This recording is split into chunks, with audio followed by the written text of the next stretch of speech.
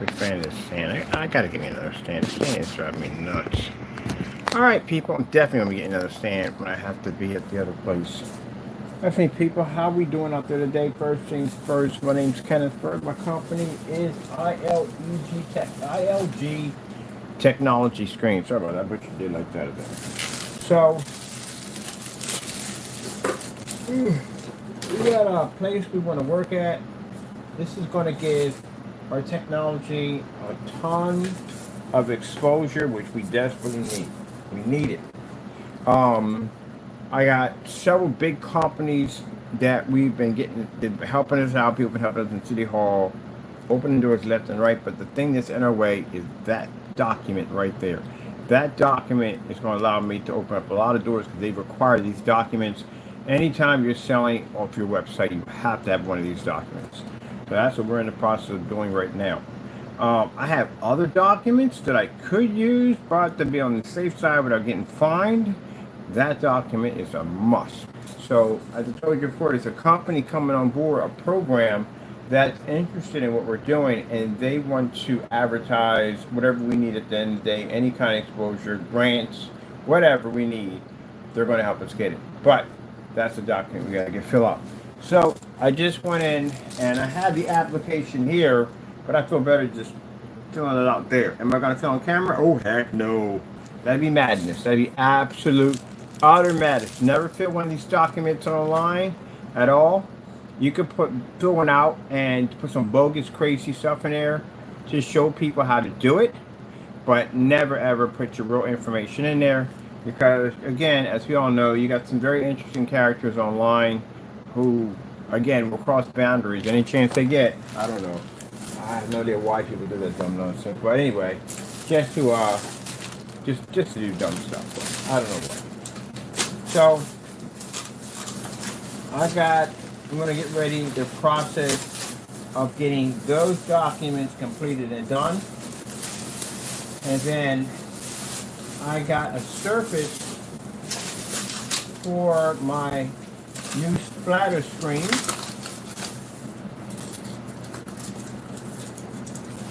That I plan to have on display at this new setup. As I said before, the screens I want to go with are the new fabric screens we're going to be working on.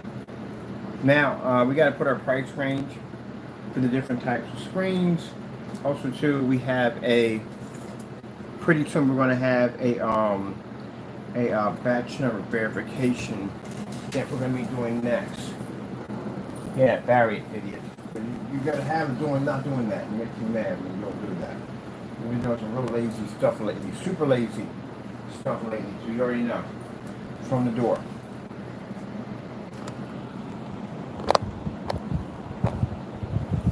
Man, I had a crazy day today, man. It doesn't help that every day my allergies have been jacking me up. Like, I don't know what's going on. Never had this problem before. The allergies. And now, I'm having a really bad problem with allergies. Allergies are just jacked up. Alright. I had to go down and get the box measurements for one of the customers. And we got to update the website. People have been asking us, do we do shipping, free shipping? Yeah, we do, because I talked to several people down there at the post office. I know people over there, and they were like, I don't know where you heard that from. And we do ship overseas, you know. I was like, okie doke. Got to update the website, and people on our accounts asking us about our shipping policy and all. Do we ship overseas? Yes, we ship overseas for free. We've been doing it for years. It's just that when that thing popped up, I had to make sure 100% this was a legit thing. So I don't know what went on with that right there, but we're good. And then we get, I don't know whether or not it's someone trolling. I don't know. I don't get it. And it's someone trolling. We have some people that are sometimes, and I don't know why. Come on, people.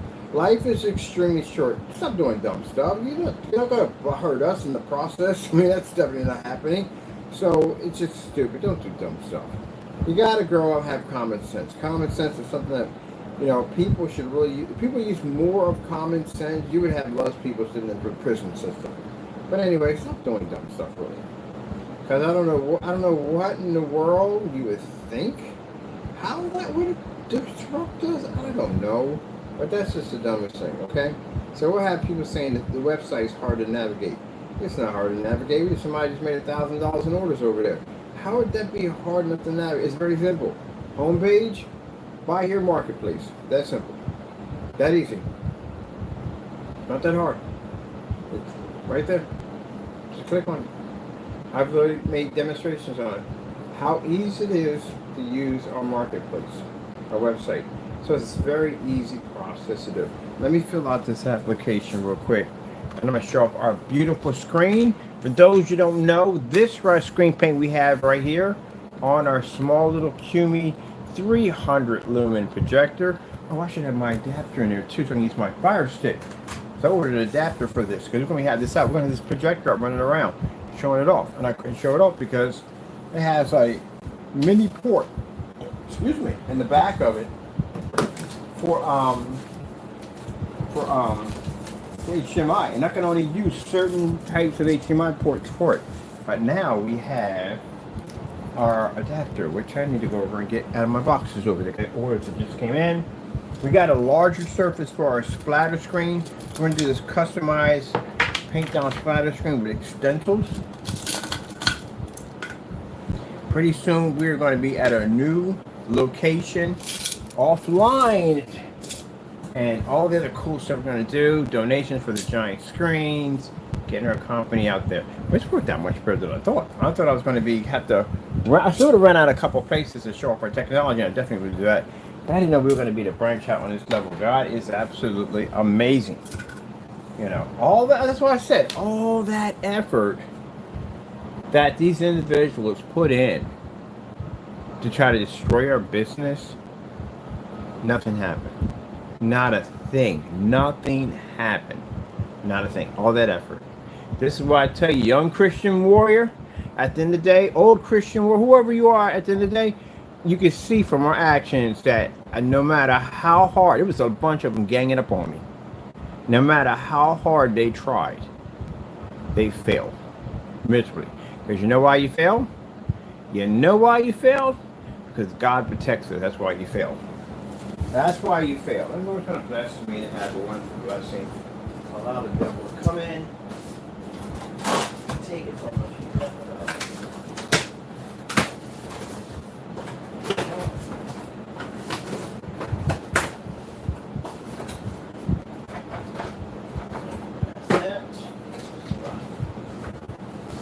We're going to need it.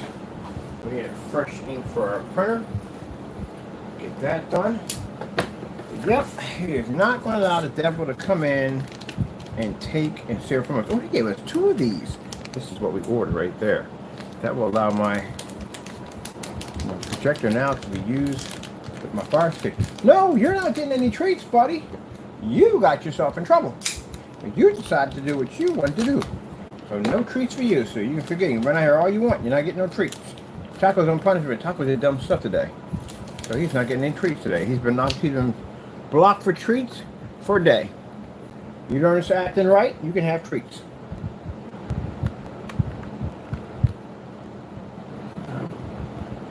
There we go. That slams in there like that, so that allows me to run my Fire Stick through here. Because you can run the Fire Stick through here because these are mini outputs. You can run the Fire Stick, so that's we got an adapter there now.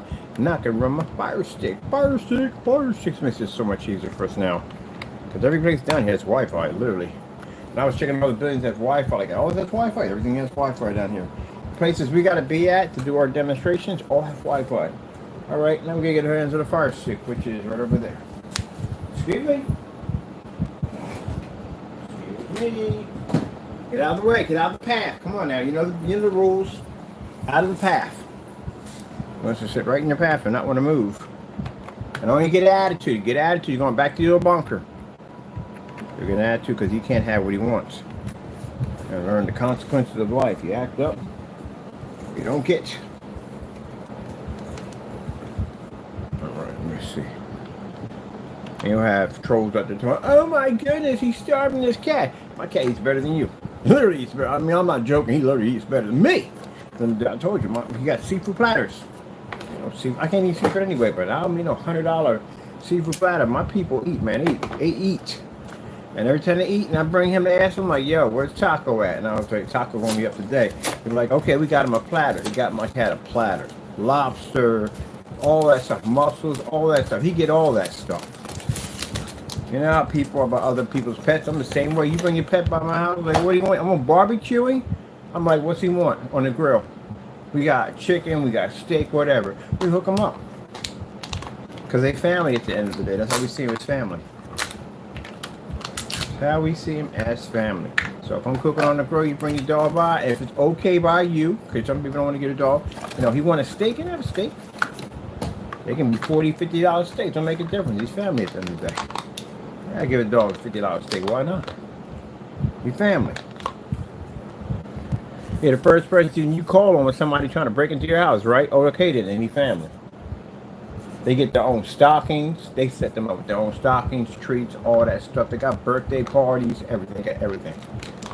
He got a birthday party. He got a birthday coming up anyway. I got him in June. He got a birthday party coming up, which he don't really acknowledge. He's a cat, but we still got him the party for him. Trying to get the hat on is another thing. Yeah, that's a funny event. You only get it for a couple of minutes. He'll start fighting you. I'm about to build Taco a website pretty soon. Taco's got thousands and thousands of pictures uploaded on his website. That's why I tell people at the end of the day, man, you gotta be careful when you think you're being nasty to somebody's pet. You mess around and get yourself hurt pretty bad. People will hurt you over a pet. I know, I carry mine when I'm walking either Apollo, which is my sister's dog, is a big German Shepherd, which I shouldn't have to worry about. He's a big, big dog. And when I carry my cat on my back, I carry my non-lethals on me. Because you can have those. So I prefer carrying non-lethals and carrying the real thing, because I used to carry the real things. The only 2 rounds I carry was hollow points and Teflons. You know what those suckers do? They pierce you. You know, it doesn't go well. It really does not go well for you. So, yeah. I used to carry hollow points at one point, but then when I started to realize when I was in the car one day, I said, man, if I shoot somebody, I kill somebody in self-defense. Self-defense, I'm not trying to hurt nobody, but if it gets to a point where I have to use a firearm, I could possibly take someone's life. And if I take someone's life, that's the person who doesn't get to see Jesus. I can't live with that. So I traded in my weapons for non-lethals. That's what I carry now. Rubber bullets and pepper rounds. But I prefer to carry the rubber bullets because, you know, you fire a pepper round, that's a disperse and hit somebody else and they get hit with it. It's like having a paintball with tear gas. That's what it's just like it, you know. So I carry the rubber bullets. So yeah, I carry my when I take Taco out, I have mine on me, and it's I can wear it on my hip. They're black. I can get them all jet black. Mine's all jet black. I got another one that has the skins on it that look like something out of Borderlands. It's pretty cool looking. But anyway, and I tell people and educate what it is, you know what I mean? Why you should have one, why you should be carrying one. If women late at night, you know what I mean? You don't want to carry a firearm, you get non-lethals. That's what you carry. One of them. And yet, they pack a punch. They pack a punch. Anybody think at the end of the day, if you get hit with one of the rubber bullets, you're getting back up? Yeah, you're sadly mistaken. You will not be getting back up. That sucker pack a punch. Suckers can push through a piece of drywall, not drywall, but plywood. Guy was punching through plywood. And mind you, you're made out of flesh. So, you know, I'll look at that and go, oh, but that's plywood. Yeah, you're made out of flesh, so it'll take you down. But anyway, yeah, that's what I carry with me. So I take my Taco on my back, and I go off on my walk. Me, I'm going to walk. I have my non-lethal on me. I can carry it open carry. I have a license. I have a license to open carry, but I do open carry and carry it. And you know, I meet some very nice, interesting people, and they tell me they carry stuff on them because people do some really dumb stuff. You know, you're walking around with a dog, especially that's why pit bulls got such bad names. Pit bulls are not vicious dogs. It's the owner that makes the dog vicious. Any dog is not a vicious dog. It comes down to the owner. Don't just pop out and, I'm going to destroy and kill it. No, it has to be honed in to become that. Unless you get, well, Tigger was a whole different story. That's a dog I had it was a different dog. It was an alpha male that I got. Now, alpha males are a little bit different dogs. Everybody, you should not have alpha male if you got kids later on. No. I was a single man, so I didn't have alpha males. But anyway, it was my first alpha male I ever had in my entire life. And it would definitely be my last. No. You do, put it away. If you live alone, and you own an alpha male, you will never get married, you will never have kids, You will never have anyone come to your house to visit you in any way whatsoever. You will get yourself a mailbox and you will stick that mailbox on the curb. Anything or everything that comes near that house is considered to be an enemy. If you have a heart attack, you'll have to kill that dog to get to you. That's what alpha males do. I had one. No one can get near me with that dog. That dog will kill you. Going to him, you were a dead man. There's no way. All the kill commands, I had kill commands. I didn't even really have to use too much of a kill command. I had a control command where I can tell him to sit, stay, steady, go seek me, and he would take off, and it was basically, it was two of them. One would follow the energy of the other one. I had to really teach the other one much because he followed the energy of the other one. But yeah, there was certain things. And then I trained them on basically hand signals, because sometimes I'm talking on the phone. I can't be yelling at the dog and saying that. But I tell him to put my hand up and he stops. I had him train by hand signals. He was a very easy dog to train. But yeah, he was a very different type of dog. So later on, I was talking to my sister. I was like, what the freak did you get me? And she was like, I got you a dog. I said, no, this dog is different. Now, did he attack any of the other dogs? No. He was very friendly around dogs. He was very friendly around cats, because I didn't train him to attack cats. I never trained a dog ever to attack a cat. That's the dumbest thing you could do on the face of the planet. Your dog kills somebody's cat, guess what happens? You're getting sued at the end of the day. That's what's going to happen to you, and you're going to jail. That's definitely going to happen. So no, it's not going to happen. Another thing too is that if you stick your dog on somebody, because someone's trying to attack you, and a cat pops up, guess where he might follow? He might follow the cat. So I train my dogs to never mess with cats, and they're very well with other dogs. I had about 8 dogs at the time. How do you keep 8 dogs from killing each other? Because 8 dogs are considered to be territorial creatures. You switch their stuff up. I switch their dog beds. I switch up their bowls. All that stuff. Their scent is cross mixed. They don't know what's what, so they can't go in there and urinate on something that already belongs to them. They got their scent on it. I learned a lot by raising dogs. I had to raise and train dogs. I had to train them to kill. I had a canine suit and the whole 9 yards. I had to train them.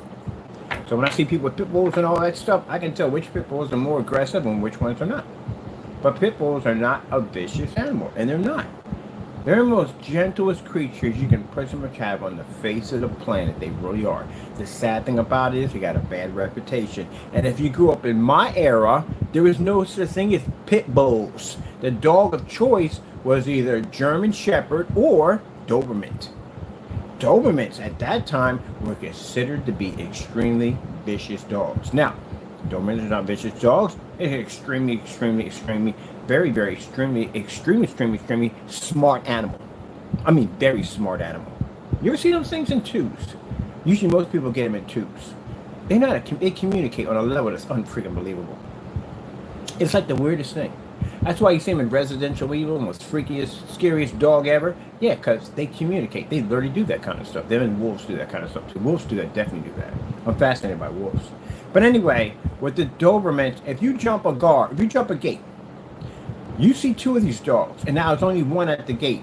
Other one is scouting, which means when you hop over that gate, when you're running around and whatever God knows you're doing in the junkyard, because trust me, I've done this one before already, and you don't see it, by the time you see the second one, you're dead already, because the other one's right behind you. I guarantee you. They're very smart. They communicate with each other. Excellent dogs to have. But are they vicious? No. No dog. Well, Chihuahua. I would never understand those little things. That's a whole different type of dog. Come on now, those have Chihuahuas. The little dogs are the most. That's why some guy was walking his dog one time. He had his big pit bull on one side and his little Chihuahua. I said, I ain't worrying about the pit bull. I'm worrying about that little small one over there. Them ankle biters ain't no joke. Ankle biters will jack you up. Those dogs, sir. That's an interesting dog. I had a Shih Tzu. Little small toy Shih Tzu. It's a very interesting dog. Like if you're around, they're a kind of dog that they connect to whoever. They don't bite anyone in the family. It's just people that you have. It's a type of dog that you have to be around all the time. So if they have the dog come down and constantly visit, pet it, scratch or whatever, let it get to know who you are. If not, you're losing a couple fingers and you may lose your ankles in the process. Those dogs are different because those dogs connect to the owner. They have a deep bond with the owner. Some dogs too, but they're not all dogs are vicious. It comes down to the owner. That's what it comes down to. Some people see big old pit bull. They go, "Oh my God, it's so vicious!" Calm down. That dog ain't even vicious at the end of the day. A big old puppy dog over there. I ain't gonna attack the owner, get jacked up. That's what's gonna happen. It's gonna protect the owner. Well, they're not a big old puppy dog. It's a guy tells you, if you see a dog stand up, all of a sudden he looks like he's standing, he puffs out that chest, the ears go back, he pushes that chest out, and he got that stance, you might want to back a couple steps up. He's going to jack you up.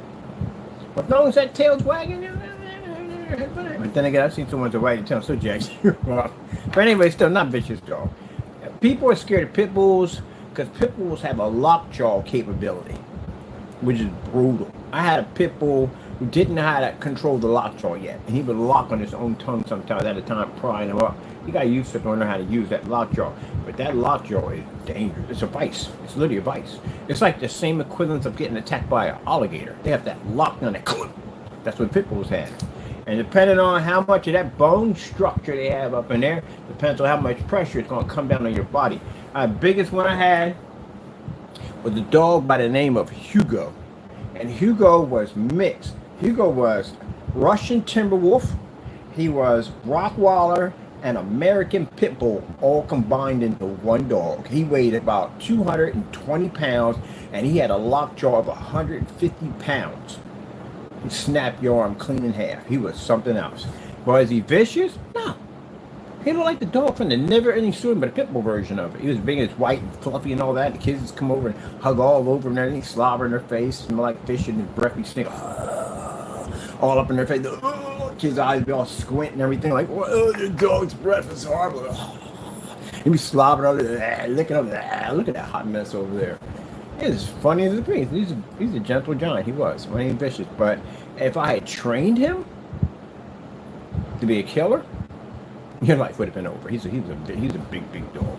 A lot of power. Even when he did that stance, he put his legs in between that pin tone and pushed out his chest. He was a beast. Everybody said, "Won't you train him? No, I don't want to do that." Okay, he's a big old fuzzy dinosaur. He's cute. I'm not going to do that at the end of the day. He was a dog that I walked around with me when I can have people next to me. People can get next to me when I got Hugo around me. But I carried a firearm in me, so just in case if we go out in the park, some idiot act like he dropped his leash, then him and the dog both gonna get it that day. But other than that, that's why some people carry, because if you lived in the Badlands, I did, you get idiots out there who have dogs that want to see a dog fight, and they'll accidentally drop their leash. I pull my jacket back, I show what I got on my side, they wrap the leash around their hand. Yeah, go about your business, because chances are I'm probably going to bump into you again in the neighborhood, and we're going to have this talk. I think the best choice is, and I'm not that type of person at the end of the day, when you live in a hostile neighborhood, your attitude is completely different. It's a completely different person. But my attitude at that particular time, I'm in training for fighting. Well, actually, guys, training for fighting. And at the time, I am brown belt. I'm good enough to do what I need to do in the neighborhood. I'm good. If I bump into somebody that's a black belt, then I got a problem on my hands. Other than that, majority of people in my neighborhood didn't even fight at all.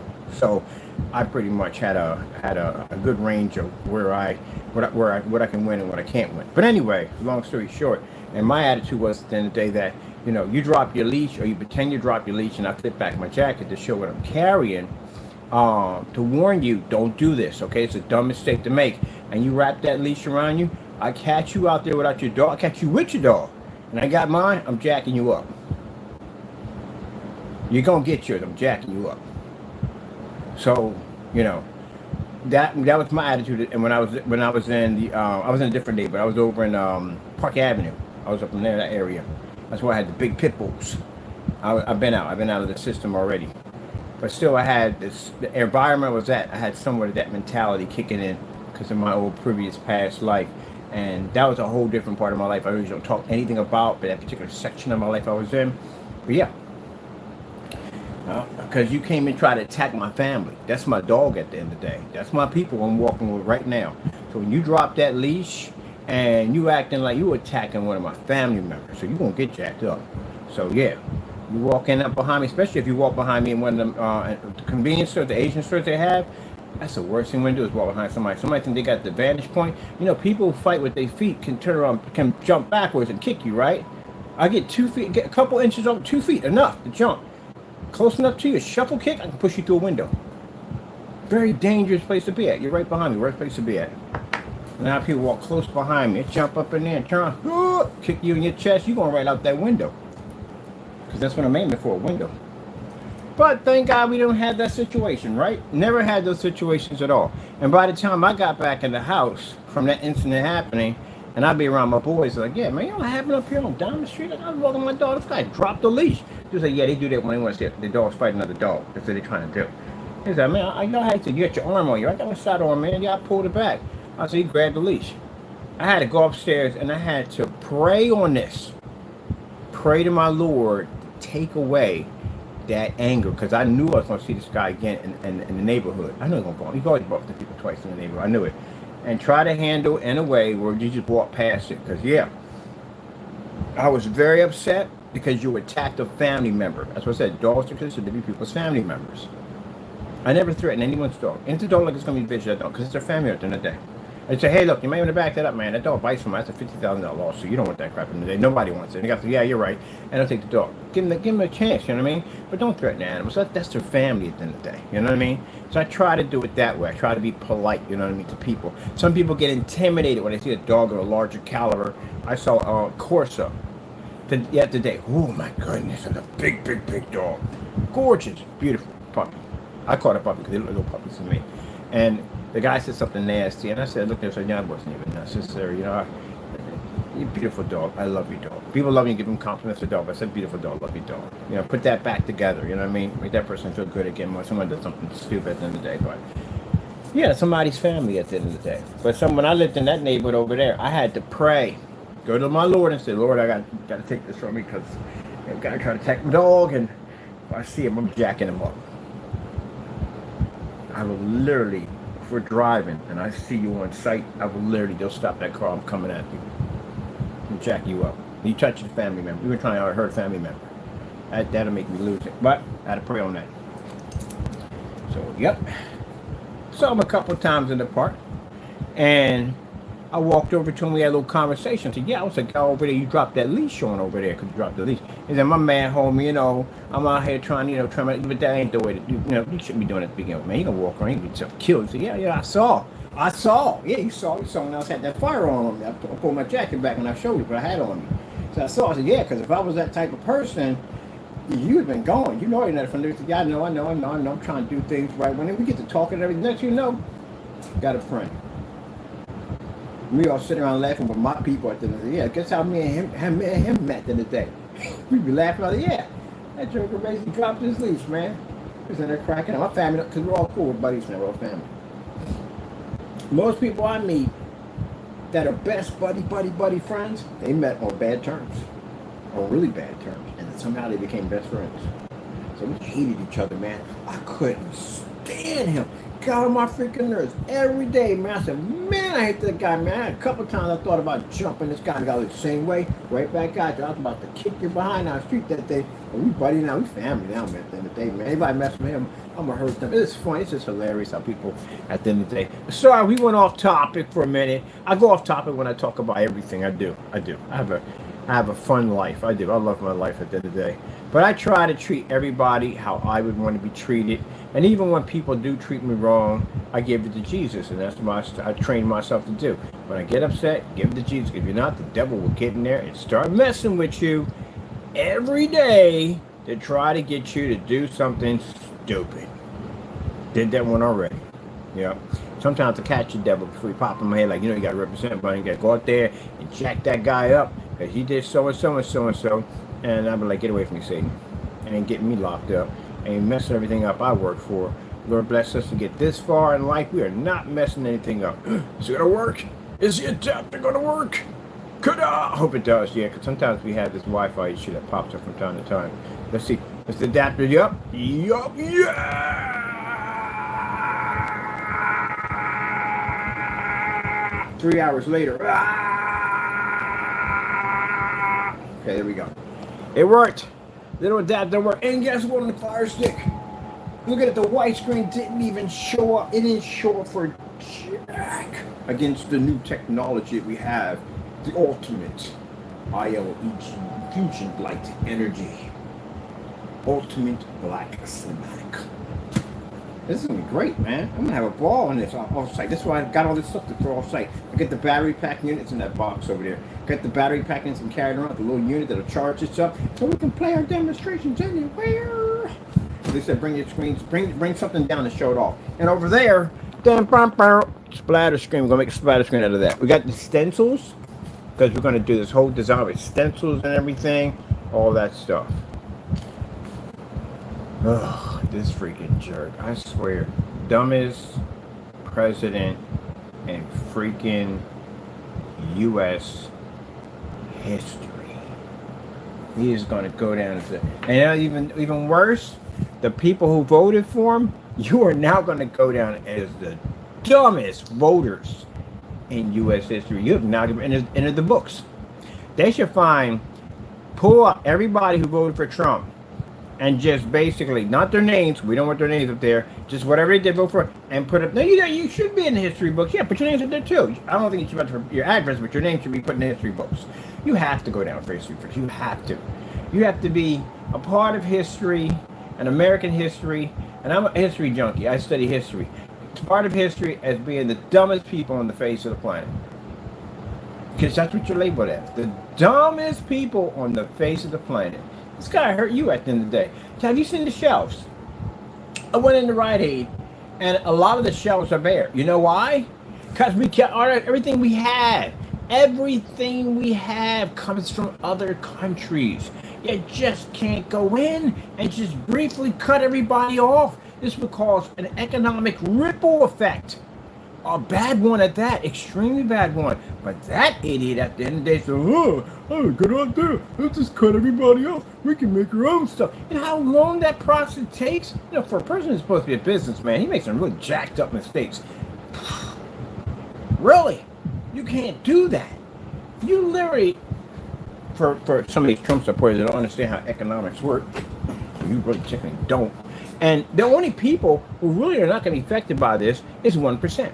You know what the 1% are, right? Billionaires. They're not affected by any of that at all, period.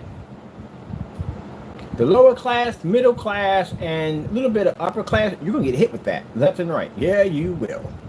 If your stocks haven't already been destroyed already, and your 401k and everything else that went along with it, yeah, good luck on that one right there. But anyway, so that container, right? So companies have been one point were making that in the United States. At one point, a long time ago, we're making it in the United States. But they thought it'd be easy to outsource that to another country, which actually causes jobs to the other country on top of that. But also, too, say like if they're having this made over there. Now, they get this made over there. It's much cheaper, right? Much cheaper, right? And then they have it over here for assembly. Very stuff is made over here. All right, now. All right, so everything's made over there, right? And then it's assembled over here. Dell does it to assemble parts over there. That's why you look at the parts and stuff. It doesn't say made in the U.S. It's made in China or another country. That's where it's being made at, right? All right, so they assemble it here. But if you cut off this product from over there and try to assemble it over here, which we don't have the facility to do this, it would take years for us to catch up to do that.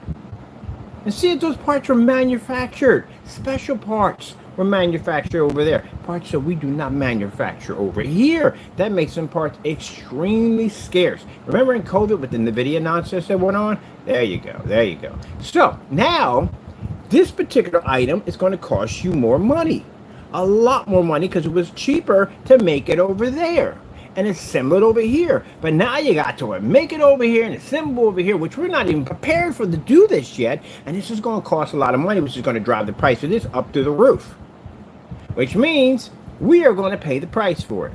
The 1%, the billionaires, on the other hand, are not worrying about this. You know why? They have money. That's why. They're not going to worry about this. It'll be us that take the hit from this. We're all going to get hit with this nonsense. You Trump supporters, you're going to get hit with it. Non-Trump supporters, we're going to get hit with it. Everybody's going to get hit with it. And keep in mind that when you start cutting off these countries left and right, and imports that need to come in here to allow the country to thrive, this is where you're going to have these items become extremely scarce. And the more scarce they become, the more expensive they become because they become valuable now. And people start price gouging. You see the nightmare I'm pushing toward? Yes. Yes. Now, the tariffs that this Joker is doing at the end of the day, Republicans can easily come in here and control it to make sure he doesn't have the capability to do this. But do they do this? No, because they're a bunch of cowards at the end of the day, and they fear Trump. So they're going to do whatever Trump says to do. Now, 7 of them did actually leave and switched over to the other side. Of course, yes. Okay, they got tired of, you know why? Republicans are now getting involved in this? Their money. Because that didn't make a difference at the end of the day on tariffs here and there. The stock market's having serious issues, and in the stock market is a lot of people's money who have money, and now their money is starting to go bye-bye. And guess what this does? This makes them upset. Because I don't care what kind of person you are at the end of the day, when you start messing with somebody's income, things change a lot. By a lot. So far, we're actually not too bad off, but it's going to get worse.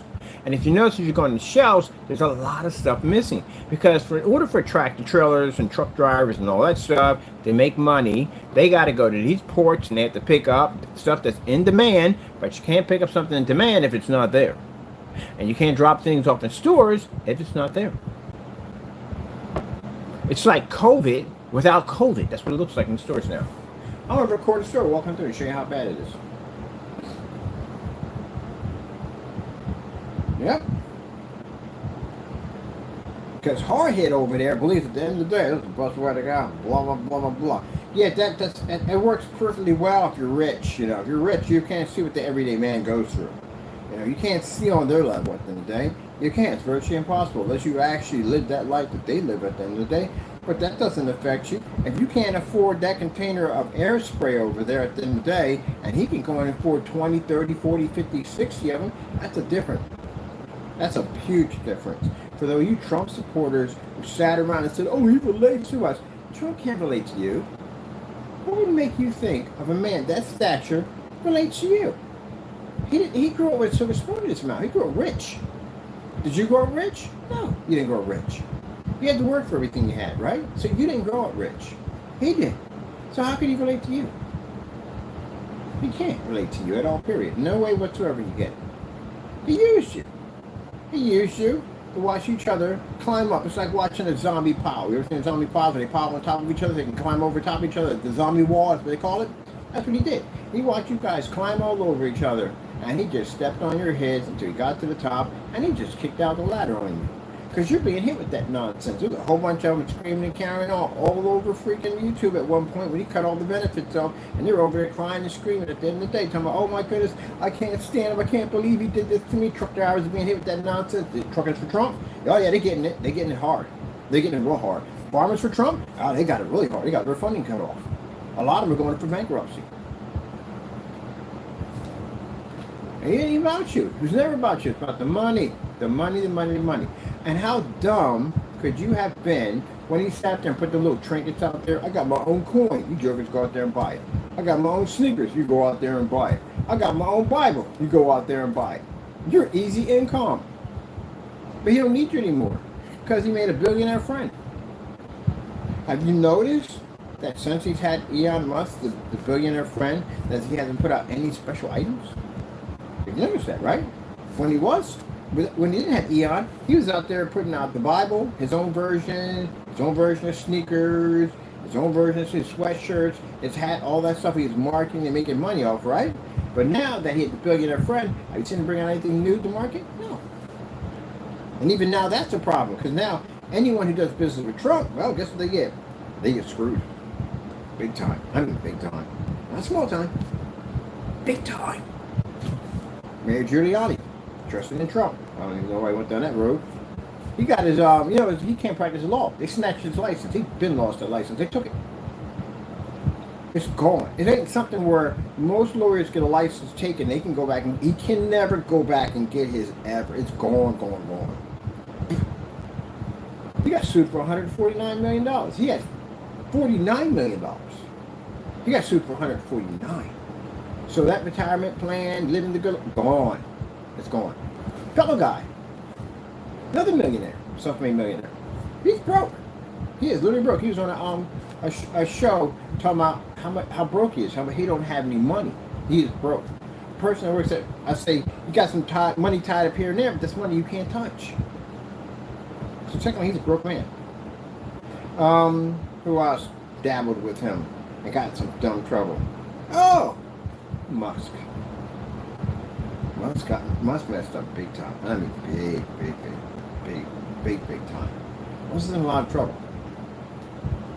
Musk is having issues due to the fact that the Tesla name is tanking like crazy.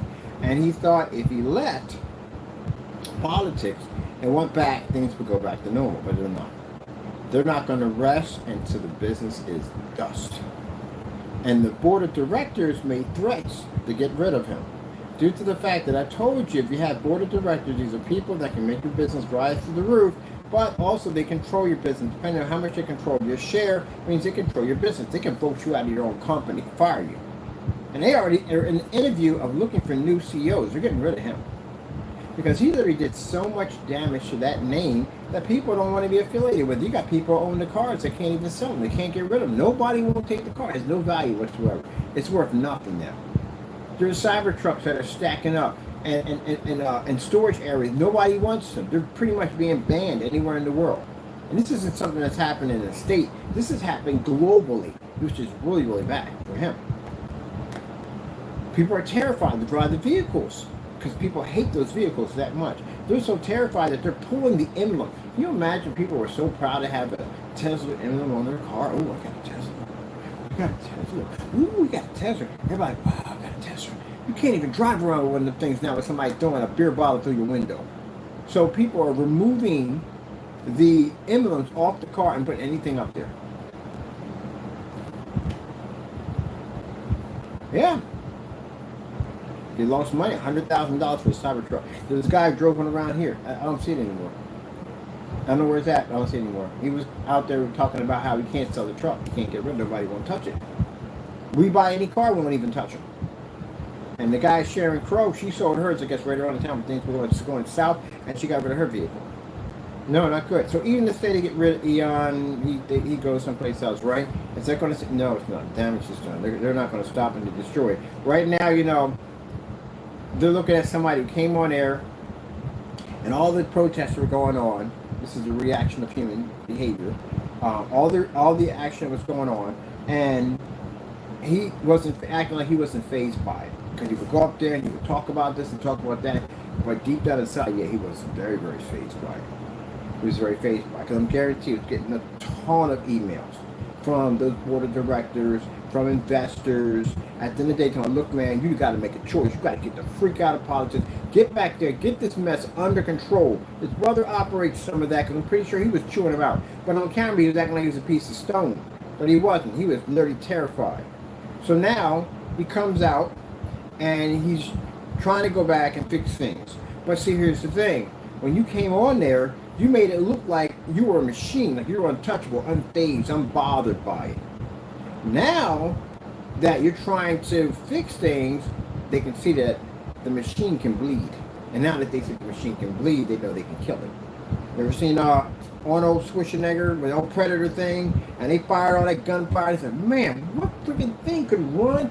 All that gunfire, it only hit it one time. But they realized that it can bleed. It can actually bleed. If anything can bleed, it can die. Now, I'm not saying I'm against the death threats. I'm against all that. Because I think, yeah, all right, he is a person, so and so and so. But then again, the Bible says, thou shalt not kill. So I'm against basically people threatening a man's life and all that, whatever, so and so and so. But in the long run, he's going to lose the worst thing, lose money. And money is a lot to these guys at the end of the day. I mean, if you watch the history on the stock market crash in 1929, a lot of people jumped out of buildings. They killed themselves over money. They can't live without it. They couldn't live without it. The lifestyle and all that. Just they lost that money. Some people had people they were in disputes where I got more money than you, blah blah blah blah blah. And to find out, look at Franklin over, he's broke, he's in line. They couldn't live with that. They killed themselves. And hopefully he doesn't do that at all, period. Because everybody on this planet is worthy of being saved. Even these guys. Why wouldn't they? They're worthy of being saved. Trump is worthy of being saved and becoming a Christian. Yes, worthy of being saved.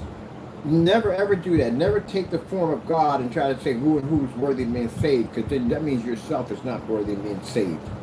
You'd be the first to already condemn yourself in the door. But yeah, it's gonna be bad for him, man. It's gonna be real bad for him. You know, it's better to just stay out of the freaking politics. And people like them. They like Trump too at one point. Like Trump was in freaking whatchamacallit, he's in Home Alone. The first time I saw his cameo in Home Alone, I was like, oh crap, look, there's Trump in there. You know, you didn't think of him as you think of him now. You know what I mean? He was a rich dude at the end of the day, and you know, he owned these casinos and stuff like that. He was a cool dude at one point. Turned into this. You got to remember that. You got to remember all of it. You know what I mean? It's like much like when people look at relationships and they go, well, it was a horrible relationship. It could have been a horrible relationship. You've never been with that person to begin with. It was a horrible relationship. It just went sour. That's what happened. But it wasn't going to start off with a horrible relationship. That's for Trump. Trump was not a bad person. I mean, I'm pretty sure he's a jerk. He was probably a jerk. And we're all jerks at the end of the day. But he was a jerk. You wouldn't even see all those bad points on him because he wasn't under that type of magnifying glass. I'm pretty sure if they take some of us and they stick us under a huge magnifying glass, they'll see how much a jerk we are. But we just can't see that because we're not even the giant magnifying glass. But, you know, you see them in cameos. When someone cameo in Home Alone, I was like, ah, snap. Is that Trump? He had a couple of lines he had, and I was like, ah, people like that. See him in there. He should have stayed in that limelight. He really should. He should have never got involved in politics. If he was this person, at the end of the day, he should have kept it to where he was at. Elon Musk was in the Big Bang Theory. He was hilarious in there. He was absolutely hilarious in there. People thought of him as the Tony Stark. You know what I mean? The Iron Man. He was a real version of Iron Man. You know what I mean? People liked him at all. He was a light person. But then you coming out there, you're a billionaire with a chainsaw, and you're talking about slashing jobs, and you got people out there who don't even have your money at all, and they're barely making it. They got their kids to feed, they got to put a roof over the top of their head, they could end up homeless, and you're a billionaire with a customized chainsaw waving it back and forth, and all those people out there cheering you on got money. They got money to support their friends and family. If they didn't, they would have been upset by that. They would have been insulted by him going up there with that chainsaw if it affected them. Yeah, there you go. It's like the whole let them eat cake scenario. You know what happened in that, right? That didn't go well, by the way. That really didn't go well. If you study the history behind that one, that really did not go well. But anyway, as I said before, it's sad. It is really sad. But like I said, you know, America's a young country. It'll snap back. We've been through far worse. We've been through a lot worse. You know, we've been through Pearl Harbor. We've been through a lot worse. A lot worse. But we'll pull out of it. You know what I mean? It'll just be something to go down in our history books forever. But those of you who voted for Trump, you're going to go down in the history books too. Now, Trump supporters that are basically... Do Trump supporters deserve to be forgiven? Yeah, everybody deserves to be forgiven. Everybody does. But you're still going to be labeled with it. That's the jacked thing about it. Because even though some people may forgive and forget, others will not. You'll be labeled with it for the rest of your life. Which is messed up. You got to be careful about the decisions you make.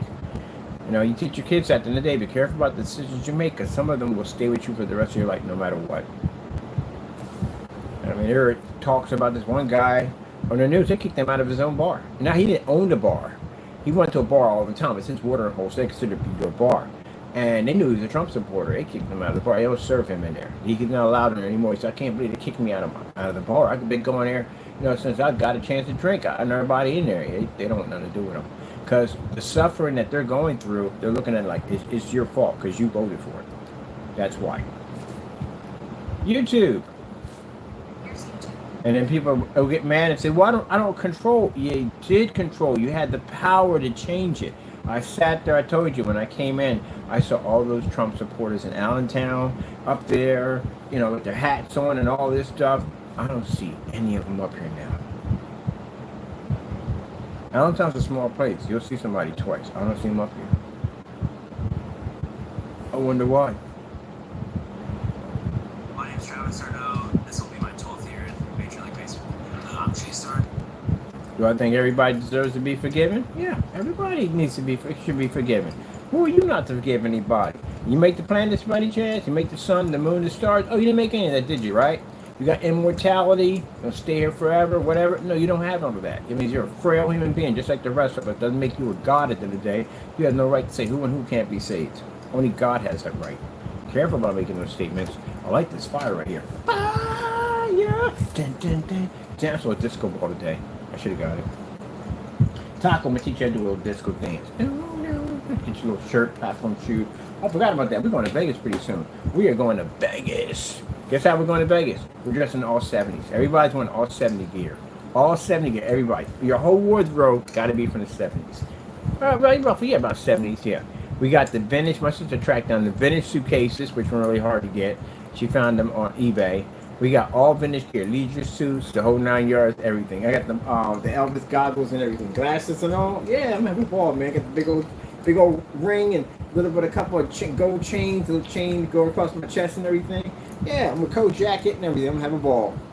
We're all dressed in 70s style. I don't gamble. They don't gamble. They may go in there and like hit the table. That's basically right. And that's the last time they see them there. That's it. They don't spend all their money. They just hit the table one time. They like to play a little poker, blackjack, stuff like that. I don't gamble, period. I'm going to see the shows. Any shows they got there, I'm going to see. But we're all going to Vegas. Me and a group of their friends and our friends are going. Oh, and so we can do the city and style. We're getting a convertible Bentley, a vintage convertible Bentley. That's what we're going to be in. Bam, bam, bam, bam, bam. So I'm like, what are we renting down there? Because we can't rent nothing dressed like this. We can't get anything new.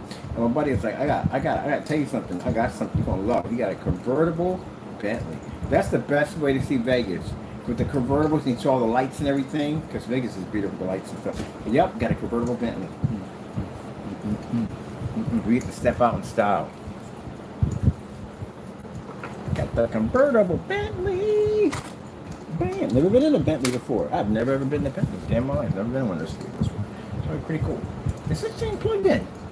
Did you plug in the printer? Let me see. Kablam! You did plug it in. You're blown away. Just blown away. Absolutely blown away. Yep.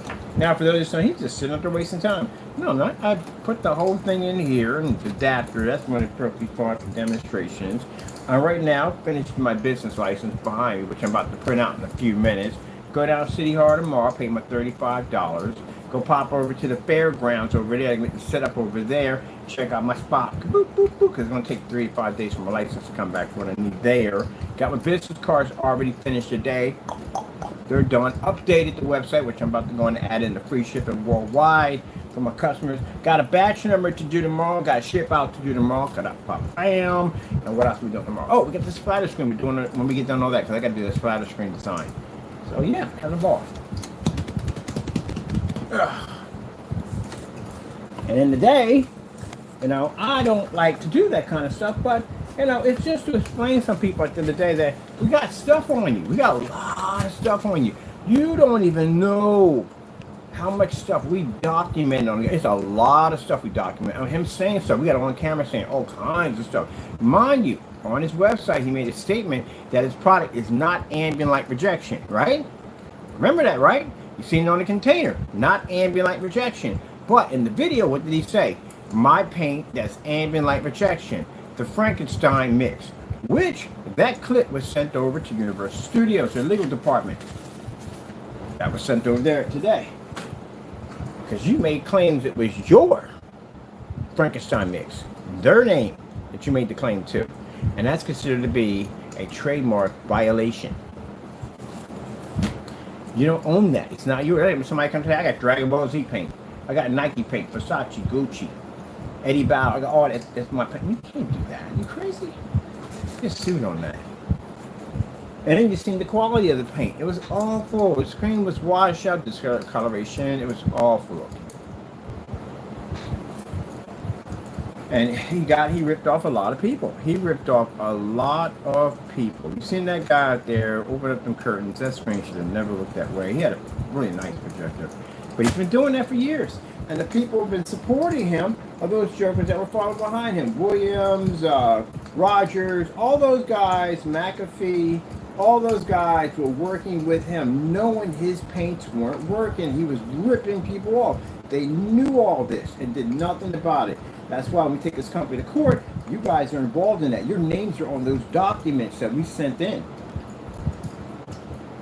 So when they come after, when we prosecute him, You're going to be prosecuted. We got you on Crowcast, having these conversations back and forth. You know him. So the first thing they're going to try to state is, we don't know him. I don't know who he is. He's just a friend of a friend. Oh, no. We got you in Crowcast. You guys know each other so much. You were talking about each other's medical history. I know somebody a pretty long time to be talking about medical history at the end of the day. Serious medical history at that, too.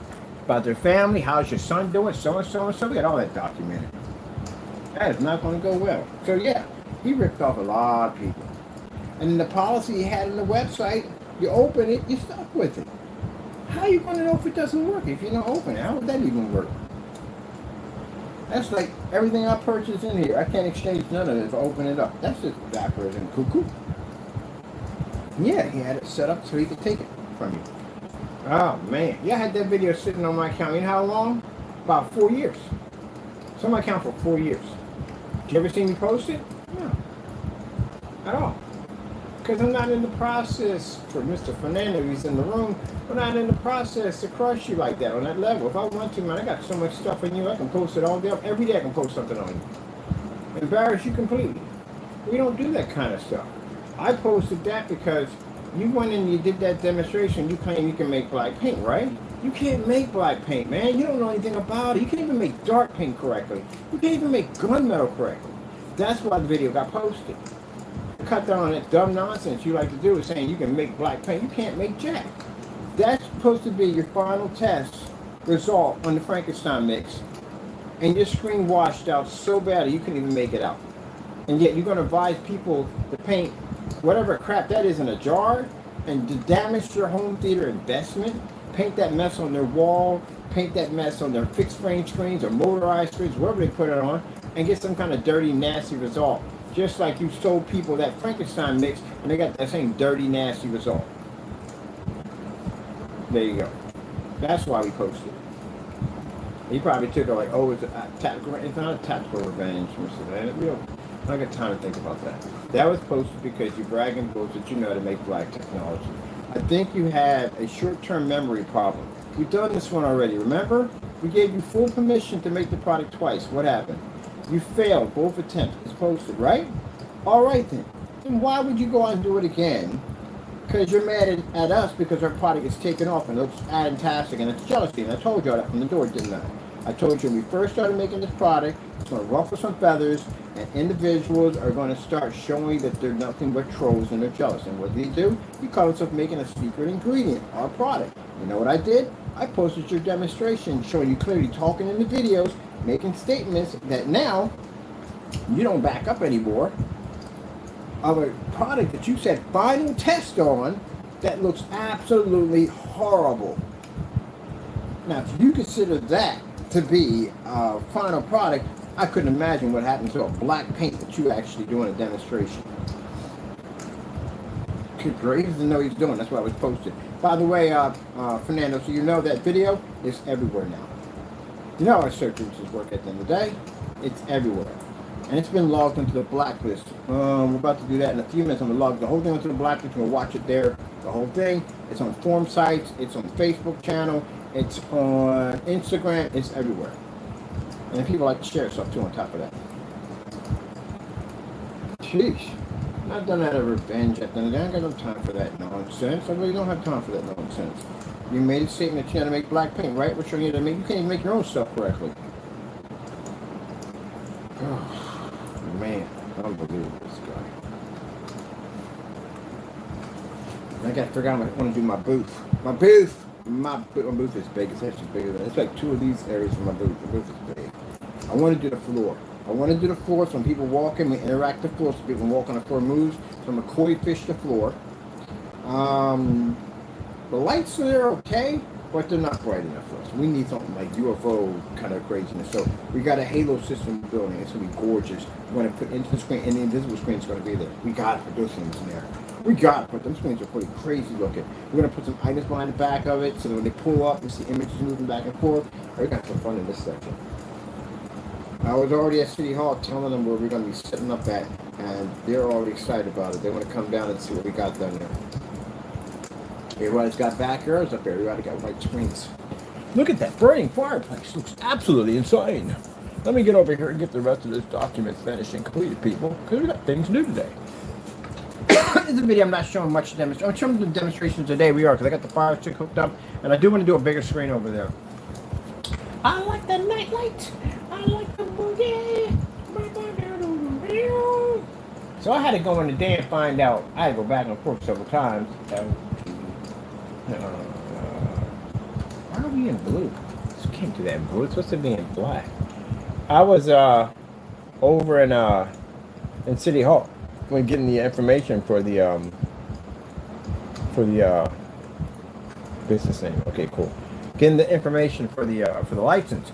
And I'm like, wait a minute, because my EIN number, which I got to change that now to ILEG, is saying Black Series. Black Series was liquidated. We got rid of. We dissolved the LLC.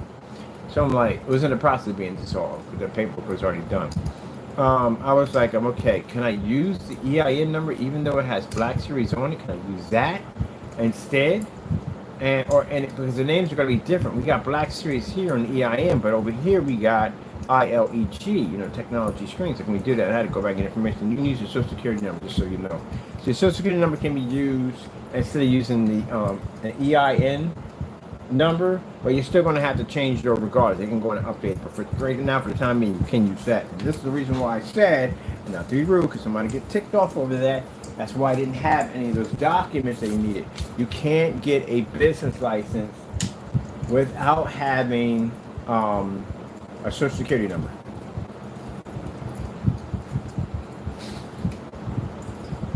One thing a person does when they're undocumented, they have a social security number. That's why I don't know how in the world he's going to go to court. They're going to give him a summon for court. I don't know how he's going to do that because you cannot now. You can't walk into government buildings anymore like you used to. You be going there, flash a regular ID. An ID can get down from the check cashing place or something like that. You can't walk into any government building without state ID now. That's how they made it. You have state ID. Or get that. Now your state ID requires birth certificate. Of course it does. It requires your social security card and all that stuff. You have to have that. So I don't know how that's going to work. See this past IOG. Technology.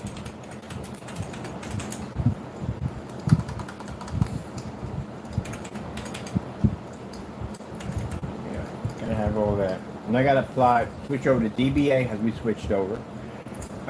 All my tax IDs have to be switched over. And I think I'm gonna hire me a new accountant. I gotta get me a new accountant. All new company, the whole new company, ILEG, the whole new company. Everything literally has to be done all over again. So, the LLC for Crystal Ridge dissolved. LLC for Black Series dissolved. They're in the process of dissolving. And now the new company we have now, LLC is coming in for that, but now I'm thinking about not doing the LLC, we're getting a corporate LLC instead because that's what we're building for. I'm going to build for a much bigger corporation, but on a small level. All right. I'm doing this because my handwriting is awful. I have bad handwriting. My handwriting is weird. I have weird, I'm pretty bad, not bad, I got weird handwriting. Like, I write lowercase, uppercase, print, and cursive all at the same time. Try to figure that out. My handwriting is virtually impossible to forge. I have a few people, I worked at one place where, let's see, legal name. So that would be just our name. Okay. I had one place where I worked at where just about everybody at that place was a drug addict. Just about everybody. And they had get high partners. So when I first came in there, I had my, when this was way back. This is when the Sony Walkmans came out, the bright yellow ones, so when weatherproof, those, I have a pair of those. They were like $150 when they came out. Those ones with little buds you put in your ears and everything. But anyway, when I walked in there, I was applying for prep chef. And I already got the job. I was going to meet going to the orientation and all that stuff they had you go through and meet the people and blah, blah, blah, blah. We're going to work at a station at 9 square. And then this guy was like, walked up to me with another guy who came in from an agency, and he was applying for assistant chef. He already got the job. We're not talking and laughing. Neither one of us are on drugs. We probably smoked weed at the end of the day, but that's pretty much as far as go. But we're in there. And he was telling me, he said, they look sketchy. And I was like, what you mean by sketchy? He said, you don't see them? And I said, well, I see a little jittery, because people were like doing this, a little jittery thing. I'm like, I see a little jittery going on there. I said, you been shooting up in here? He said, he's like, oh my gosh, Johnson, no tracks on the arms or nothing like that whatsoever. I don't know what they were doing, but I think they were doing cocaine in there. So what happened was, this guy, the waiter, came up and said, hey, how you guys doing? You guys must be the new guys, and this, that, and it was so and so. And I was like, yeah. And he was like, you guys get high? And I was like, no, I don't get high. He said, okay, I just want to let you know, because we got everybody in here. Everybody gets high in here. I'm like, oh, crap. Thank you for working this job much longer. Because I'm not dealing with this bull crap in the day. There was conflict, by the way. So, knowing that crap that went down when he just said to us, shoot, here we go. I had talking to the other guy, and I said, man, I don't think I'm going to be here long, because I don't rock with that kind of nonsense. I'm not gonna tell you the restaurant anyway. Put my ink in right now. I'm doing my license and doing the ink at the same time. That's funny. But anyway, this is what? This is some black ink. New black ink. But anyway, so I was like, no, I don't get into that kind of thing. It's okay, everybody gets hot in here. When he said that, I was like, oh man, we're gonna have problems already from the door. Because people who get high, the ones that are in really bad stuff, eventually they start stealing stuff. So anyway, they had a couple of really pretty waitresses in there, but the waitresses were doing other things. So they were working two types of jobs, if you know what I mean. So the office had some thin walls, and every once in a while, we're near the office dumping out trash, cleaning up the kitchen and whatever we're doing in there. We could hear whatever's going on in the office when you walk by it. I'm pretty sure one of the girls was out there, and she ended up snorting her daughter's graduation stuff for prom, like the limousine and all that stuff and everything. So he hired her to do little parties, but she just doing parties anyway for some of the clients that he had coming in there, if you know what I mean, on a nicer term of putting it. But she was soliciting doing that stuff anyway. So I'm like, what the freak, did I get a job? Where am I working at one point? I'm looking for like Tony Montana come popping out. I'm in something to make up for some of that craziness that was going on. And then me and the guy was talking. I said, yo, this place is bad, man. It was a nice restaurant. It wasn't no hole in the ground. It was a very good high-end restaurant. It's just that everybody there had drug problems. So one of the guys was telling me in the back, the guy who came up, he was a gay dude. He told us everything that was going on in there. He was a funny dude. And he was like, yeah, he said, man, these guys, again, I got a habit here, but these guys got like a serious habit. Like the owner, because we see him there from time to time, he said, man, one time I went to the deep freeze, you know how cold it is in the deep freeze? I went to the deep freeze, and he was in there sweating in a deep freeze. He was snorting off a large can of peas. I'm like, gee whiz, the owners were all the owners were getting high. So, this comes up about my handwriting. So anyway, I just made that statement crystal clear when we was in the little lobby area, you know, and I explained to him, like, look, man, here's the deal, man. I got my headsets in here, so you know they're here. I paid about $1.50 for these. These come up missing, you come up missing. Just simple and plain, short to the point, no, I got a threat, that's what happened. You'll come up missing. That's it. Nobody touched them, they stayed in the bag, never had any problem whatsoever. Nobody went near them at all, period. So, that was the end of that mess. I had to make that known. Don't touch my stuff. I'm not that type of person. Long story short, in that job, you can sign out your check ahead of time. Of course, you can sign your check. Why wouldn't you? You can sign your check ahead of time. You get loans on your own check. So I'm coming up to get my check. I'm missing $50 out of my check. I'm like, wait a minute. Wait. Why am I missing $50? He said, because you signed out 50. I said, I've never signed out 50 out of my check. What are you talking about? Let me see my handwriting. Sure enough, somebody went in and forged my name and tried to make it look like I forged out $50. And I said, no, that's not my handwriting. I write uppercase, lowercase, cursive, and print at the same time. I did my handwriting. They were like, yeah, it doesn't even match. Yeah, just put it this way. Lawyers got involved in that one. Yep, and they paid out a little sum of money to keep it from going to court. Yep, I got lawyers involved in that. I forged my handwriting, take money out of my check. Yep.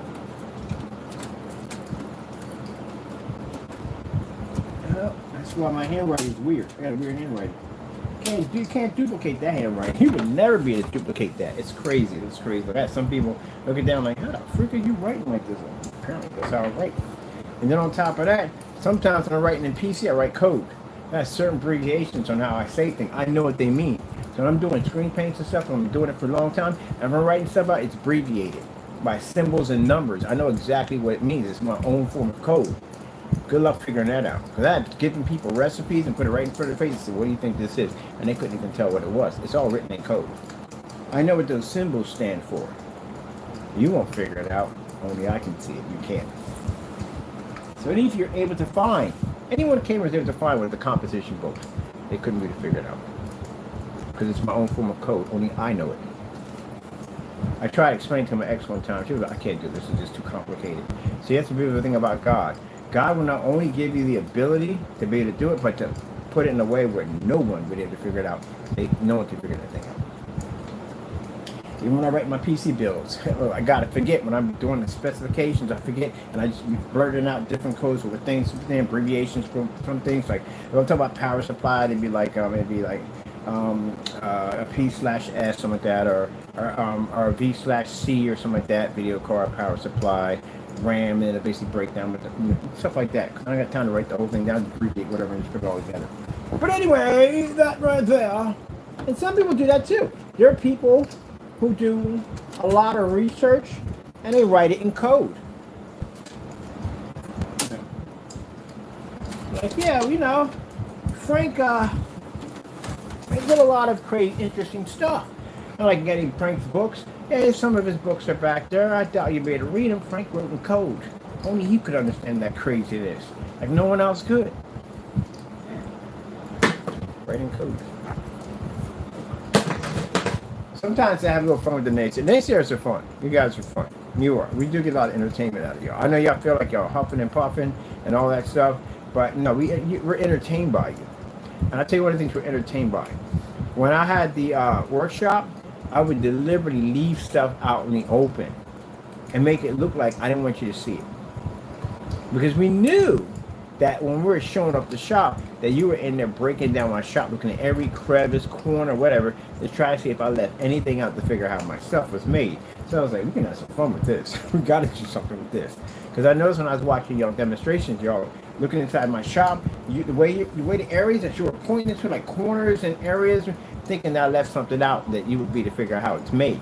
So I would deliberately leave stuff laying around and go, oh shoot, and move the camera a little bit and just leave it there. Because I knew you would go back and find it and mess your stuff up. It's too easy. Yep, you do it on purpose. I'll tell people about that. Yeah, they're just so easy to work with. So easy to work with. Let me see, what do we got here? Name of business. We got name of business or what here? Look at my fireplace, people. Look at my fireplace and my fire stick, and our thing is working perfectly fine. Is there anything else that got a mini on it? Oh, I should have got the whatchamacallit. Oh, wait a minute. That's a mini HDMI. It would have to be a mini C jack. Oh, no. I could run my phone off of that. Yes, I could. Yeah, so yeah, I would deliberately leave stuff out. Because I know they would basically be looking around trying to find stuff.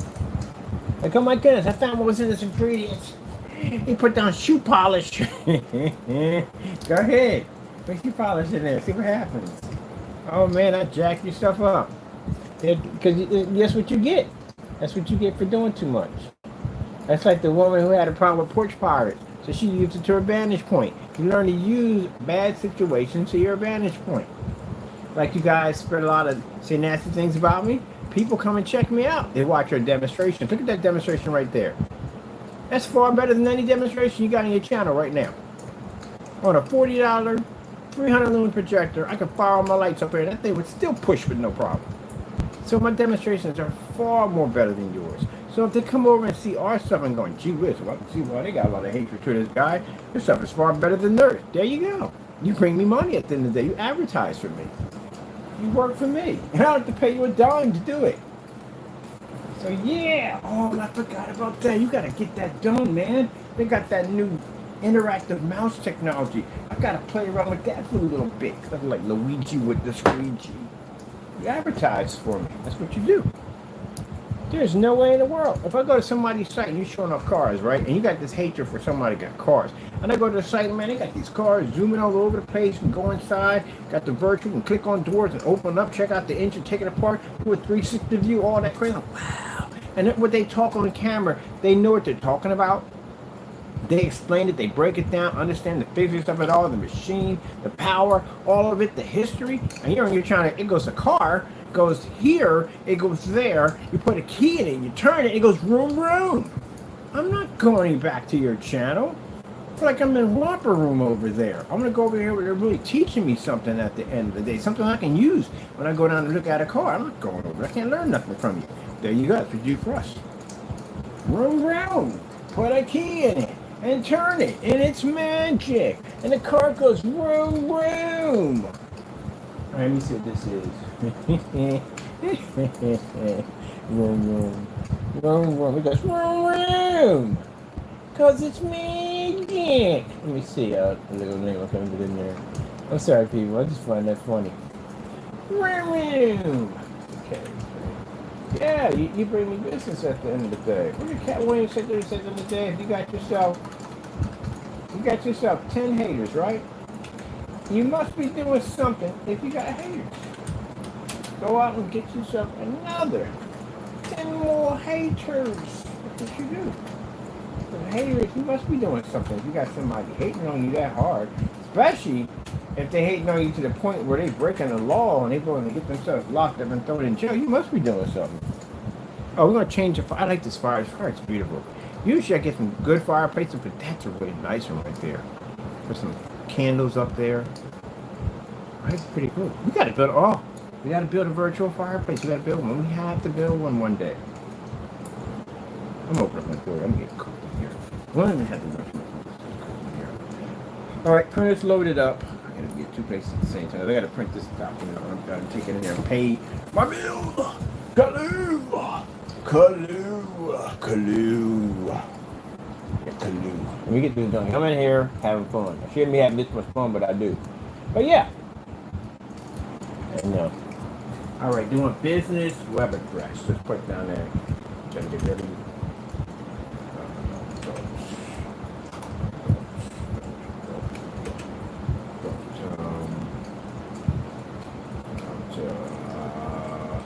You're missing that, buddy. ILEG. How dare you put that in? How dare you? Now he's acting right. See? He's acting right now. Top understands. He lost his treats for the day because he got himself in trouble. Now he's being good. But tomorrow, when we get back, he's not getting them. We go back to the home front, he's still not getting them. He lost his treats for the day. Tomorrow when he comes in, he'll have his treats. Other than that, he'll have to wait. You can train anything with a brain. Sheesh. Your cat is crawling on top of your countertop, knocking things down. So you ever seen one of these cats? You don't even walk on the desk. Never know whatsoever. You can train anything with a brain. You never have your cats on the counter. That's why a dog on the countertop. He's nasty. Why would you have your cat on the countertop? You know what they do, right? They go into a litter box. They poop in a box. And they put the face on, and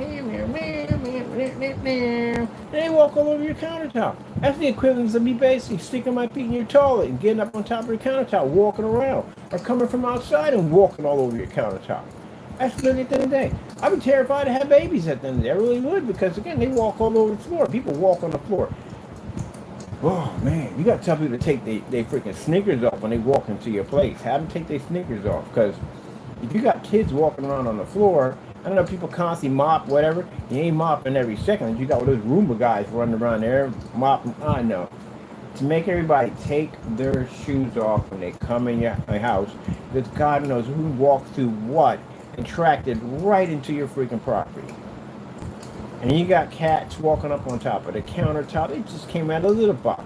Just came from outside. And they walking over your counter. And you make a sandwich right directly on top of that freaking granite top. Then you wonder why you're sick the next day, or even worse, you got pink eye. No, my goodness, no.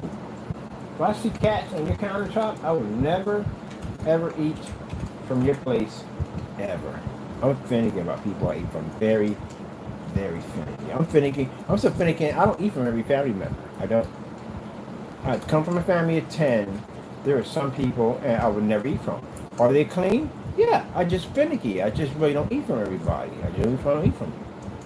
That we just had a conversation yesterday about drinking behind people. No. Not in a million years. I didn't drink behind my ex for 5 years. Nobody. I don't drink behind anybody. You want something? I'll buy you a drink. You ain't drinking the freak off my container at the end of the day. You'll never do that, ever. Never, ever. What about your kids? No. What about your kids? No. I don't drink behind anybody. Do you ever watch a video of what happens when you drink out of a container? You don't swallow all that drink. It goes back into the glass. Every time. You constantly backspit into a container all the time. And some people do it and they'll open up and they'll pour it into their mouth. Even if you pour it into your mouth, your lips still touching the freaking container. Unless you're going to drink where nothing's just up in there. Oh, who's going to drink that way? Good luck in a restaurant doing that dumb nonsense. Good luck with a cup of tea. I would love to see that. I would really enjoy watching that way. But anyway, no. I see people drink out of something, give their girlfriend, they drink off of it. You say, well, you're kissing her anyway. Yeah, that's true. You are kissing her anyway, but I don't know, that part makes me sick. It makes my stomach turn. And then in the 50s, when they had the mold shop, my mom did this. They put 2 straws in, they both drink. Oh my God, what the freak? Oh my goodness, man. I swear, that's the most disgusting thing I've ever seen in my entire life. Sharing the same drink with 2 straws? Oh, that's nasty. That's so nasty, it's not even funny how nasty that is. It's like bobbing for apples. That's disgusting. That's the most nastiest thing is bobbing for apples. It's beyond gross. And at the time, you know, people didn't really think about it. It was cute. Kids sticking their head in this water, you know, grabbing for an apple. But you do know you have constant saliva in your mouth all the time. You have it. It's in your mouth all the time. Unless you got dying in your mouth, it's dry. There's a big problem there. But you always got saliva go up in your mouth. And then everybody's sticking their head in this bucket with their mouth wide open, including the dog, because I see people put dogs would go in there too, and they thought it's funny. And then you wonder why your kids are sick. That's why your kids are sick. And this is popular. This is popular. This has been popular for a very long time. If you want to bob for apples with your kids in this decade in time, get a piece of string, attach it to a doorway, and tie this to the other end of the stem to an apple. And have them, they don't have to be blindfolded for this. Of course, you don't be blindfolded, you're bobbing it in water. They would have to put their hands behind their back and try to bite the apple. That's it. It's the same thing. Except for the difference is, you ain't got a freaking half a gallon of freaking saliva and then with another 5 gallons of water swimming all up in your mouth and in your freaking chest cavity, which is disgusting.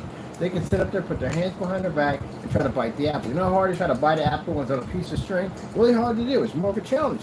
So that way nobody gets sick, and it's fun. You get a laugh out of it. You know what I mean? It's fun. Do it that way instead, but don't do it the other way. Good gracious, that's nasty, man. The fondue pot? I've never did fondue, ever. Never, ever. That is the most disgusting thing ever. And also extremely dangerous, but disgusting. Who came up with that idea? I got a great idea. We'll take some beyond scalding hot cheese and chocolate. And we'll put it on these really sharp metal prongs, metal spears, what they call them, and we'll dip cheese in there and we'll eat. And we'll just re-dip. You want to double dip up in there? People biting off and dip right back and then bite off and dip. Nasty. Freaking nasty. Disgusting. Very disgusting. Another disgusting thing. The fountain, the chocolate fountain. Never ever go near the chocolate fountain. You know what flies in the chocolate fountain? Bugs, flies, kids. Kids will take them and stick their finger in the chocolate. I watched it because I worked in catering for a while. And I've watched the chocolate fountain set up. Pretty cool thing to watch, though, by the way. But anyway, you know, kids will stick their fingers in there. Go, hey, and the parents can't watch kids 24/7. Kids are fast. What they said, the fastest and strongest hands on the planet is a baby's hands. They're quick and fast. They pry onto something, it's kind of hard to get them fingers to open up. So yeah, they stick their hands in, another kid, because you don't care, the kids at the end of the day. And you go, oh, look, chocolate fountain. And you get this, That is the worst place to be at when you're doing catering, is watching the chocolate fountain. You want to be to eat? Yeah, don't watch the chocolate fountain. You'll see things you don't want to see. Yeah, so if you just got finished eating at a chocolate fountain,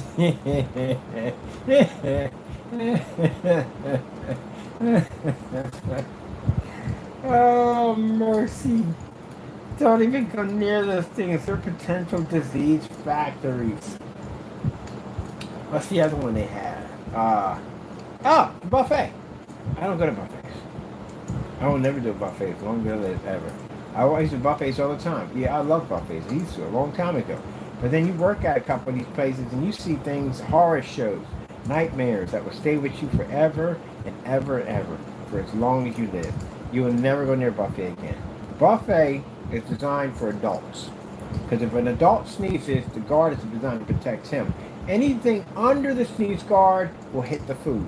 Now, they used to have the sneeze guards that came up a little higher up. Do you know why they got this little fence area around? That's for kids, because kids, when they basically bring their head up, they're at eye level with whatever food they're staring at. So if they sneeze, guess where that's going at? It's going in that section right there. Sorry to jack you up, people, but this video is going to stay, because this thing is funny as on the what. I'm keeping this video.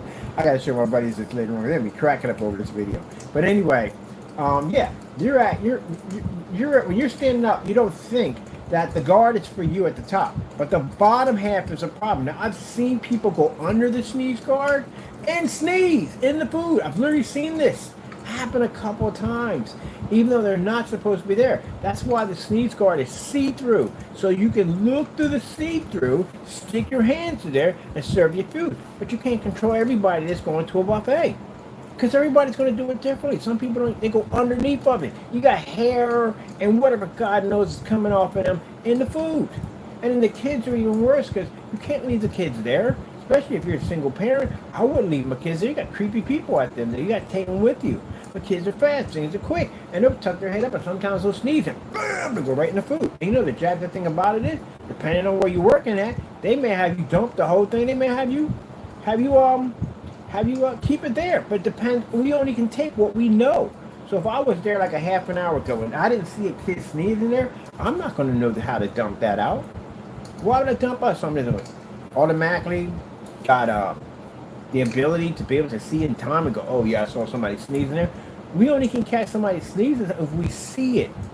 I've seen people lick off the spoon and put them back into the serving units.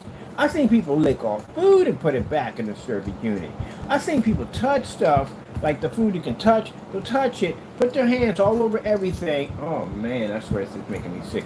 Put their hands all over everything and then grab one thing. All that stuff. But they can't keep monitor of all that stuff. Virtually impossible. So you're taking your chance when you go there. So if you go to a buffet and you come home and the next day you are jacked up, you know why.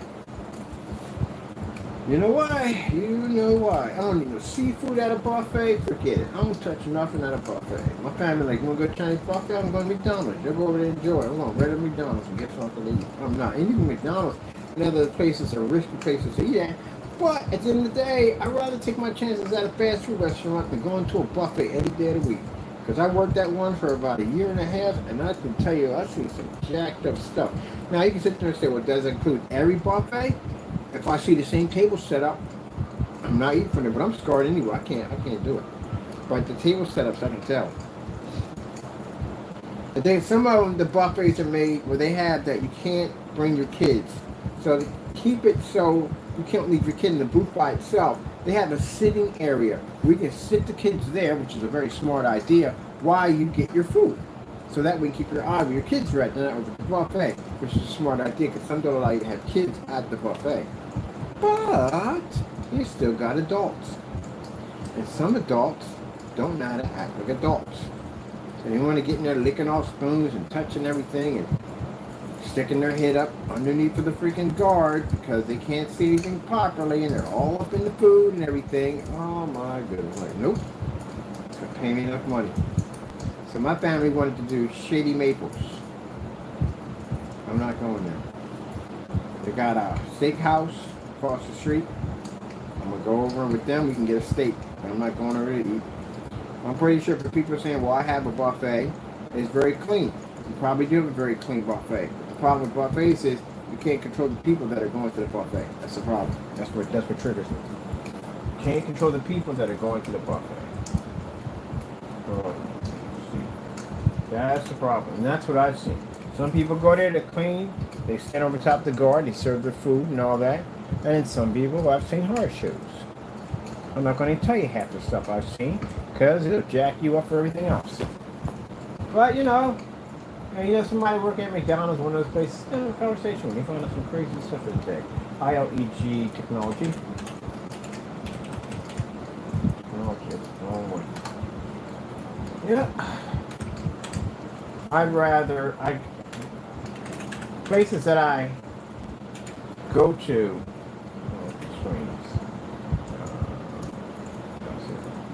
that I go to eat, I can watch all the food being made. That's the only way I'm eating at a place. I have to see the food being made. I don't go to other places I can't see food. The Dine and Dash stuff, I've never ordered a Dine and Dash, and never will, ever. I don't even like to have food delivered to me. I'd rather go pick it up myself. Cause the timeline of what's going, I don't know. I can't. I'm pretty sure people are very nice and all that. I understand that, but it's to each his own. But if you worked in the food business, you're gonna be like this either way. So, I don't know partner name.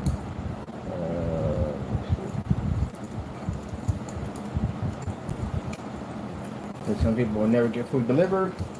That's just the way they are. I don't get food delivered. I've had food delivered one time and the seals in the box were broken. And that was it. Done with that. No more. And everybody said, every place is different. Well, you can be scarred, but you just feel like every place is the same place. Let's see.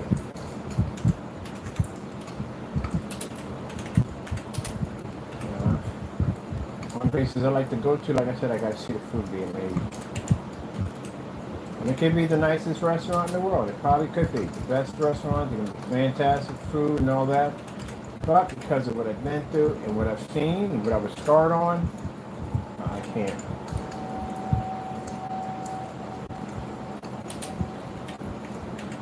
I can't.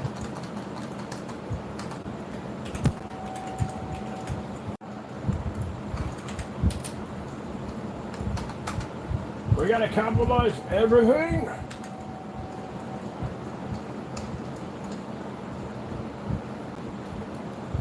Each his own.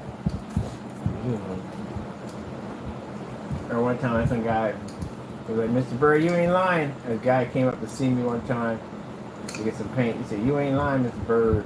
I've seen some jacked up stuff at some restaurant. Me and my wife went to this restaurant on an anniversary, and we saw it.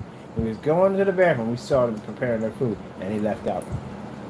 He didn't tell me what it was. It was messed up. But not saying everybody does this. Not everybody ever does this. But it does happen. Once you see it, you live and see it as long as you live. It's a shame thing about it. You can have a restaurant that's clean, and people are clean or whatever, but you're scarred.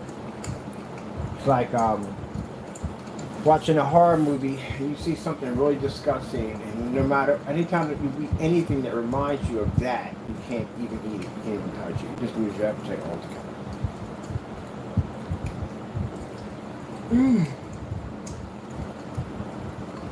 Food trucks I go to, you can see all the food being prepared. I go right there. All right, let me see. What have we got here? What are you asking for? We got you right. Don't put that PA in there. Can I put that down? Can I put that down? Can I put that down? I love saying it. Can you put that down? Can you put that down? Don't put that down. Don't put that down.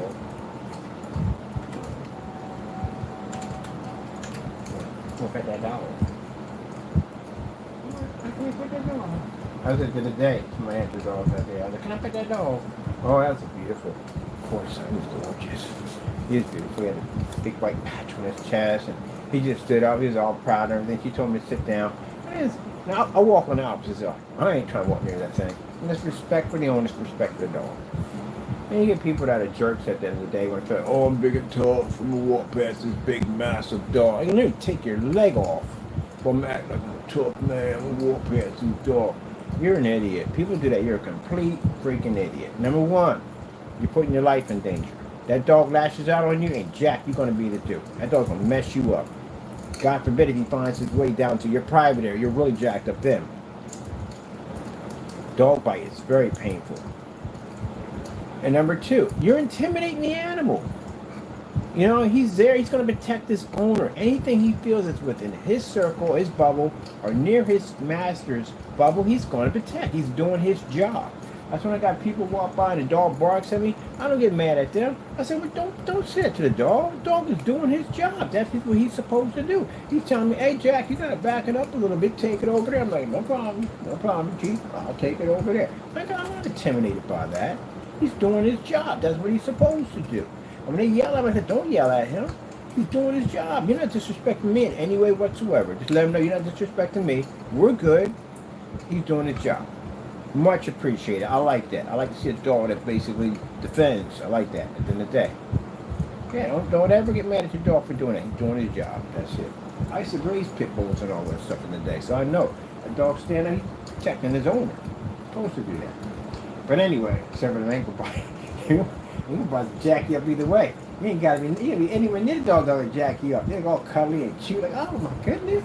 You don't look like a little teddy bear. It's like I'm trying to take your fingers, dog. Little piranhas. I love them dogs, by the way. I like little tiny pools. They crack me up, man. They like that. They are the perfect Trojan horse. They are. The cutest things on the face of the planet. They look like little piranhas with all teeth coming out and everything. Like, Jawa. But anyway, yeah, he walked right up next to it. And you can see when she was talking to the dog turned his head. He was about to chomp on the dude. And she was like, good boy. Good boy, dude. You did a very good job. I've seen that dog before. I tell you, once I've seen something, I don't forget it. And I bumped into that dog a long time ago. That's a vicious animal. That dog is designed to do what it's designed to do. Because I remember I was on a daily walk and talk, and I think I can go back and find a recording where I remember seeing the same woman sitting on the porch. They live a little farther on the other end, near past the PVL up there. I seen that dog, and I was coming towards the like, whoa, because that dog is big when it's sitting down. It's huge. I'm like, whoa.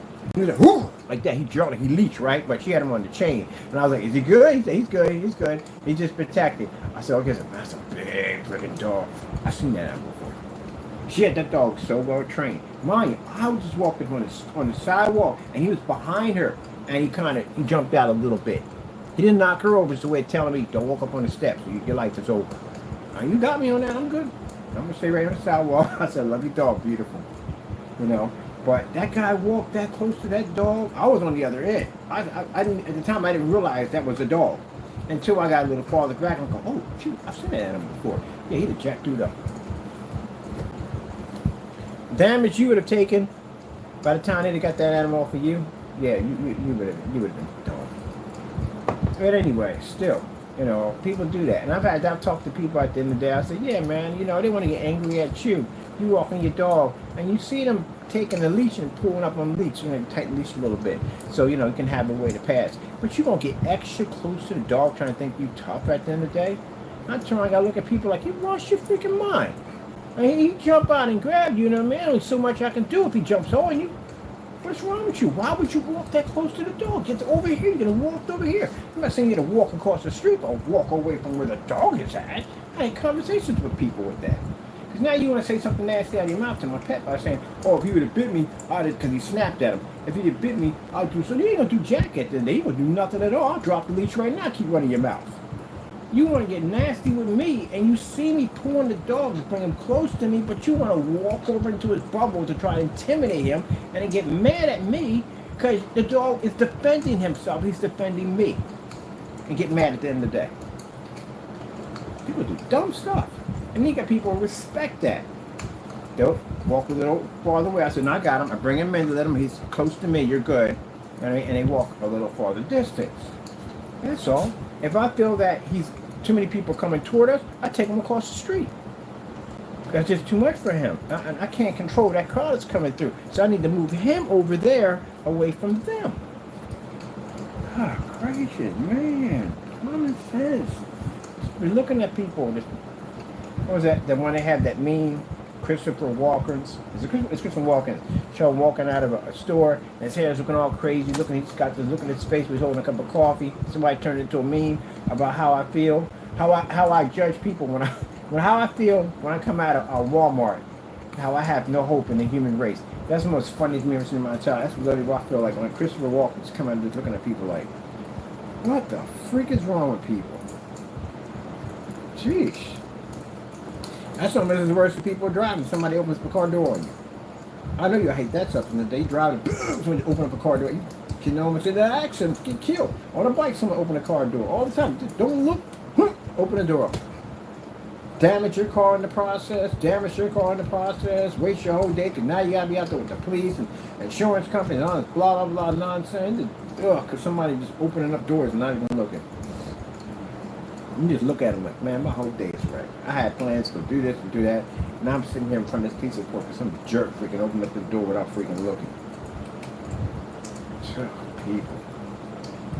This is why people walk the grid. A number of reasons why. Oh, had to happen a couple of times in the car with my buddy, and somebody just bam, open the door out of nowhere. Like, we don't look. There's a mirror there. You know what the mirror's for, right? You look in the mirror, see if anything's kind of on top of you. If it's too close, you open the door. They're swinging the door because they be on the phone. That's why.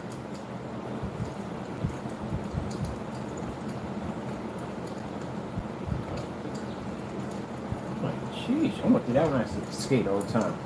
Well, especially when I did biking. I did bike messaging for companies and stuff like that. I do a little bit of everything. And yeah, one of the biggest fears is somebody open up their car door while you're going by out of nowhere. You fly over top the freaking car door, you kind of mess your back up, your shoulder, your legs. Even worse, you slide out in the street and you're close enough to the next lane and get hit by another car.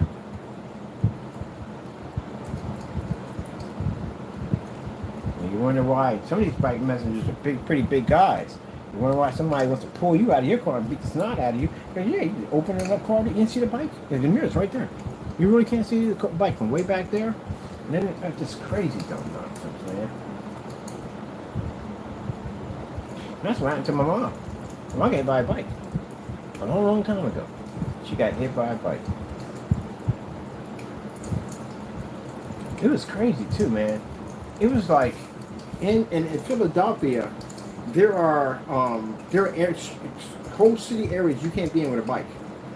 If you're caught in these areas with these bikes, these are a lot of heavy pedestrian and business district, and people have been complaining about getting smacked by messenger bikes. And you caught out there, the companies can be fined heavily, really badly. So you're not allowed to be out there. And my mom was out there walking. This is when she must have been in her 60s.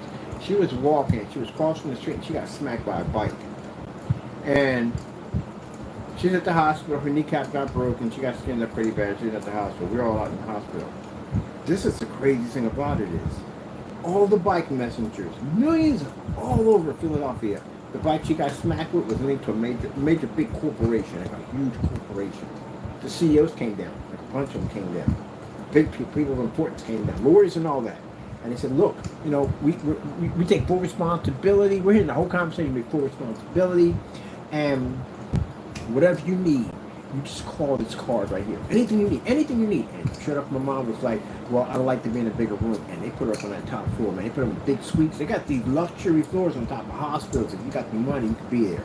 This place was huge. Bigger than my brother's apartment. This place is bigger than my apartment. It's huge. If you got the money. That's the funny thing about the hospital. It's like, hey, interesting, you never know those places were up there. I didn't know they were up there either. So they put her up there, man. They did anything she wanted, man. They took care of it. Because they knew that she could clean their clock in court. She could take everything from them. You know what mom asked for? She asked for $15,000. And I don't even know, couldn't understand it. Like, Mom, like literally, you can get millions of dollars. They gave her a blank check, and the blank check was total toppled at 50 mil. It was at 50 mil. I had a marker on it that said it maxes out at 50 mil. But if she wanted more, they could get it. They were a big corporation. I'm going to tell her it was a big corporation they had with the bike. And she asked for $15,000. This bat, we just couldn't believe it. Why would she just ask for $15,000? But she said that's what the Lord told her she could have. And she was happy with it. She was just happy with her $15,000. She never complained about not having enough money. Nothing. She was just happy with it. All she wanted. That's amazing right there. That's absolutely amazing. Because me, man, I'd hit that $50 million mark easily. I'd say, oh yeah, you're going to pay me $50 million. I'll take that. I'm good with that. Give me the check. Write it all out. How many zeros do you need for $50 million? Like, that's all she asked for, was $15,000. All she wanted. She was happy with it too. I'm sure I started telling me at the end of the day, money's not everything. Money is not everything. Only take what you need that'll make you happy, that's all. Shit, $15,000, that was it. And now as I got older, I understand it now. And when I was young, I was like, oh, my mom's crazy, man. My mom lost her marbles at the end of the day. She only asked for like $15,000 and gave a cat with $50 million. That's it. No matter what we told her. My brother was talking to her. I was talking to her. My brother bought up his attorneys because he make money. He bought up his attorneys and stuff. And she was like, man, the lawyers were talking to her like, Miss Payne, you can get more than this. We can go past $50 million. I checked this company, they're worth millions of dollars. Easy to get this. You can walk down $100 million. Easy. The bike was in a no bike zone, strictly no bike zone, going the opposite way and struck her. Open and shut. And his CEOs and a couple big lawyers came down. They admitted they messed up. And they were trying, and nothing could persuade my mom. Nothing. Not a thing. Nothing could persuade her. The Lord told her 15,000. She took 15,000. How many people can do that? That's obedience. At the time I looked at it like, I thought my mom was nuts and crazy at the time for not asking for more money. But then I realized that is obedience at the end of the day to be to do that. You have the power to get whatever you want. You can lure God and take whatever you want. The Lord saw something that was going bad was going to happen all that money. Maybe could have ripped our family apart. Even worse, could have had fights, arguments. People kill each other over that kind of money. Maybe the Lord saw something bad in that kind of money at the end of the day. So he saw something. My mom didn't want anything more than 15 grand. That's all she wanted. And I talked to my brother and said, like, you imagine? Because we got another half of the family that likes money. They're obsessed with money. They make money. They make serious money. But they always want more. It's never enough for them. But I said, can you imagine if mom asked for that $50 million? So we'd probably be trying to kill each other by now. Yep. Imagine my mom passed off this earth and she got that kind of money in her inheritance, it'd have been a war in our family. A real one. That's a real. I could see the nightmare of that. It'd have been a war when she was living. But she made it so because she was the kind of person who had control. She said, okay, that's the it, that's the end of it, that's the end of it, that's it. We never disrespected her mom. My mom say something, that's the end of it. I don't care what your problem is at the end of the day, you shut it down, that's it. But everybody would have been so fake. Everybody would have been so fake trying to get on her good side, get part of that money. And she would have gave the money because she's that type of person. She gave the shirt off her back to her kids. But that greed set in to get more than all the rest of them. Let me tell you about the side of the family. I do love them, but money, they make it, they have it. But the thing about it is they never have enough of it. One of my older brothers, we don't speak about him enough at all, period, has money. And he's a bodybuilder, professional bodybuilder. He has a couple of gyms. He makes good money. Rides Harley Davidsons, or likes classic Harley Davidsons, $60,000, $100,000 bikes. He makes money. So his father was a businessman, money man himself, in the stocks and all that stuff, made a lot of money and stuff like that. And there's four of them, because we all don't have the same father. There's four of them who would have inherited that money. And the oldest one, the first of Ken, would have gotten all of it if the other three didn't come up. If they never claimed he gets all the money that's within the will, because he favored the firstborn first. So anyway, long story short, he died. He had a heart attack, he passed away. They said they found him in his condo with little bags, and so he like shop very expensive places, and he's surrounded by his little trinkets he got. He died that day. So anyway, the other brother, knowing what was in the will, kept his body on ice. I'll tell you some crazy stuff. Kept his body on ice, preserved his body, so that way they can bypass the timeline for the other ones to collect. And when the timeline had passed, he had the death certificate and everything altered and changed. You got money, you make anything talk, anything work the way you want to. And did he ever go to jail? No, no one prosecuted him or nothing whatsoever, because the family members were so hurt and bitter that their own blood would do this to them, but they would have done it themselves. Keep in mind, they had the opportunity. I know some would have done it. But they were so hurt by it, that they didn't do anything about it. If you want the money, let them keep it. Besides, they got money anyway, so they don't care. They don't got that kind of money, but they got money.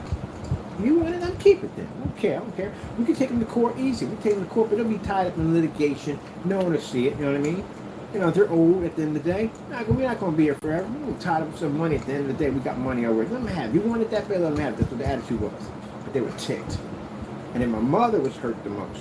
That was her first love, her first husband. She never got to see him married. He cheated his own mother out of to see her first one, rest in peace. He took that from her for money. So the long story short, he bought whatever he wanted. He got more gems, he got this, he got that, he got a collection of bikes, he's living his lifestyle for the day. Life is interesting. Ended up in the hospital. Problems with his kidneys. Very, very bad problems with his kidneys. Ended up in the hospital quite a long time. The money he had all got absorbed, and somebody had into medical bills. This went on for years. Finally, I saw pictures of him. I haven't seen him in years, but I saw pictures of him. A little different now, more chunkier now, because not the weightlifting anymore and everything, but still trying to do the thing today. But yeah, got a little farm out in the middle of nowhere, and pretty much that's it, but doesn't have the wealth he used to have. He lost that and what he had. Gotta be careful of that. So if I'm thinking about this and the way some of my family members are about money, if my mother had took that $50,000, I guarantee you, bar none, we'd have killed each other. Guarantee you, we'd kill each other. They stayed far away from me. The rest of them, because I went through the system, that's why. I'm the only one that's been through the system of the family. I was the more violent one out of all. And there's some of them that are very, very violent. I was one of the ones at that particular time that was out there carrying on, getting in trouble and everything. I'm the black sheep, so I was considered to be the violent one. So they don't include me in anything, because the fact that their fear is I'm the same person I was when I was out in the street doing all that crazy stuff. So they don't invite me to too much stuff. The other ones, on the other half, I'm cool with. I'm more connect with them. They already know that I'm a Christian now. My life has changed. I'm a different person. But the other half consider me to be that same person before. Because like I said, when I was young, if you had said something to me, you'd had a gun in your face in 5 seconds. I ain't play around. And like I said, I'm going to come up thinking I'm big and bad at the end of the day. I'm quick to pull something on me fast. And if I was in that type of mood, I'm definitely going to squeeze on you. I'm not going to hit you up in here, because that's murder. Anything below the waist, it's not considered to be murder. Yeah, you getting shot in the leg or something like that. You definitely get hit. And I've had pulled firearms from family members before over heated arguments. So that's what they see. They see that person, the old person, the old me. The other generation sees the new me. Person that came out of the lockup, Christian, don't really do this or do that. At the end of the day, peaceful at the end of the day, I don't get bothered in this stuff, and they were in there arguing this about my mother's burial. I just got them walked away. I went home, prayed on it, and that was it. That was the end of it for me. If that was me 20 years ago, I'd have snatched somebody across that table and started beating the daylights out of them. That would have been me 20 years ago. I'd have ripped you up and pulled you across the table. If there was a vase in the way, I'd have used it on your face. I was that type of person, really quick tempered, easy to snap.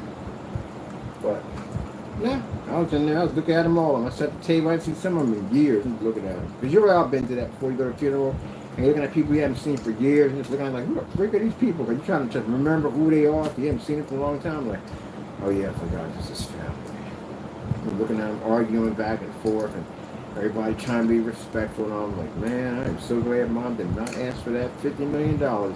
Half these jokers in there probably try to kill me. At the end of the day, I'll probably have to hurt one of them to get them away from me. But most likely, they wouldn't have gone near me with a 10-foot pole.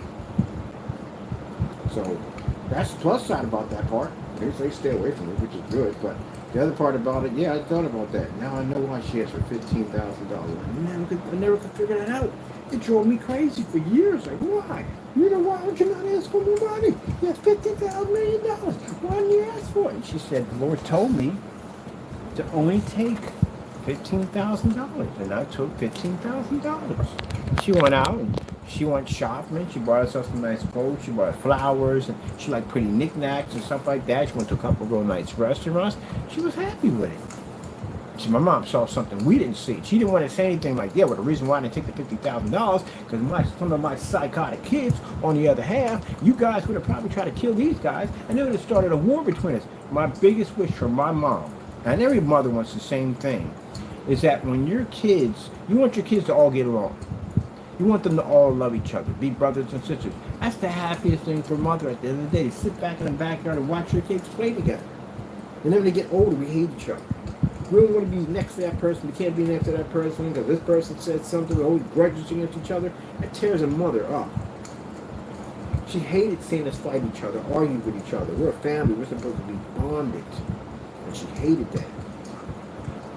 So that's why she saw things in some of us of money. And there's parts of the family members, like I said, who she married, she had men of power and had money.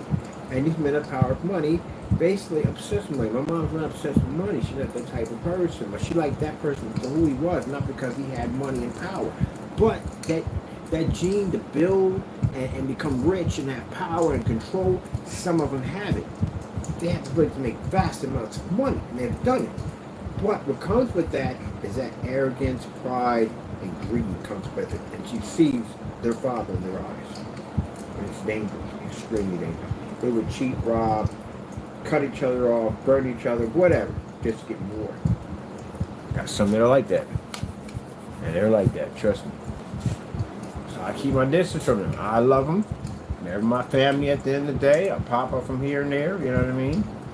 And that's it.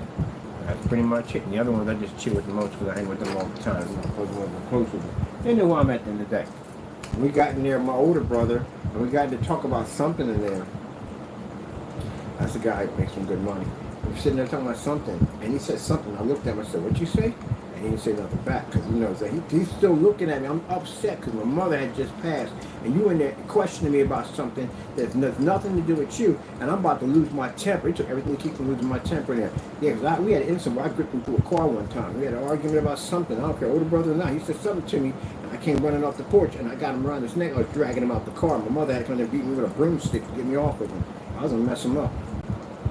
Something he said to me, I can't remember what it was, but it was something probably stupid. But anyway, long story short, I'm not that person anymore. But when I get upset, you can see when my temper starts to trigger. And he saw that, and he kind of backed down a little bit, and I felt bad about that. I was like, man, now you're looking at me like I'm the same person I was. I'm not that person anymore. I walked home, prayed, and talked to the Lord the entire time walking back to the Lord. I'm not that person anymore. I changed. You know you changed right then. I'm so sorry. I apologize. I contacted him, told him I was sorry, but kind of a touchy situation because, mom had passed, and we just got to try to deal with this. After that, everybody went their separate ways and they might speak to each other. Somebody will pass away again, we'll all join up again. That's the only time we join up is when somebody dies. That's how it is now. Mine, we were a family of 10. We were tight. We were always hanging out together, always doing something together. Now we don't even talk to each other. I haven't talked to some people in about 7 years. That's how long. 7 years. Can you imagine? You haven't seen a family member in so long. When you see their Facebook page, you know what I'm talking about. You don't recognize them. You see them as strangers. Like, wow, look at these people. You can't connect anything with them. That's how long it's been. I've seen one of them, the oldest one. The last time I saw him, I was 13. These guys disappear. They disappear. That's it. Do we miss them? I don't know. Weird like that. Like, I don't know. It's like we block it out. Like I mentally block all that stuff out, so I don't think about it ever. If something pops up, or somebody dies, or they're in a hospital, then they click like, oh yeah, I forgot I had a brother-in-law. So, yeah, it's crazy. Yeah, that greed, man, that greed. And I never could understand that, man. I could never understand. My mom would not say certain things because, she just would call fights in the family. And she sat there and said, well, you got the other ones and they're greedy about money. And the first thing I do is I call one of them jokers like, yeah, man, that's the reason why mom didn't ask for that money because of you, because you're so freaking greedy at the end of the day. Always just like, me and him would have gotten into an argument at the end of the day. Yeah, you guys, why she don't say nothing. Because we quick to jump on something. That's why I can see why. Now sitting at the table when she passed away, I said, good Lord, I can see why she didn't ask for that money because, man, we would have killed each other. Yep. You see people do crazy stuff when it comes to inheritance. People fight, argue. You ever seen some of the fights that break out in front of funeral homes? In funeral homes? Jeez. That's why they show up a lot. When they buried, I didn't go. I haven't even been to her tomb yet. I haven't been to any of them yet. And people in other family are hating on me, talking, "Oh, how come you didn't go? How come you didn't go?" Because she's not there. See, you don't understand the spiritual part of it about it. You still stuck to this world at the end of the day. She is not there. You don't read your Bible. You don't go to church. You believe in God, but you don't follow what you're supposed to follow. I can't follow in your world at the end of the day. I don't understand your world at the end of the day. When a person dies, they are no longer at that spot. The vessel, the body's there. That's all that's there. Their spirit goes back to the one it belongs to. That's it. Your body's made from the primal dust. It goes back to the primal dust. Your soul goes back to God. That's what it goes to. So you're going in there and you're saying goodbye. Some people use it as a way of having some kind of closure in their life. If that's what you need for you to get through, then that's what you do. But for me, it's not for me that way. I see it differently. I see it in a spiritual way. My mom went home. She's happy. She always talked about it. Smile on her face. Can't wait to go home to go home and see Jesus. Can't wait to see Jesus. Man, I'll be glad when I can leave this world. She saw the destruction and hatred in all the world. And one of the things she prayed for more than anything in the world, that all her kids would make it to heaven. Hopefully we all do. Some of them are in this deep denial. I'm not going to say they won't, but I hope they do. You know, some of them are coming around at turning points. Some of her are going back to church, which is good. It's a good sign. But that's all she wanted. She wanted her family to be united together like we were back then. And she wanted us to basically, all of us to get saved. That's what she wanted. The only thing she wanted. She didn't care about money. And she knew that money would break us up. Put an even bigger rift between us. So that's why she never asked for it. And at the time I didn't understand it. At the time it wasn't meant for her to tell me. Now to get older, I understood. So, my mother, she's in heaven. She went to heaven. She's happy. We had one half of the family had a birthday party for her to celebrate her new life in heaven with Jesus. And the other half, well, they went through the whole funeral thing. At the end of the day, the crying and screaming and yelling and all that stuff at the end of the day. They went through all that stuff like that. And they tried to contact us that you should go down and see Mom's funeral. Now I'm good. And Mom's in heaven. She's happy. I'm good. I'm happy because she's happy. So I don't have any sorrow or not upset or anything whatsoever because she's in a happy place. Going home. The other half can't handle it. They're still miserable. Yeah, I don't want to be down on that level at the end of the day. I'm happy that she went to heaven. My time comes and I sat there. That's why she said she wanted to be cremated. That's where the fight started off. Another rift started in the family. Because of the cremation. My mother asked for cremation. That's what she wanted. You know why?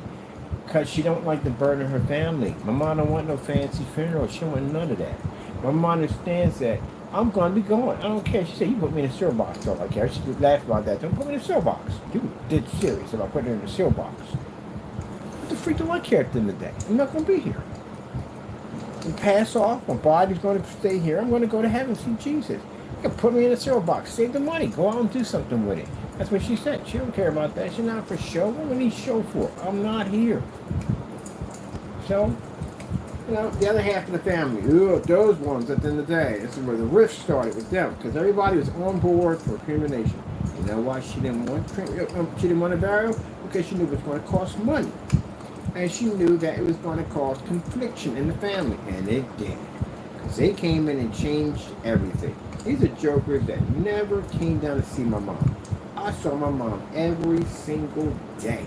I saw my mom. They never came down to see my mom. Some of them even lived in Allentown and they'd come down and see my mom. And now you guys going to pop up all fake and phony. It took everything I had. People snapping on one. It really did. It took everything I had. God was with me that day. Man, it took everything I had. Now you pop up. When she was in the hospital, you're not here. When she was calling out for you, you're not here. On birthday, you're not here. Christmas, you're not here. Easter, not here. Birthday, not here. You got a nerve to be sitting here staring me in front of my face right now? I had to sit there and I had to smile and ignore it because I knew my mom didn't want to see that. But it took everything I had. I swear I'd have been getting bailed out that day. I really wouldn't. If I was going to put my hands on you, was not going home the way you came back in. You definitely would be collecting a check for the rest of your life. I'm going to break something on you permanently. That's how mad I was. But I had to sit there and I had to smile through it and pray the entire time because I'm looking at this individual who's sitting there smiling on my face. Yeah, mom this and mom that and something. And this had me out of the back of my head. Lord, give me strength. And that's when I had to walk out of it. I had to walk and walk home. I couldn't do it. Couldn't do it. It took everything back from basically kicking in his car door. Because that's the new person that came to mind. When I came outside, I was going to grab that big pot and smash his window, kick his car door in. But someone said, nope. We're going to go home. We're going to take care of our business there. We're going to go back to work and we're going to work. Just keep work. That's what I did. I worked for like straight days, once just constantly working. I didn't pick up no phone, I didn't talk to nobody. Smile on my face. You don't show up for a birthday party. Ooh, man, that took a lot out of me, man. That shows you at the end of the day, God gave me patience, man. That took everything out of me right there. My sister saw me losing my temper. She was trying to walk with the children and try to calm me down, my baby sister. Oh, yeah, I came real close. Real close. We're going to have 2 funerals that day. We definitely have 2. I'm going to try to murder her. I'm sorry to say it on camera, but you talking about you never came down to see her? Now you popping up smiling in my face about how this, that, and the other? Oh, my goodness. It took everything I had that day. Yeah. So that's when the Lord said, you know, your mother wouldn't have wanted it that way. She didn't want y'all fighting and hurting each other. She'd rather just, you know, let it be, just keep your distance. And that's what I did. I kept my distance from her. The other half I'm good with, but the rest of them I kept my distance from. They're still family at the end of the day. I still love them. I don't hate them. I forgive every single one of them. Just can't be around them. But anyway, we all have those in the family. All of us got to deal with that, and the people in the family. Yep.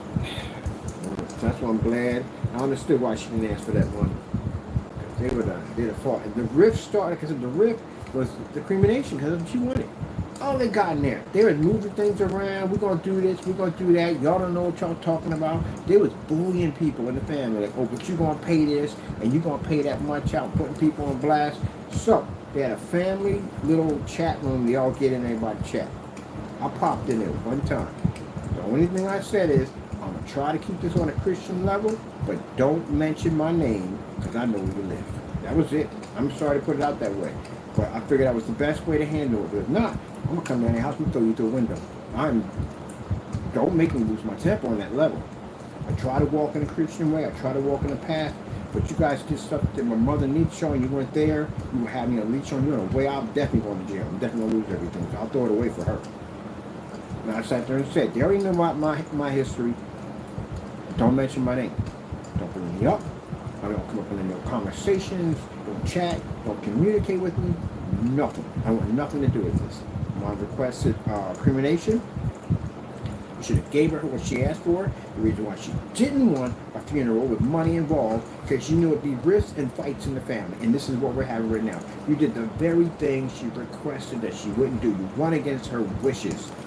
These jokers don't read the Bible for jack. Going to turn around and say, oh, but it says in the Bible to get cremated, you can't go to heaven. No, it doesn't.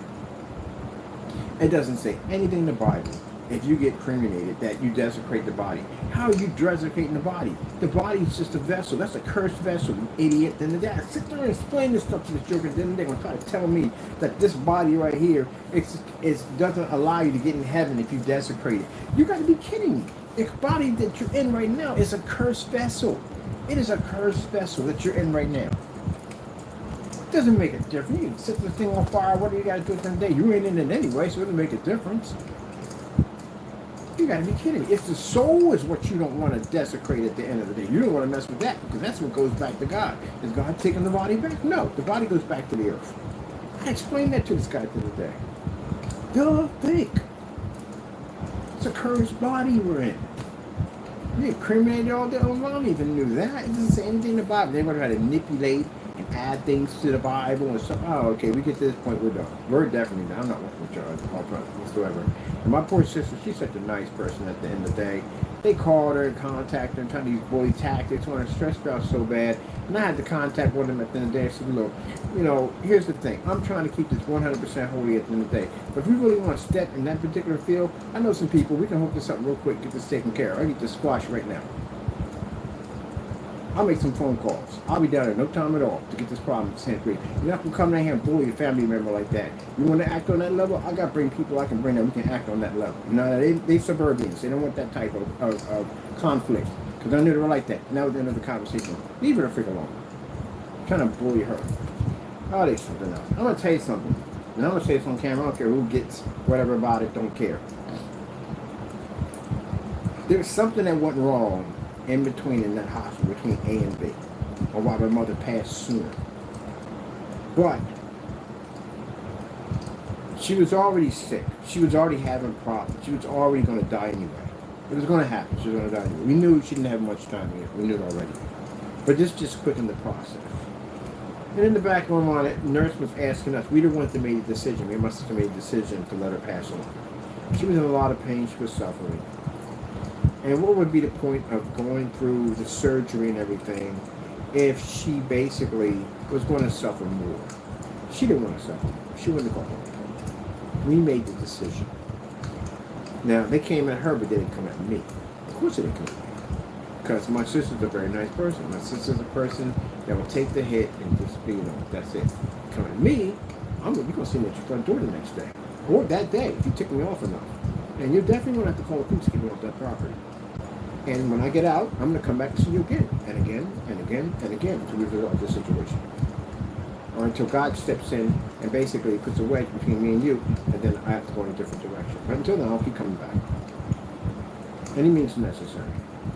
So they left me alone in that situation. No one came back and contacted me. But only two people made a decision with me and my sister. You know why? Because we were there.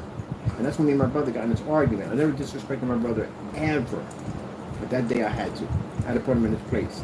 I was there. Where were you? I was there when they made the final call. I was there when she was suffering with the tube down her throat.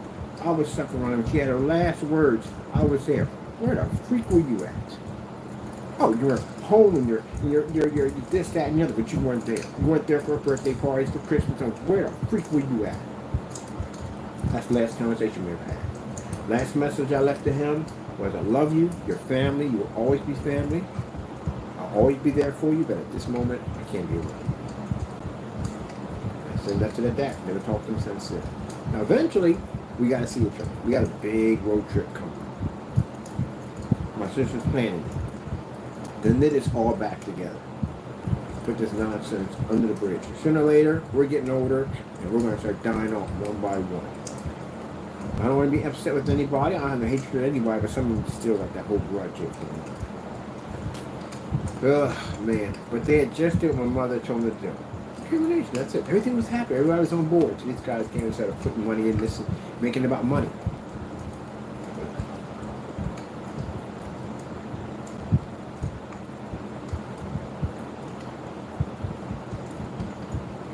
It's going to take everything I had to keep pushing somebody as a roller coaster.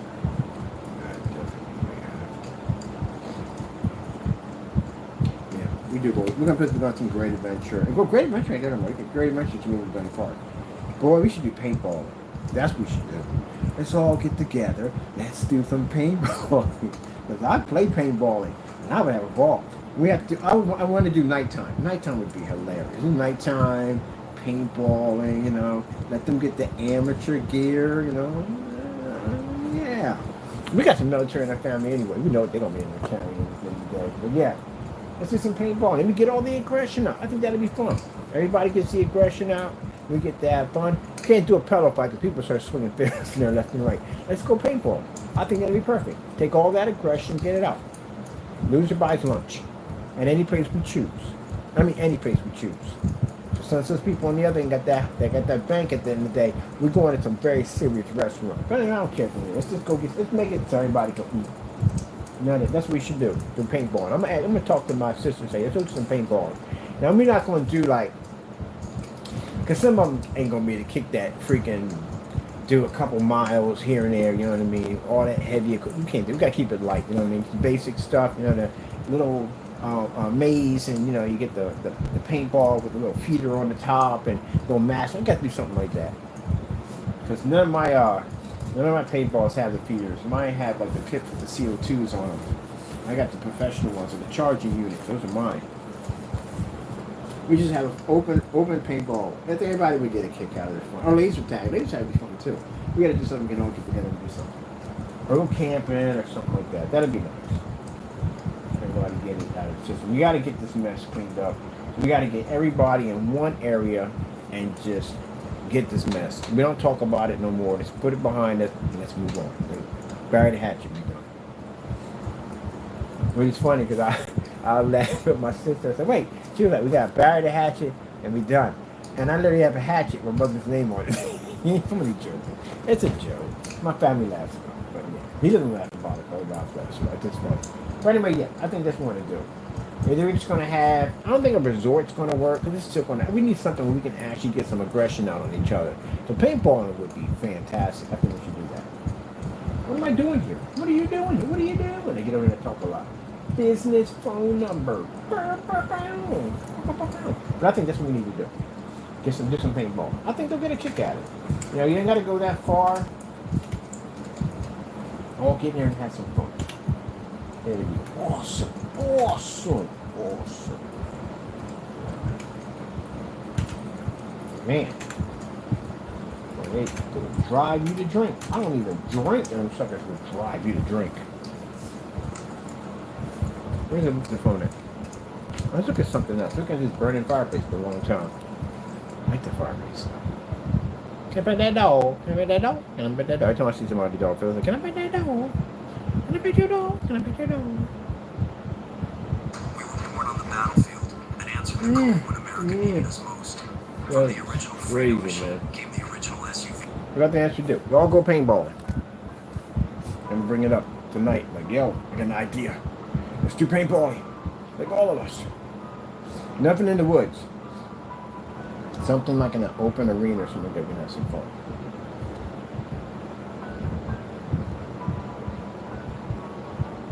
Man, if we do this in the woods, I'm choosing nighttime. I like doing night fighting. Yeah, that's fun. Cause I'm perching trees. I'm a camper at night. I don't really run around too much. I'm camping with my glow sticks. Drop a couple of them throw a glow stick out there, just sit out there and wait, camp with the ghillie on, and that thing moves. Yeah, just firing a couple rounds in that section. So get up behind you, grab you by your ankles, and pull you down there. And me like, shh, go to sleep. Oh man, we have a lot of fun. Me and my buddies is going to do it all the time. Especially my buddy likes shotguns. He's laid right up with the tree in that camouflage, just roll around the side of the tree and just rip up. Oh, we had so much fun. I miss it so much. But I'm gonna see if they want to do it. We can all get together and do some paintball. Doing anything else, I think it's just not gonna work. We need something we can get some aggression out of each other. Let's see. What can we have right here? Alright, Bird, let's get it together. Let's get this done. You got things to do. I gotta go and finish that. Could have been done by now, but I talk too much. I know, I admit, I do. I talk way too much. I talk to myself because there is no one to talk to. People say I'm not because I do what I do. You ever heard that song before? I talk to myself because I have no one to talk to.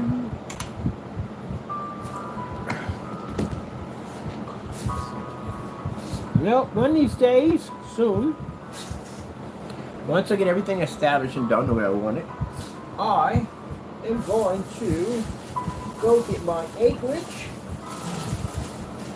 and I'm going to disappear off YouTube. Gone, just like that. Which I'm planning to do. Because that's it. Done on the other end of it. Once I get all this established out here, we get everything done, and we start making our money out here and online, I'm going to have somebody else run the business. I'm going to retire and disappear. That'll be the end of it. I'm not going on social media anymore because I think I'm done with social media. I don't want to be bothered anymore.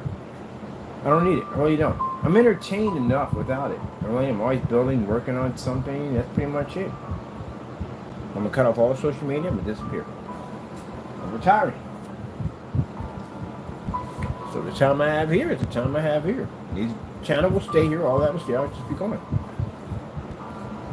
It's time for me to leave. Me and Taco are going to grow old, work on our experiments, right, Taco? So he says, yes, we'll work on our experiments. We will. yeah, we're gonna work on our experience, Mr. Man. Mr. Man. Taco's trying to build a better mousetrap, right? So I am working on building a better mousetrap. Man, it'd be kind of cool, man. If you could actually talk, that'd be pretty cool. Me and Taco be in there building stuff all day and tell us, you're wrong. Your math is completely barbaric. What do you mean my math is barbaric? You don't even understand the laws of physics. Do you understand the laws of physics? Do you know if you drop something from that latitude, by the time it hits there, it's not going to reach the destination. Watch me. I'm going to jump off this. Look how I land. Always on my feet. Always on my feet. You see that? Now you jump off it. See? On your head. You fell on your head, didn't you? You don't understand the laws of gravity. That'll be us all day long, me and Taco. Having talked about this, that, and the other, whatever I'm saying. Like, what are you doing? I'm staring into this corner. You don't see it? Like, I don't see anything over there. You don't see it. It's right there. There's a rodent right there. You don't see it. Apparently, I don't have the same vision you have. But I understand. Fair, it's fair, but it's right there. Like yesterday, you didn't warn me when the power went out. There was a coffee table there, and yet you saw it went around it, and I smacked into it, and you thought that was funny. That's kind of fun. That's kind of fun, man. Taco would have if he could talk. Can you imagine the power going out in our lab, and I smack into a freaking table there, and he laughs in the background, telling, "Oh, you didn't see the table? Oh, we don't have night vision at the end of the day. You have night vision." Of course, I'll have to develop a contact lens now that has night vision capabilities. Which, do we have that already? How come we don't have that? How come we don't have contact lenses that have computer chips inside of it that allow you to be... Oh, man, that's a good idea right there. How come we don't have that? I mean, they can write... They make... You ever seen nanotechnology? Like the stuff they do in nanotechnology? It's freaking crazy. They had... Like, you saw in G.I. Joe, you saw them little bugs that were flying around. They had AI machines, robots that are that small, that fly around. They had that technology. So if they can build something that small, how come they don't have a form of contact lenses that give you a special ability to enhance your vision and see? Why don't they have it? Hearing aids got it. You can stick, if you put it, by the way, if a person has a hearing aid, they put it in their ear, okay, it works for them. But if you put a hearing aid in your ear, it's like you got freaking superpowers. You can hear stuff that you never would hear. It's like having a bionic ear connect to you. If you ever had one of those before, with the dish as a headset you ain't stick it out the window, you can hear stuff you normally can never ever hear. You put someone's hearing aid in, yeah, it's a different world. It really is. It's normal when they wear it. When we wear it, it's different because we already can hear. It's insane. It's like having superpowers. But think about it. They developed that. How come they haven't developed a contact lens that you can put in and you would have super sight, night vision capabilities? You know how easy that would be? I mean, in the military, if you went through a night vision, there were this huge, massive freaking Frankenstein goggles in front of your face and all this stuff. And now they get the newest little visor. But imagine having the contact lenses. What are we doing? See what I mean? There's so much stuff that we could have right now. The present future. Somebody's doing it already. I can't be the only one who thought of this. Someone had to pick up on that. That'd be freaking cool. Imagine you would have the ability to have the focus of what animals see every single day. Like to be to see heat signatures. You'd be doing that whole freaking predator thing up in the tree. Boom, boom, boom, boom, over here. That'd be sick. Man. That'd be nice. That'd be cool. Of course, you know, there'll be jacked up stuff that will happen. It always happens. Any form of future technology is always the downside of someone getting jacked up before we get it right.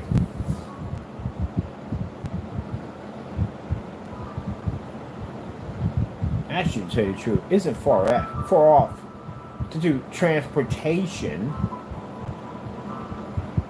Really isn't hard to do when you think about it. You just have to break down all the molecules and put them all back together. The problem is that all the molecules are going to go back together the same way they were taken apart. Come back with an arm sticking out of your forehead. So there's going to be problems, but still, the contact lenses, that'd be fantastic. Someone's got to be working on that. I can't be the only one thinking about this stuff. So there's going to be somebody else somewhere thinking, it's a great idea, but someone should do so and so and so. In another part of the world, somebody saying the same thing that I'm saying.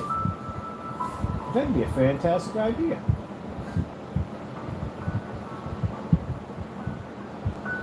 You actually have supervision.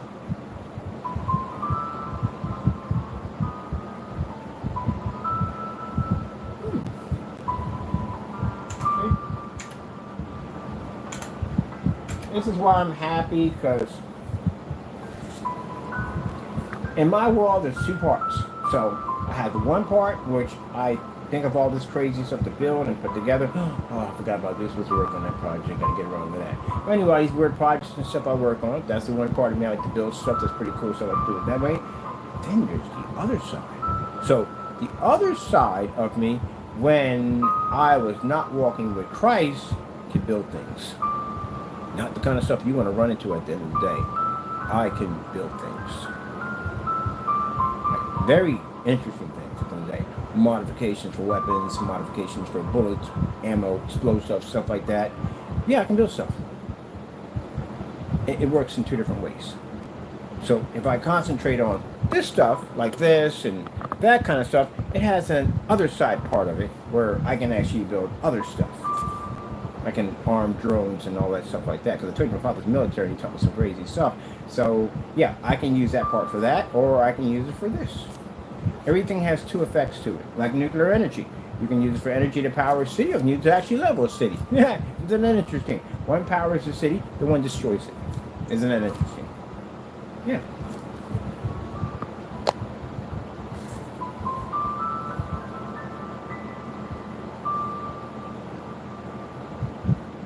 So, if I got angry with a neighbor and I had a problem with a neighbor, I could literally build something to diffuse the situation. No, we're not doing that. Actually, I learned how to make pipe bombs from a kid one day when I was young. Kid's brother was in the military. He taught him how to make pipe bombs. And long story short, now when you think about it when you're older, you know, it's a stupid thing to do. When you're young, you just do dumb stuff. We used to blow up people's mailboxes. I know. And think about it now when you're older. People had a lot of important stuff in there, and you're running around as a kid with M80s that you made yourself, blowing up people's mailboxes because you think it's cool at the time. Then as you get older, somebody does it to you, and you think they're a jerk. But remember, you did it yourself. So what comes around goes around. It happens. But anyway, yeah. So we were out there blowing up mailboxes, and not attached to the house, and mailboxes on the curb. And one of the neighbors had this cast iron. You ever seen a cast iron mailbox? It's unreal. It's like a safe with a slot in it. Yeah, you ain't taking an M80 to that. So the goal was to pretty much try to take this thing out. I know I've probably told this story before. So one of the kids, his brother, served in the military and showed him an easy way how to make a pipe bomb. Yeah. So long story short, we made half of one, which is a good thing we did make half of it, because he showed us how to make it. All the ingredients were there, everything was in the stuff, you know. Their family did some interesting stuff, and you know what I mean? They were heavily into firearms and stuff like that. They're really nice people. They just NRA and stuff like that, you know what I'm saying? There's some really interesting stuff laying around. But, you know, if you know what you're doing, you know what you were doing. If you didn't, you just didn't. And he showed us how to make half of a pipe bomb, which it did take up the mailbox, but it also left a massive crater where the mailbox was at. And on top of that, mind you, this is a cast iron box that shattered, and it was firing shrapnel everywhere. So thank God no one was out when this thing basically exploded. On top of that, what if this guy had walked out to get his mail? See, that's what I'm saying, the dumb stuff you do when you're kids. Thank God God was watching over even when we were doing dumb stuff. We could have killed him. Shrapnel could have shot through the house. The tree we're behind, there were 4 large pieces embedded in the tree. We could have been out there watching this thing go up to the highway train, would have been killed. See? Dumb stuff when you're a kid. Dumb stuff when you're a kid. So then, and you get older, you start thinking about fireworks. So I noticed that when we buy fireworks in July, for some reason, I don't know why, the M80s, M100, the big boy sticks of dynamite, because that's literally what it is, basically have short fuses. Why did they put short fuses on the bigger explosives? You get a pair of you get some firecrackers. It's got a freaking 12-inch fuse on it. You get a freaking M80 or M100, and it's got a fuse shorter than your freaking pinky nail. Like, they're waiting for you to jack yourself up. So basically, I learned to make my own fuses, because there's no way in the world setting that thing off from that distance. Even if I were to clear it, I'm still going to get hit by the blast. My ears are going to get jacked up. But anyway, we go down and we get the fuses, the ones that you hit the switches and they blow up. So we do a whole display of all the different rockets, Roman candles and stuff. We trim them so they all go off. It's pretty cool. Yeah, it's pretty cool. They got a place up here you can go and you can do your fireworks at. If you got like a really something crazy show you want to put on, you can actually rent and pay. It's on a board. It's out in the middle of the water. It's pretty cool. But you can do your little displays on, which I think was a good idea. Whoever thought of that idea, nice idea. Because think about it. You can make some money. You don't have to worry about blowing this stuff up near your property or on the improv. You can take it out and get some spectators to check out your work. That's a fantastic idea. And the city should start doing that. It keeps people from blowing their fingers off. Everything's monitored, and you get a chance to have a little fun and pay a little money back to the city. I thought that was cool. What are we putting here, Mr. Bird? We're putting email address. Come on, Bird, get this done. You're talking too much. We need to get this finished. We're almost done. I know I'm just talking all the time. I should have been had this done. We should have been done. I mean, they're having some fun. I look at it this way. I share a little bit about myself because pretty soon I'm going to be gone. Because you'll never hear from me ever again. I'm going to go into my own world pretty soon. So once I get everything established, I finish these last stages of what I got to do. When the time comes, I'm out. All this will be a thing of the past for me. So we'll talk it up now and then I won't be around anymore. Let me see. What are we going to do?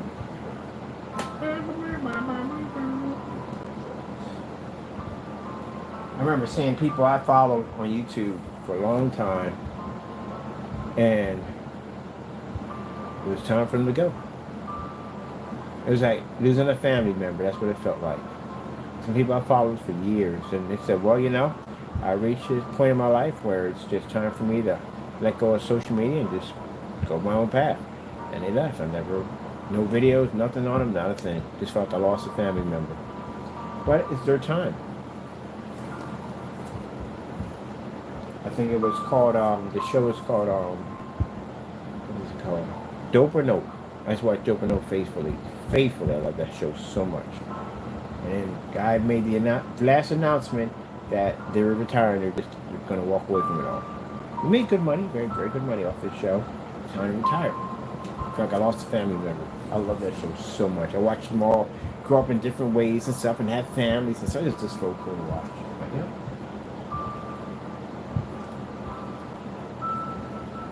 All right, let me see. Let me just do the for some reason.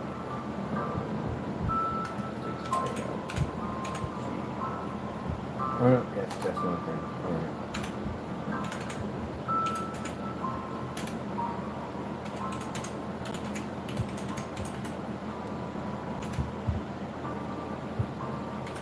I remember watching JJ Icefish.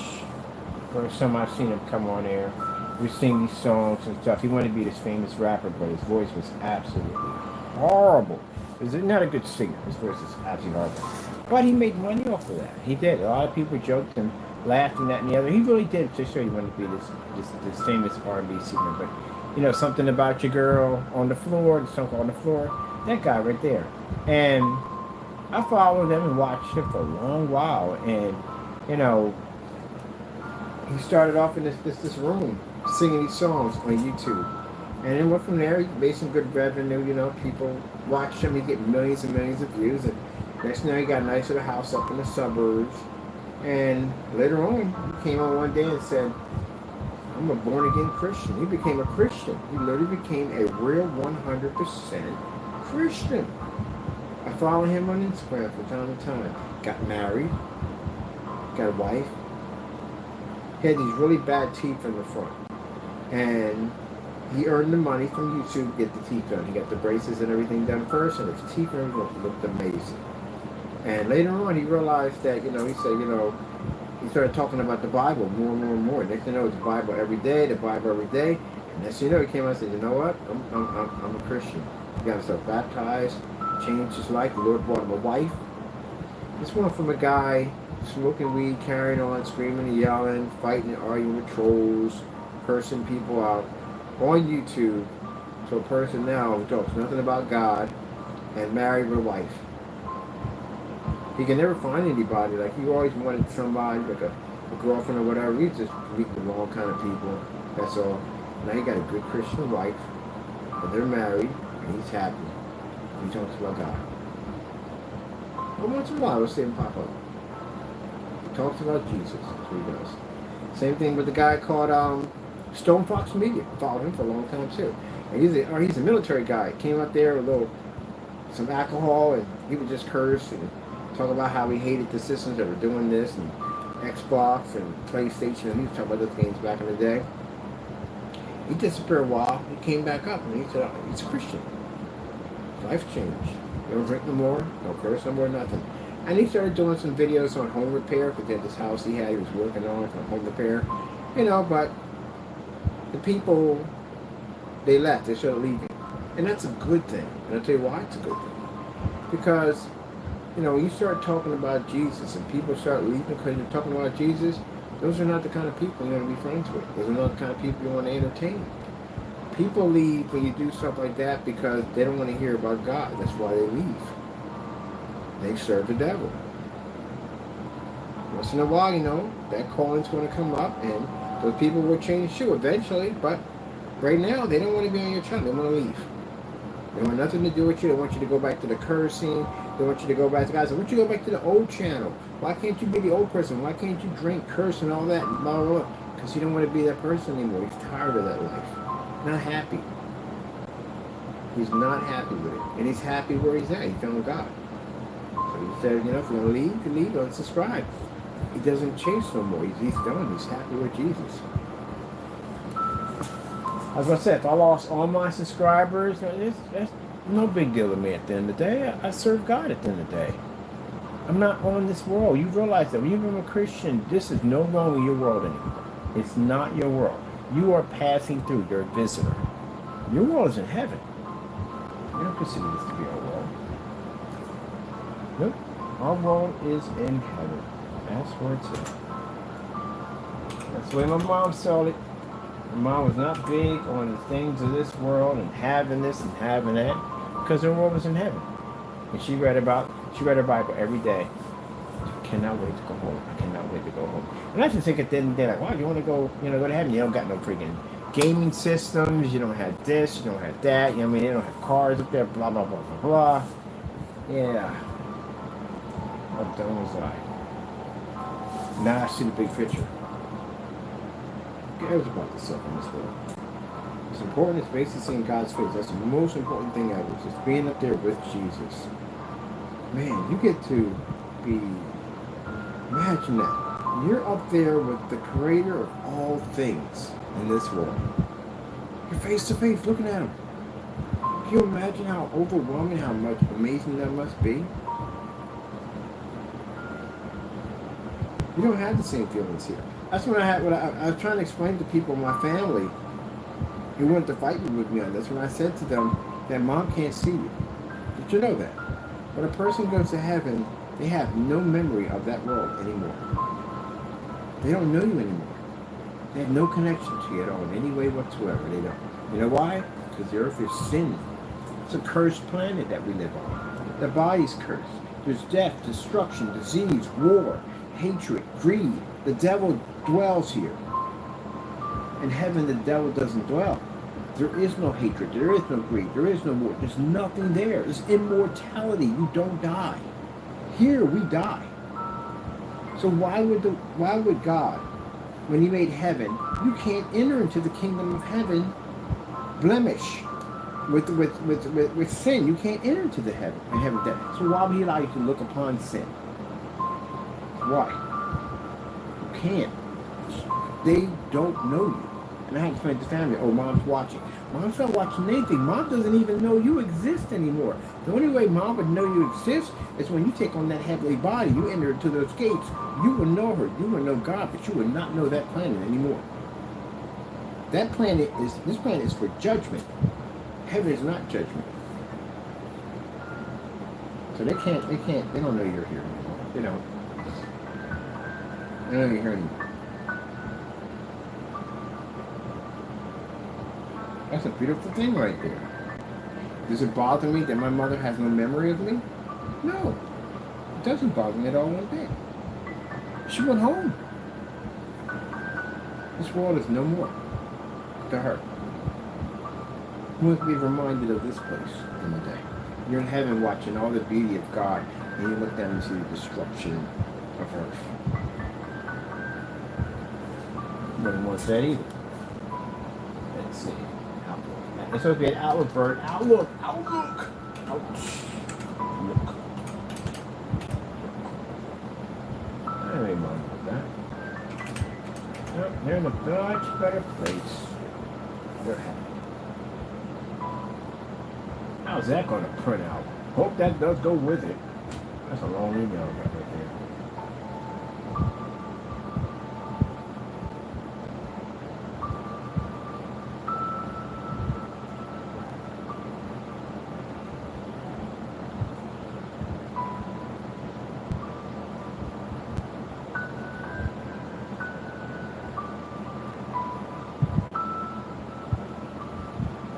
Yep, no memory. I explained it to some family members. They were very bitter and very upset with me. And you don't know, Mom can see me. No, she cannot. She has no memory of this world in any way whatsoever. She has moved on to the next life. She can't choose to remember any of us at all. The only way she'll remember us is we make it there and see her face again. That's the only way. Other than that, she has no memory. And neither will we have any memory of this world when we leave on. This world is a cursed world. And that is it. Nothing cursed can enter heaven. Nor can we see anything cursed in heaven. Therefore, we cannot look upon this world.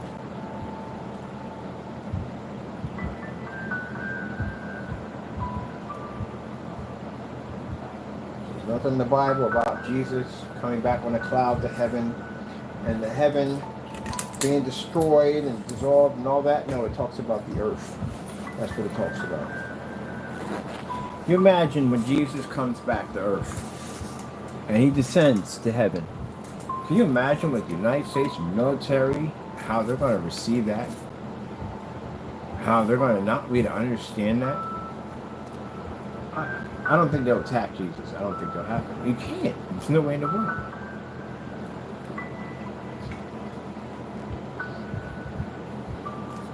Imagine. He did give man will.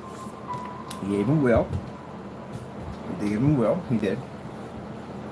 But there's no way in the world that would be even possible. Because, mind you, your very thought and your existence is because of him. You can't destroy the Creator. That's impossible. But think about how people are going to perceive him. That's what I'm thinking about. How they're going to perceive Jesus when he comes. Mind you, Christians that are already saved, a lot of freaking candy, by the way. That's the undisturbed amount of candy. But anyway, Christians that are already saved are not going to be here. They're going to be caught up in the rapture. They're going to go. That's it.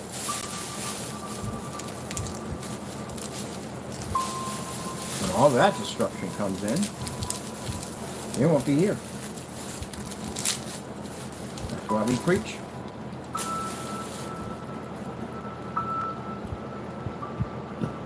Yeah, we gotta get this thing fixed with the family. We don't.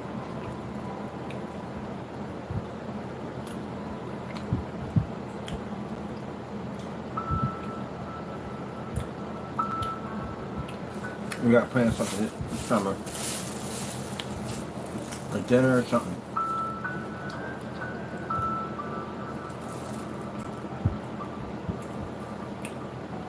Besides, I said, I made sure that I didn't hate any of my brothers and sisters, you know? God can't forgive you if you can't forgive others. Remember that. When you hate other people, God can't forgive you. These Slim Jims are amazing. I hate these things. The longest time. In my shopping cart, I made a mistake.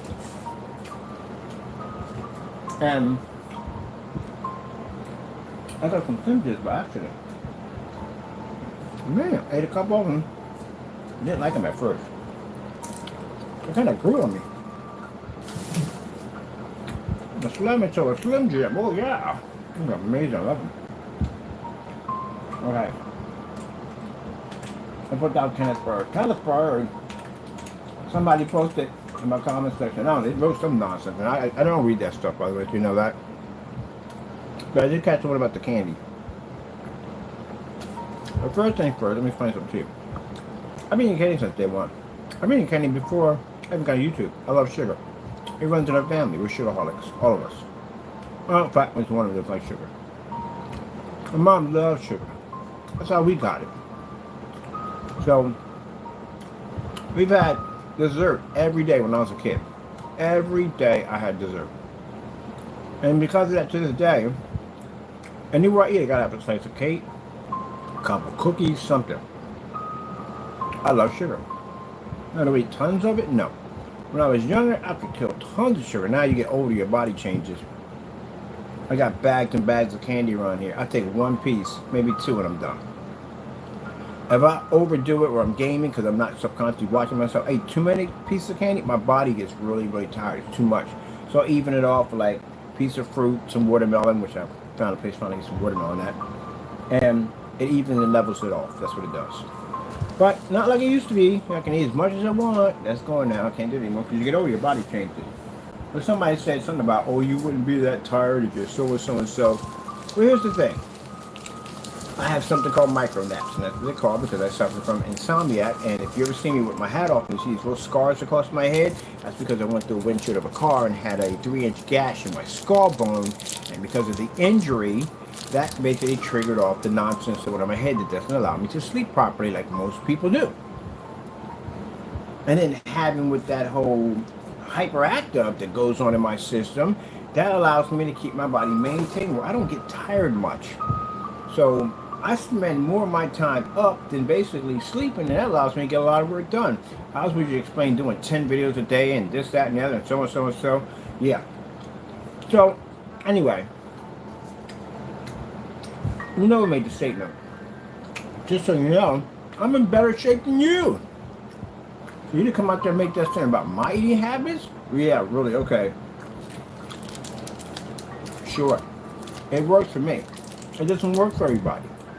Eating junk food every day doesn't work for everybody, but for some reason it works for me.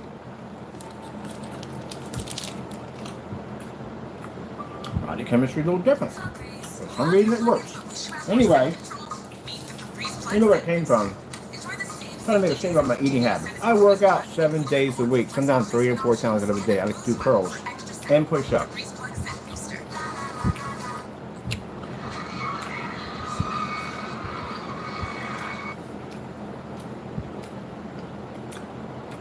I eat what I want. I like my candy.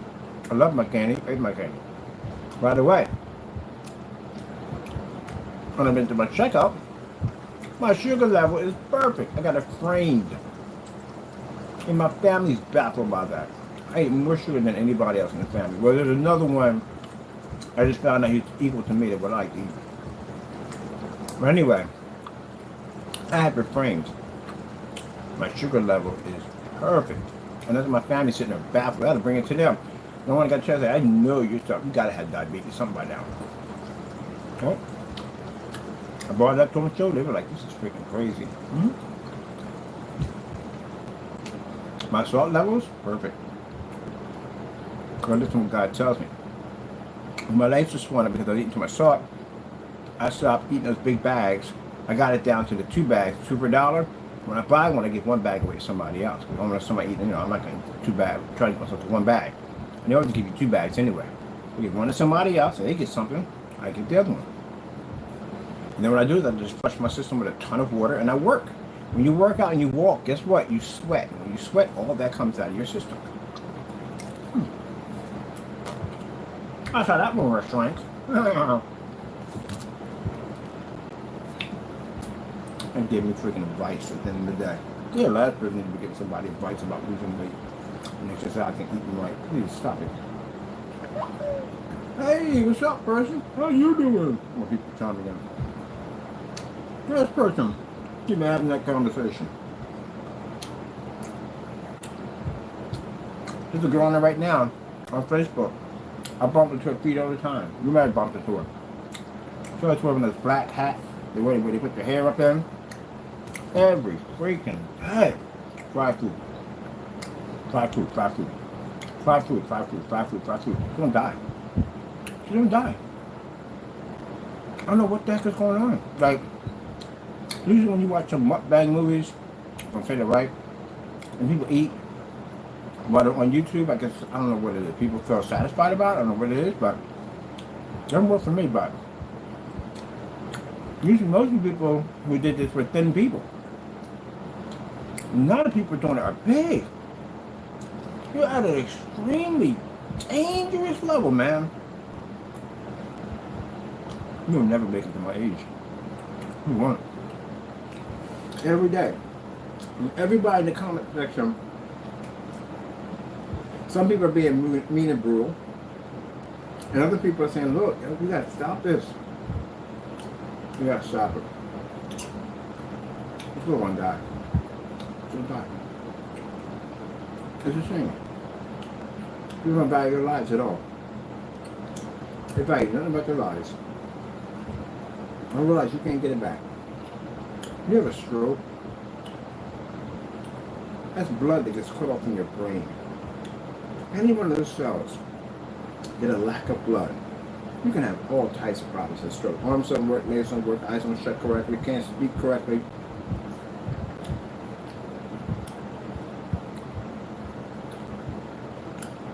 That could be your last meal.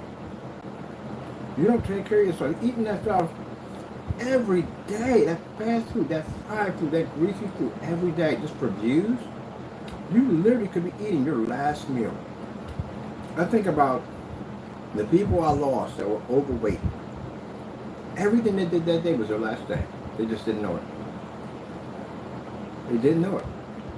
They got up that morning, they ate breakfast, they hugged their wife, their kids, and whatever. Probably stopped at a store, got something to eat, something to drink, everything. And the sad thing about it was they were not going to wake up the next day. And they never knew it. They never knew this was going to happen. They never knew. No warning signs, nothing. Until the last minute. And then, but some of them was too late. They couldn't do anything about it. It was just going to be, it was going to be.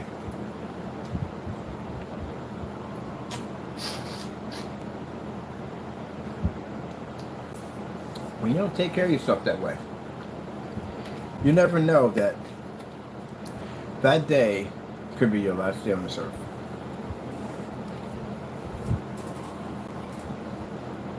I had today, what did I eat today? For the whole day. Because when I eat like this, I eat very little. I had 2 hot dogs. Actually, no, I had 3 hot dogs. I had two hot dogs in the afternoon and another hot dog a few minutes ago that I just ate. I had half a Slim Jim, 2 bags of potato chips, spread out through a period of the day, not all in one hit. I had some apple juice, and I had a Nestle Quick Strawberry. I had a chocolate, but I couldn't finish. Chocolate was disgusting. I didn't like to do it in the trash. I don't like it. Other than that, I hate to waste stuff. That's it. That's breakfast, lunch, and dinner right there. And in between that time, when I'm eating, I'm doing push-ups, I'm doing chin-ups, I'm doing crunches, I got my weights on the floor, I do my curls over and under, do my curls and all that, and I do my ab wheel. And then I go out and I take a little walk. I get my 18,000 steps in, 10,000 steps, 12,000 steps, whatever I got to do today. So, this is what I do every day. Oh, excuse me. This is my time for the day.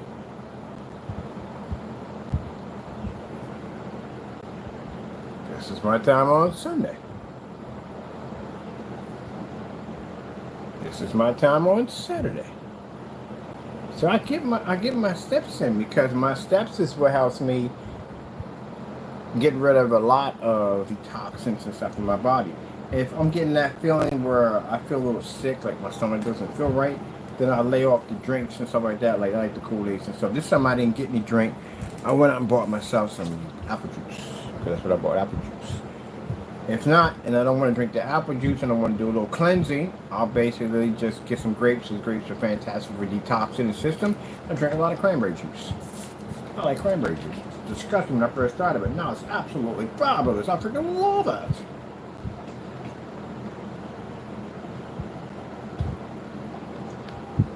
And if I'm drinking too much juice, then the Lord tells me, it says, okay, no more juice. You're going to drink a lot of water now. And I'll just start drinking water. Hey, Mr. Bean. Mr. Bean. Let's go take a look at New York City. We're going to finish up this. I thought the Ben had this done. I don't know. He's going to give me advice on basically what I should be eating and what I should not be eating. Really? Okay. Whatever. I don't even know how that works. What are we watching here? Whatever doesn't make a difference. It looks fantastic. It's absolutely fabulous. Almost don't like something anyway. I know it took for. Oh, I dropped that. Absolutely fabulous. Absolutely fabulous.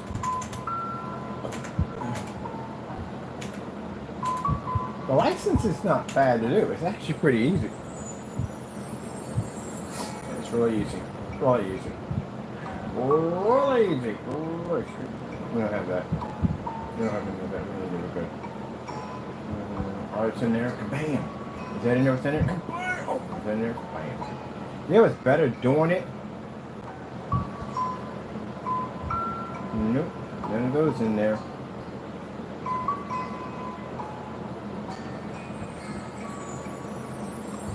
Nope.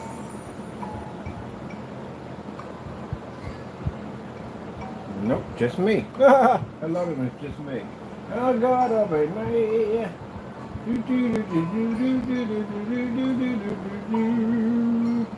My signature in there. Yes, three. What do you need? You need your signature? What time do you get this in cursive? I'll put it in cursive. Cursive is the same thing, lowercase, uppercase, all kind of the same time. Lowercase cursive and uppercase cursive, no right cursive. Look how crazy that looks. See that the white screen doesn't even show up. Oh, you stuck that. Wrong one, Bird.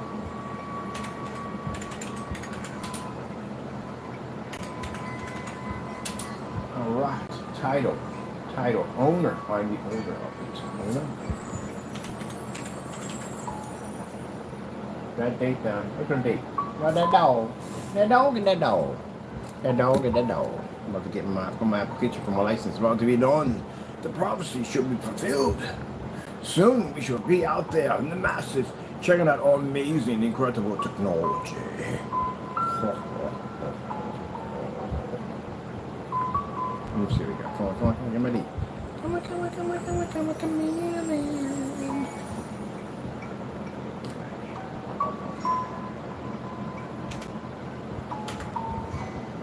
Give me slash. Give me two, give me four, give me that, give me that.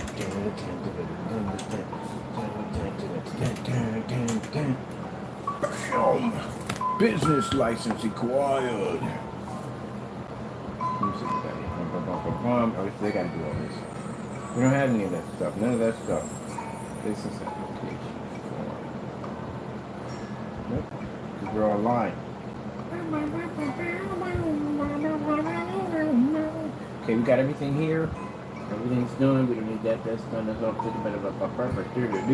That's on the and we don't have any of that. So we're good on that. Nope. No. I don't have anybody else except for me. All by myself. I wanna be all. I never can understand that song today. Like, why would you bother about being all by yourself? It's a beautiful thing, man. It's a beautiful thing. You can be by yourself. No bug you, no nerves, no headaches, none of that. Oh, I didn't see the contrast. It blew my mind.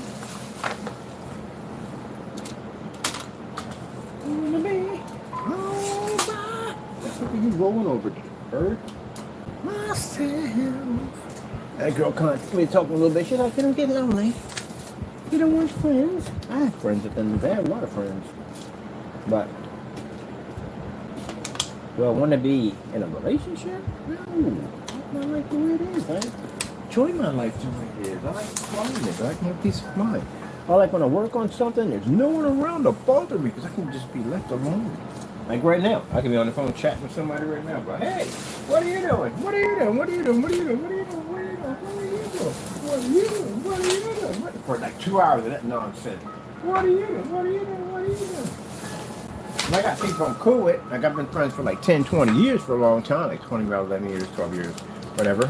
I'm cool with them, you know. I talk with them, you know what I mean? I can shoot the breeze with them for a couple of hours. I'm good because I know them already. But when with somebody new, and you got to find all, I don't want to do that. I got too much to do. And even other friends, I don't really call them all that much, you know what I mean? But we still talk from time to time, you know what I mean? It's my buddy's house at the end of the day, but no, sorry, buddy.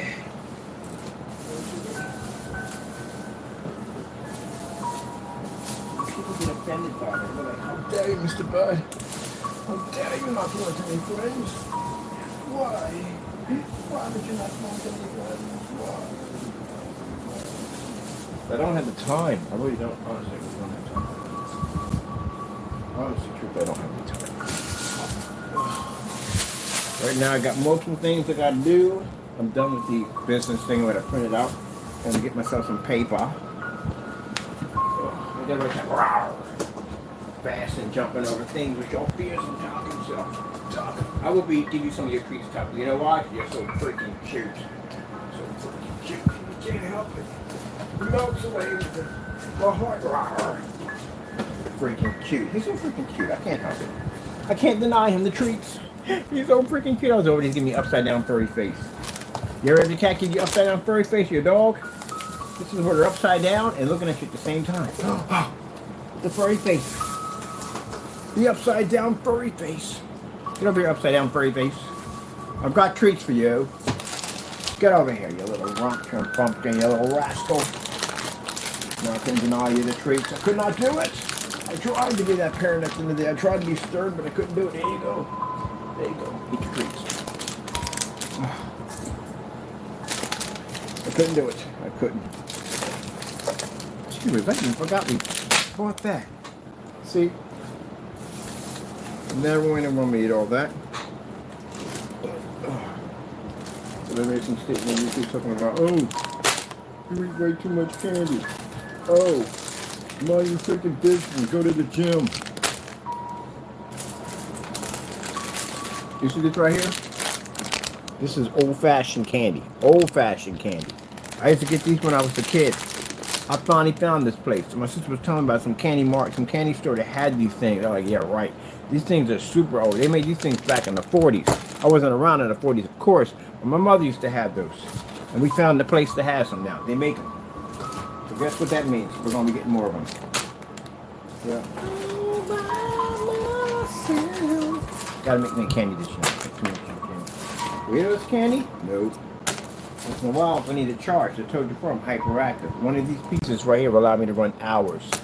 No problem, because sugar charges my battery. Eat too much of it, I ain't gonna be able to function correctly. It makes me feel like I'm actually kind of drunk. That's what it does. So I have to learn to balance it off so we don't eat that much sugar. That's what we get. Look at all those candies. Look at all those candies. You won't eat that. Look at all those. Just don't fight it. So there's a lot of candies. Canned and candies. Look at those candies. Look at all them candies. Ugh. So the person who made the statement is like, you don't know, you know, this is why I just block you and go on the way. First things first, let me explain something to you. If you want to come to my channel, you want to talk smack, at least you have a real YouTube channel. Stop coming on these fake YouTube channels, you cowards. Because you're going to come on my channel with a fake YouTube channel and talk trash. No, use your real channel. Talk a bunch of dumb nonsense. Use your real channel if you're going to talk smack. So I can go into your non-existing, faded, washed-out projection screen. And since you want to talk about exercising, well, you don't want to go there. But anyway, you know what I'm talking about. That's like the other guy I told you had a nerve to call me fat. In one of my videos, like, you freaking kidding me? You're bigger than me. How many are you calling me fat? And you're bigger than me. You know, wearing two t-shirts, no. He's wearing two t-shirts, one over top of the other one for the control. I got buddy mines at the end of the day, they big guys. I got a Buddha, a big boy, Buddha. Got two of them. One named Buddha, and the other one, like he's like a sumo wrestler. I know what that is when they wear two t-shirts. And then he was a big guy. That's the nickname he got from us. Because he really does. He's a big guy at the end of the day. He ain't into lifting weights and all that. He just like his wife and all that. They all clicks for them. She like big guys anyway. Big heavy guy. That's what he is. They call him Bear or Buddha. But anyway, yeah, one time we were out buying t-shirts. Like, why do you buy two t-shirts? Because I didn't know about the whole theme about it. He says, I wear two t-shirts. I wear the beater underneath. And I wear the big heavy white shirt underneath of it. It gives me control with things ain't moving around too much. I was like, oh, okay, cool. I was asking. I only buy like one t-shirt. I was wondering why you always buy two. He wore a beater, and he wears the big heavy set, the white t-shirt. I was like, cool. I'm like, good. But that's what they wear it for. That's why Jamie had two of them on, because you got to put that control in there. But see, the difference is between Buddha at the end of the day, Buddha don't be putting people down. He's not that type of person. He's a very nice person. You do that nonsense. You basically throw stones when you live in glass houses. You got the nerve to call me fat at the end of the day and take a picture of me when I had lung disease on a lot of medication. Mind you, you weren't. And I basically was sitting down in the chair because I couldn't breathe. And he thought to take the picture and post it there. Well, look, he's fat and overweight. You own mirrors by any chance, Fernando? You own any mirrors whatsoever. You're fat. You are definitely fat. And then he probably goes in there and go fat shame. Oh, he's fat shaming me. No, no, no. It's not fat shaming. You are fat. There's no shame around it. When I was 290 pounds, guess what I was? I was fat. I was fat. I wasn't slim. I wasn't in good shape. Definitely wasn't in good shape because I could literally feel when I sat down from my rib cage, my stomach pushing into my rib cage. I could feel that. So I was no way in any way whatsoever in any kind of good shape. And I had very bad eating habits to begin with, but when I'm overweight, it's even worse. So yeah, I made a ton of excuses, but then again, I did have a rare lung disease that literally tried to kill me, and my breathing was actually at the worst it could ever be at the end of the day. Paramedics were constantly rushing in and out of the property because I had a very hard time breathing, but I still managed to beat it.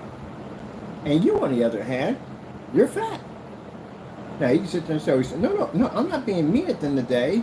You are fat. Accept it. You want to change that? Get on the diet. Go see a dietitian. Go change it. Go work out. Go exercise. Lose it, and then you're not fat anymore. That's it.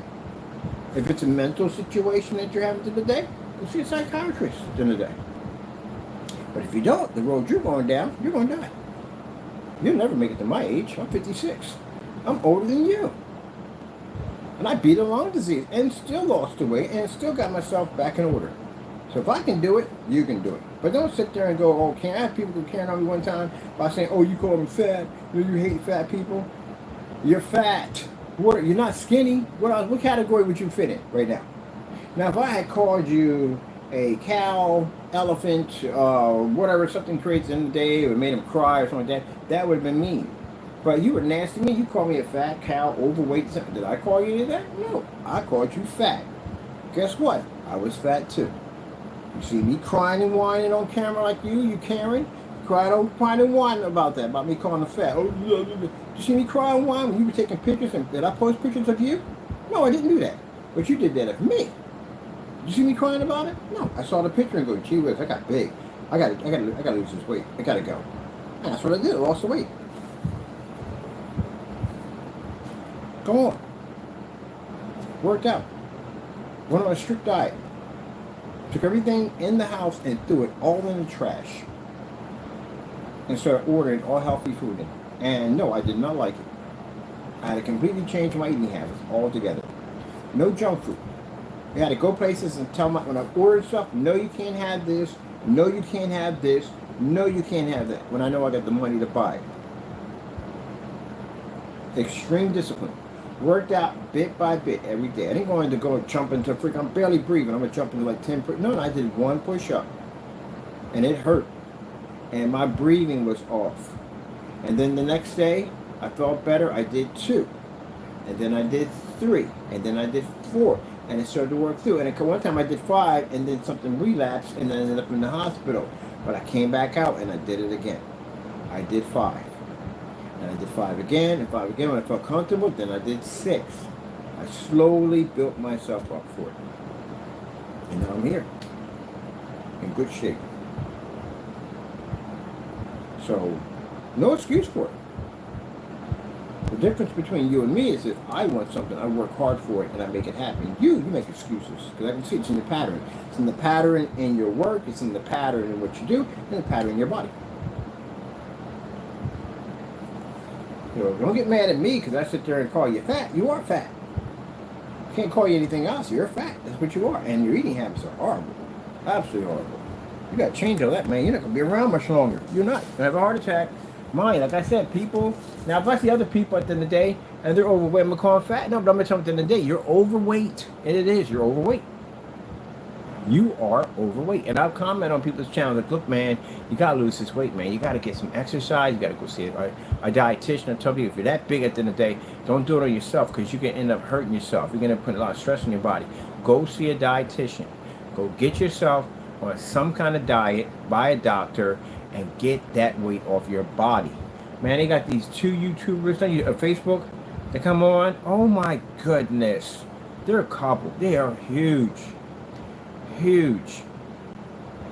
Oh man, that's crazy, man. It's crazy. You get one freaking life. One freaking life. One. You get one. That's all you get. One. Life. That's all you get. You don't do back, come back. None of that. None of that at all. When you're going. That's it. You're never coming back. Ever. And they think it's a joke. They sit up there and they think it's a joke. These mukbangs, overweight, they're so big, their shoulders are huge. And they're just shoving all this food in their mouth. Just shoving all this food in their mouth. We got fried chicken today. We got pizza today. We got hamburgers today. I'm looking at these men, it's messed up. It's like literally watching somebody kill themselves. It is.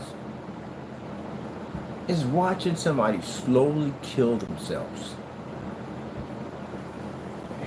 That guy, they had that guy on freaking YouTube. The guy came on and joked and laughed. You know what I mean? He did Popeye reviews. Big guy. He died. He's dead. He ain't coming back.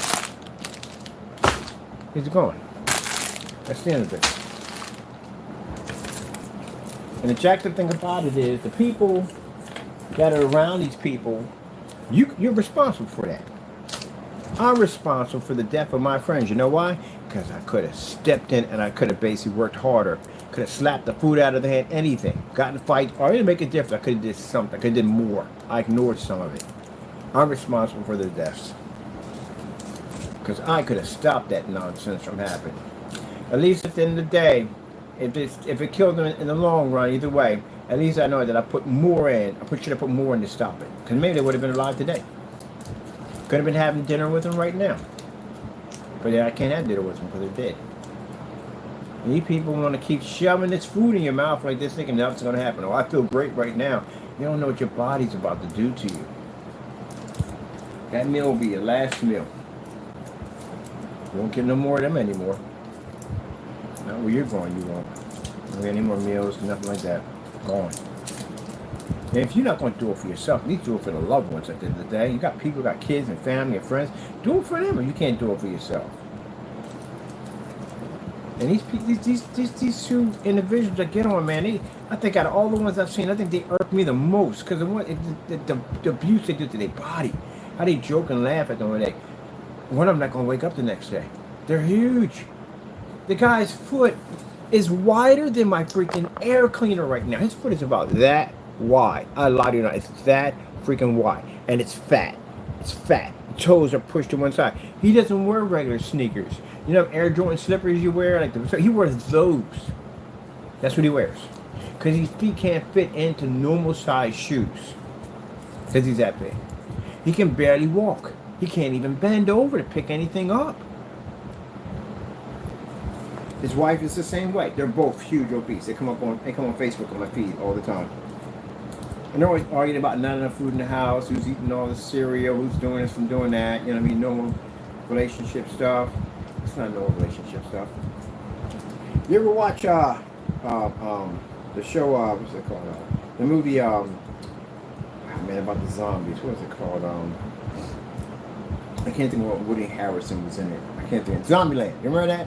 And the guy explains zombies 101 about the first people are to go. And they talk about the first people to go are the elderly and the obese because they can't run. They're the first ones to go. They're the first one they feed on first. And they literally talk about in Zombie. If you ever watch Zombieland, they talk about the guy does the whole thing 101 about the first people that go in apocalypse are people are going to be either the sick, the elderly, and the obese. A kid can survive easily, fast, quick. They don't eat much. That's fantastic. It's about the energy. They have a higher survival rate than a person of a grown man that's overweight. They can get smaller areas and no places to hide at. Faster survival rate than you have as a person who's overweight. But yeah. And I wouldn't say so much old people because there are old people in fantastic shape. They can beat the crap out of me at the end of the day. So no, I wouldn't say that. It would be the obese would have the issue. Can't run. think that's the majority of what you're going to have to be to do. Why is it that all zombies, and I don't care what they are at the end of the day, they could be 400 or 500 pounds. The minute they get bit with that stuff, they become automatic track stars. They're supposed to take off. But anyway, yeah. He would be like the boomers. You know, the boomers are. The boomers are the real big guys that spit out and spew all kinds of stuff.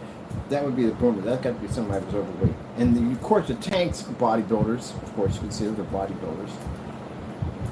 But anyway, I'm going to play some zombie right now, some other games right now. But anyway, yeah, man, it's just crazy, like, watching them.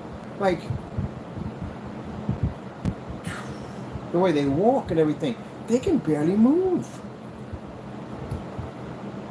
They're going to die. I put stuff down there like, look, you guys got to do something, man. You got to lose some weight.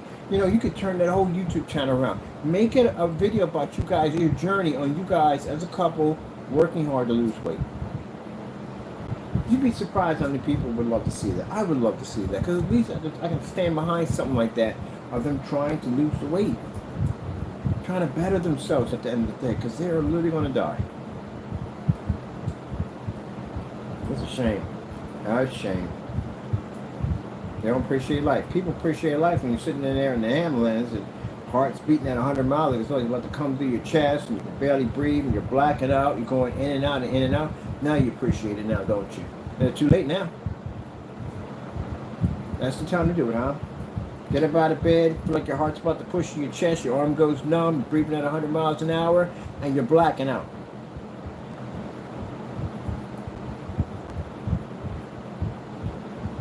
You better hope somebody's around you when that day comes. You better hope. The most terrifying thing to go through when you're going through a situation like that is laying on the floor and there's nobody around you. It's just you. You can't even get to a phone because you're too big to get up to get to a phone. Gee whiz Louise, my goodness. And then this whole, the mukbang thing. I mean, I saw mukbang, but I saw people that were thinner that were doing it, you know, and they would work out. This is a guy who's a freak eater. I can start watching him again. He's a pretty cool dude. I got to catch up with him. Beer Meets Food. I love watching them. I love watching him eat. But this guy's in fantastic shape. He works out a lot. They got another one called the Black Widow. She's another one she eats, but she got like, she's thin. She got like a crazy metabolism system. It's crazy. She's really thin. She just, man, she's literally a black hole. Whatever she eats, she doesn't get any weight to it. But those are the lucky ones today. But the other guy, they work out. A lot of them work out. But these new versions of mukbang, oh, you gotta be kidding me. They're huge, man. And they're just shoving this food in their mouth. You kind of remind me of the merchant in freaking Resident Evil. The guy, the big guy was so big, it's actually part of the whole entire unit. And you would go to get stuff from him. Yeah, that crazy stuff, man. Y'all gonna die, man. Y'all gotta really take that seriously. I know this is a channel about audio, videos. It's mostly about home theater projection screens. But I do go off topic from time to time. And I speak my mind when I go off topic. I'm keeping this one in there. I got to keep it in there. I'll delete them sometimes because I felt at the end of the day we got to keep it the topic. But man, I don't want to see anybody die. I don't want to see anybody end up in a coffin. I don't want to see anybody lose their family members, their friends, their kids, whatever. I don't want to see that. Fernando needs to lose weight. All he needs to do is McAfee needs to lose weight. McAfee's heavy. He needs to lose weight. Definitely Williams needs to lose weight. Definitely. Something right around that freaking e-bike, whatever that thing is. There's something right around that thing. Go walking more. Get your little meter system out, because, you know, you got to do something, man. At the end of the day, you know, you're in a situation. I know you guys got yourself in some trouble. You're going to, look, where you're going at, you're going to have to hit that gym over there. You're going to have to beef up. Because slow don't survive at a place like that. You're going to have to build muscle mass quick.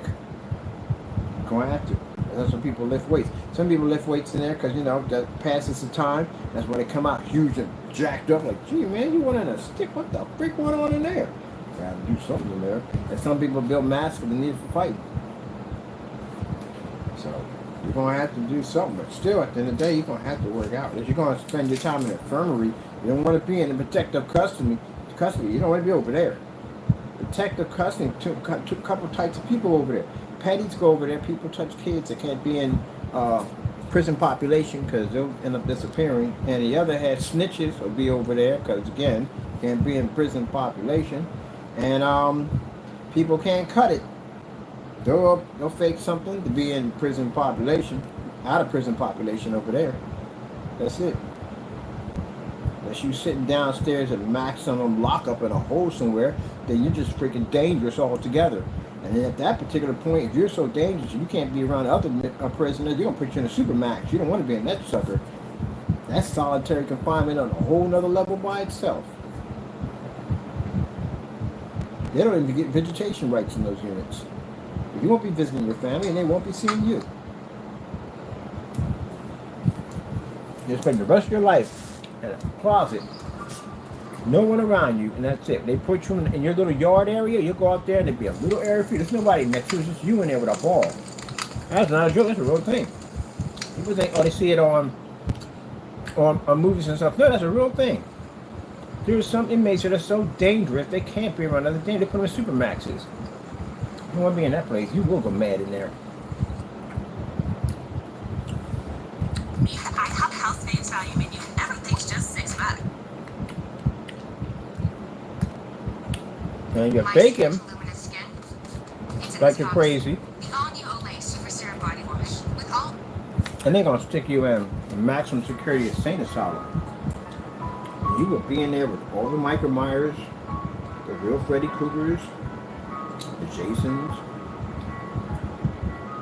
Buffalo Bill, Red Dragon, which was Buffalo Bill, by the way.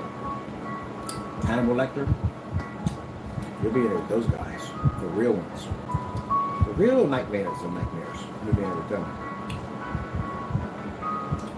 These are not the type of people who talk or hesitate. They just do. They act on impulse.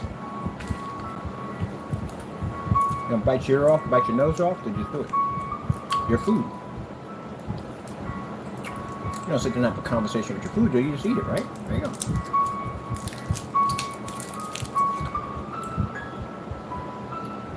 When they're transferring me through CCP,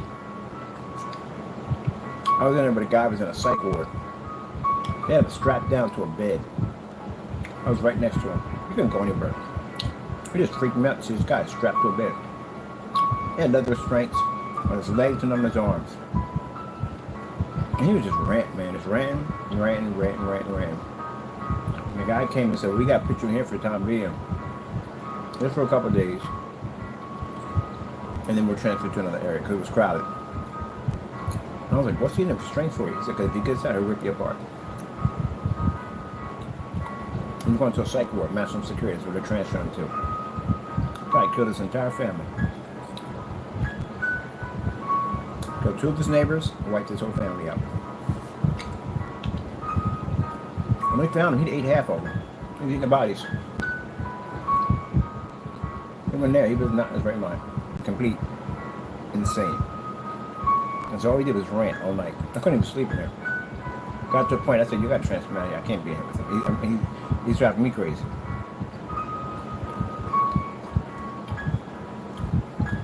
That's the type of person you can't reason to, you can't talk to them about nothing. They are what they are. I'll never forget that, yeah. And I was 17 when it happened. Put me in there with that guy. A couple of nurses. He wasn't cannibal, even that. It was just not there. And I realized that, man, you fake it like you're crazy, you don't end up in there with them guys.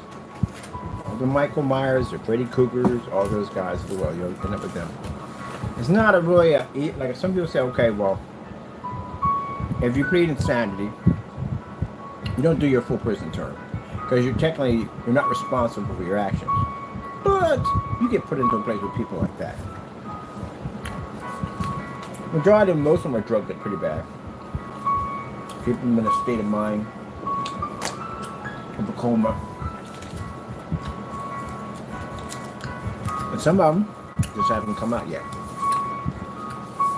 A conversation with them, they just react just like that. And watched it.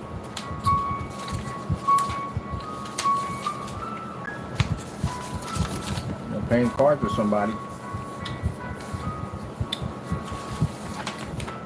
I just got him, punched that guy right inside of his head, took his eyeball clean out. I told you, I don't tell you stuff to scar you for life. Send some crazy stuff. Yep.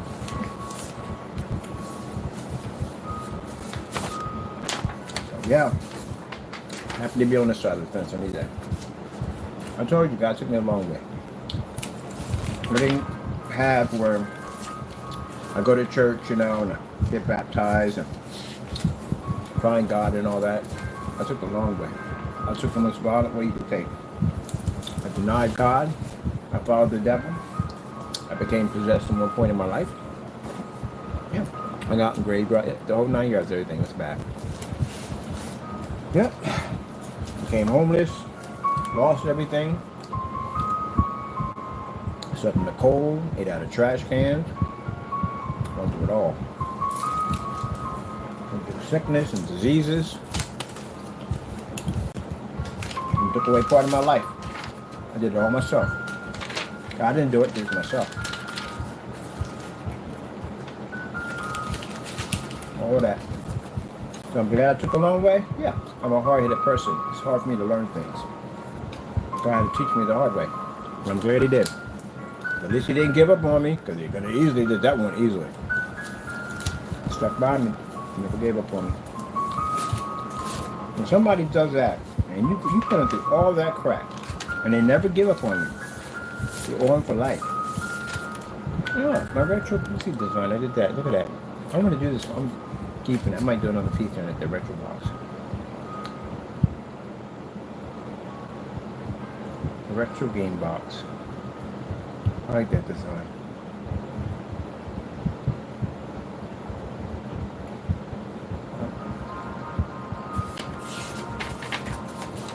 Do all that, people. Life. I'll serve God for the rest of my life.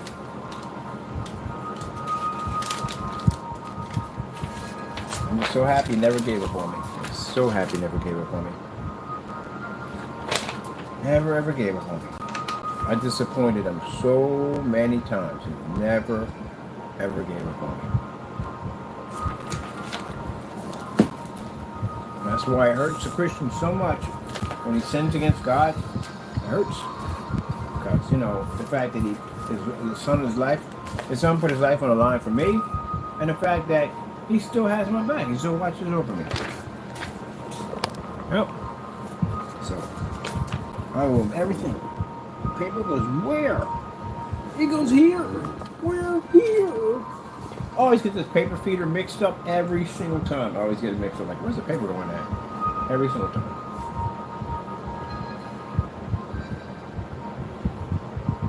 Yeah, now I got that in my head. Contact lenses. How come they don't make contact lenses with computer chips in them? I gotta look that up now. They probably got them already. I probably just don't know about it. Now see, look. That right there is a giant aquarium. That right there is a giant aquarium. Is that a whale shark? That looks like about a whale shark. That's a big aquarium.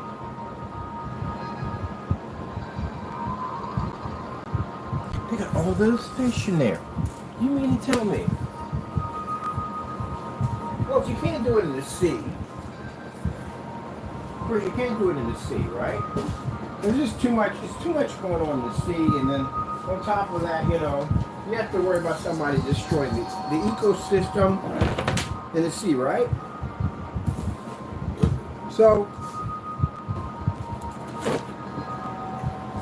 if you want to keep the ocean safe, because as humans, we jack everything up, because we got a habit of basically, we mess up everything we're around. Not all of us, but majority of us mess stuff up. We'll pollute the ocean. We'll mess it up. We know we will. Greedy corporations will get in and do mining and all that, so you'll mess it up down there. So, okay, so say we stay out of that ocean, right? We stay out of there. We're not allowed in the ocean. But if we can build this stuff right here, these giant tanks, we can put stuff in there. We can put little apartments and stuff in there. And it's safe on top of that when you think about it. You don't have to worry about any sea monsters, which we know. I don't know. Remember, the ocean's only 15% explored, so we don't know really what's down there. We can select the fish that we want to put in there, which would be pretty cool. You don't have to worry about sharks and stuff like that in there. You're going to have all kinds of tropical fish in there. That'd be beautiful.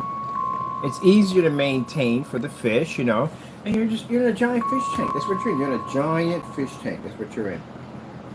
That's a whale shark. That is definitely a whale shark. Do you have any idea how big a whale shark is? Whale shark is one of the biggest. It's the biggest shark of all sharks. Is a whale shark.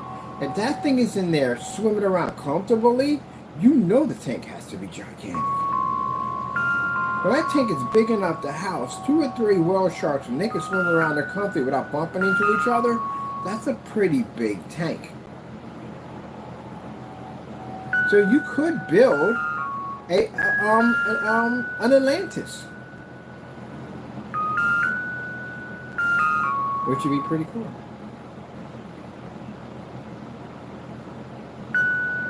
See, people got billions of dollars. Do that at the end of the day. Take that money and do that. That'd be cool.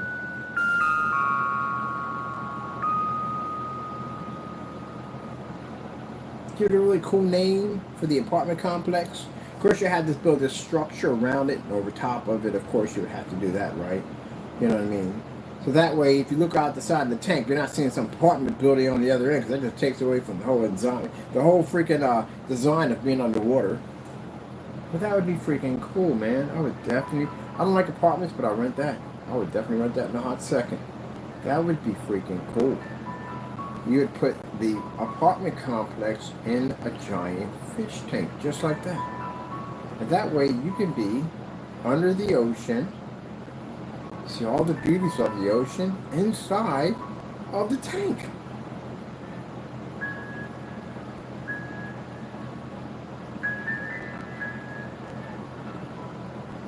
Oh, look at the smiley face. Hey, what's going on, people? Hey. But yeah, that'd be cool. You got 2 ways you can go. You can take an elevator or take manual. So you go to the back of the unit to go into the front where you would go in. That's how you would go in. You wouldn't have to touch any of the habitat, what's in there. You're going to transfer from here to here to there. That would be freaking amazing. I think that'd be awesome. You wouldn't need gas. You can literally run everything off electric in there. Or solar. You can run it all off solar. Or electric you would need either way. Now wait a minute. Think about it. Do they have a solar powered oven? See, there you go. This is where the brain goes off in other directions. See, this is why we need the PC hookup. Because I can't get the information on there. Let me go print this out for my brain go scatter out somewhere. Because right now, I got this in my head now. Is there a solar power oven? Like, you can get a solar power oven.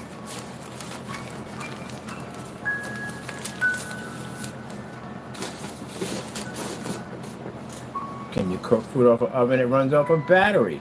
Is there battery-powered ovens? See, that's the kind of stuff that goes through my head all day long. Battery-powered oven. You can charge your oven. That would be sick.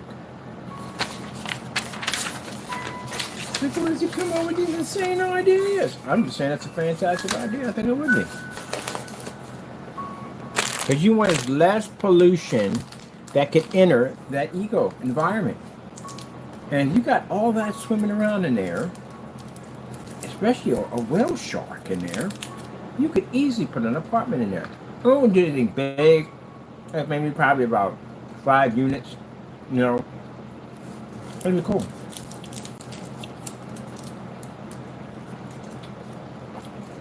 And you can be under the ocean. And be safe at the same time.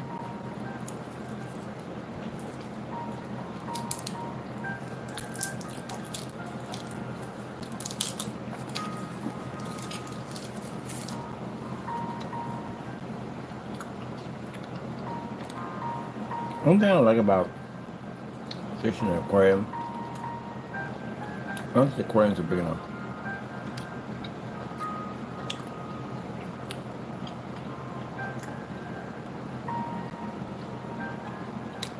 Unless they study these creatures, which of course I think they do. The question, how far do sharks go out? Like how many miles do they actually swim out when they're in the ocean? The shark goes out 20 miles out, swimming around. You stick it in a fish tank to get it down to 2. When do you think they make the fish depressed?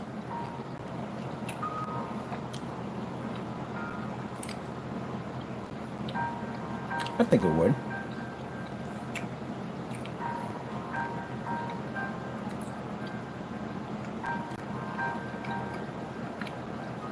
People look at them like they're probably mindless animals. They don't think. They do think.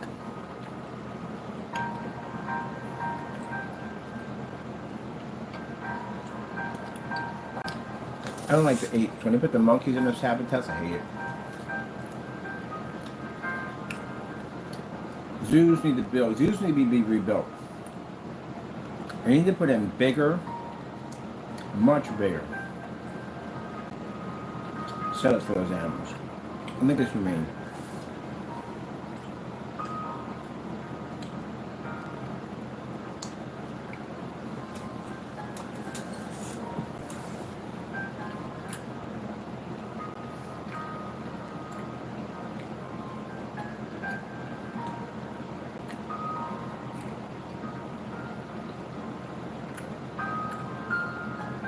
See, we didn't do that with Jurassic Park. They let them suckers roam where they wanted to roam. They were in their habitat. The habitat was huge. And they made bigger. That's why I like going to the zoo. I can't stand to see them in those little tiny areas like that. I would think if somebody took you out of your house, stuck you in a closet, locked the door, and said, okay, you want to be there forever. You wouldn't like that. You're with animals all the time. Now, people said release them to the wild, they can't. They can't.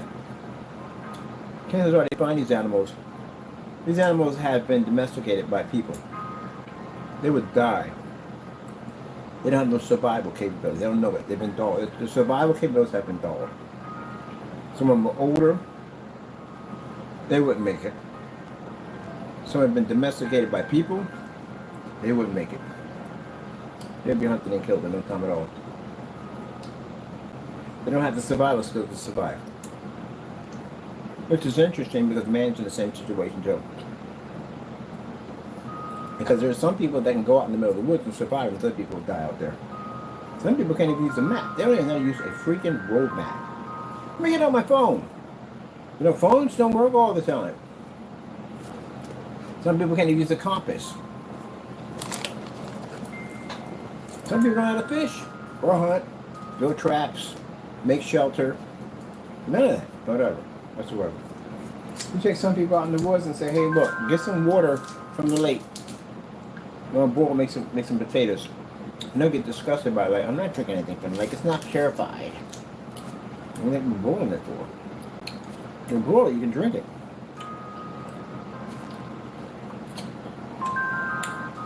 Back then, if a man wanted to make his mark in the world, he couldn't go apply for a job. He literally had to go make his mark in the world. He had to get on a boat or somewhere and travel out somewhere far area and find himself or die in the process. I like to look at how people back then, how they acquired careers compared to what we have today.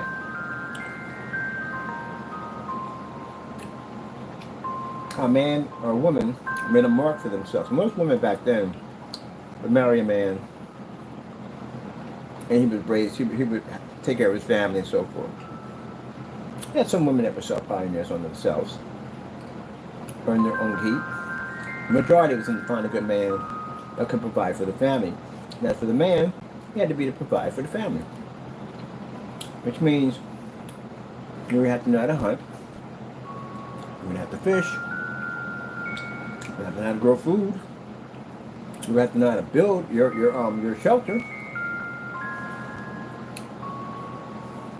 You literally were surviving. You go out there and you hunt, bring food back to your family. You build a shelter.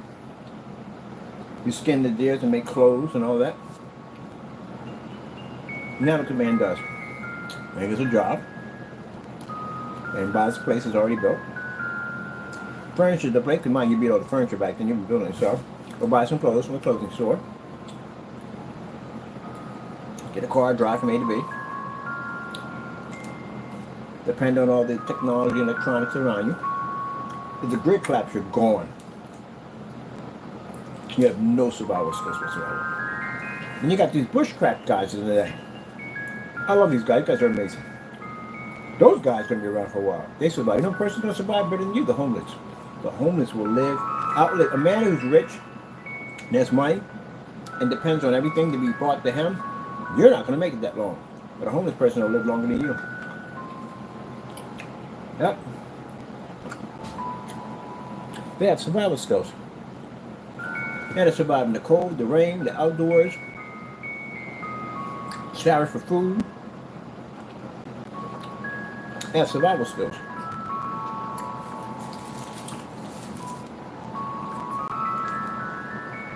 I like that show called Naked and Afraid. That's a good show. But they should have when they take rich people, put them out in the middle of the wilderness. You got 1 year out there to figure it out. I watch that now. Saying they're everyday people. Anybody. Who would put down on their freaking application? I was in the Cub Scouts. All right, we're definitely bringing this one on.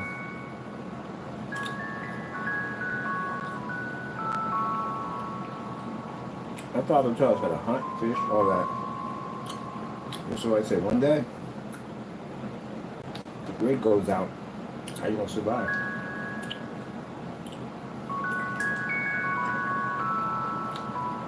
You better figure out the difference between what's poison oak and what's not poison oak. What mushrooms you can eat, what you can't eat.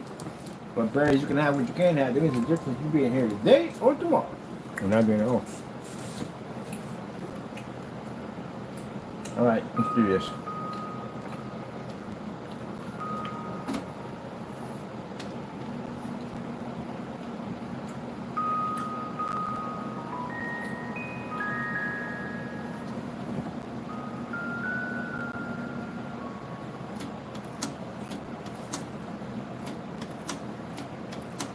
Ah, crap. I thought to fill something out and it was wrong. Alright, cool.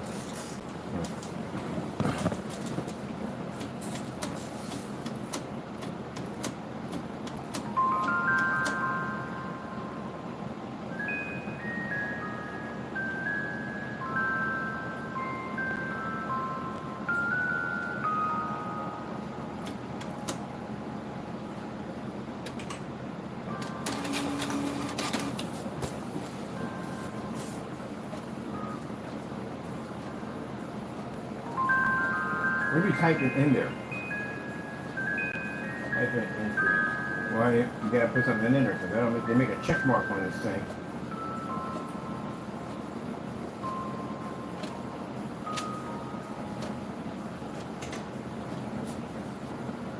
That's it right there. All right, let's see.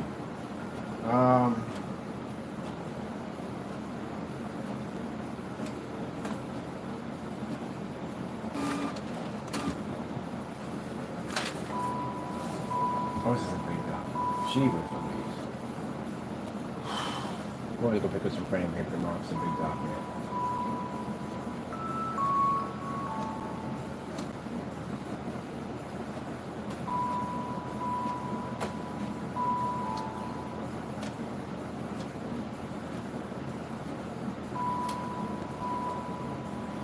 Our company makes a high-performance black projector screen paint and projection screens.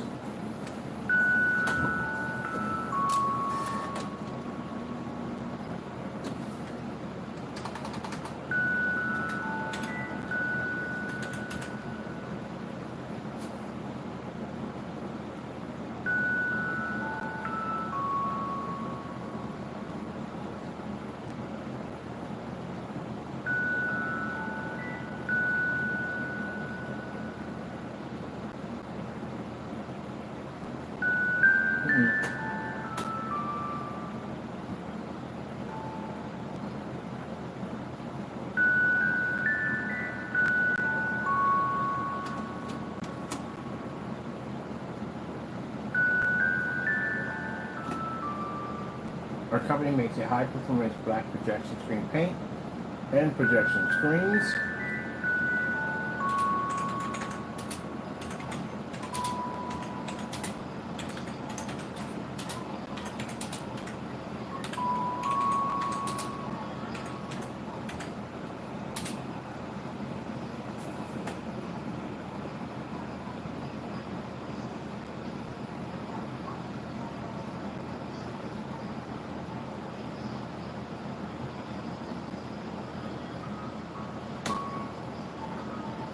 The heck trigger from where?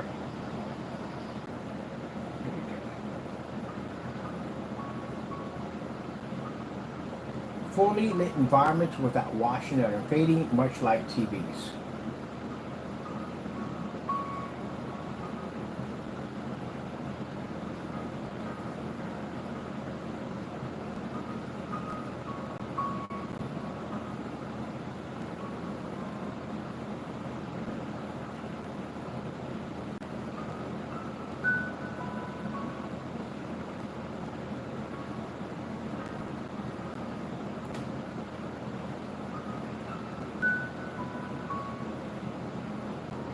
Fully lit.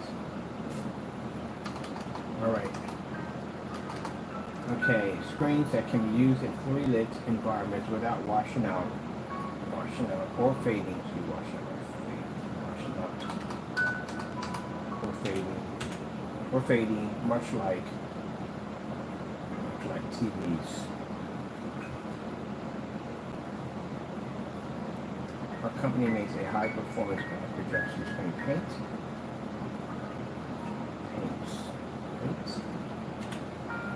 and projection screens that can be used in fully lit environments without washing out or fading, much like TVs.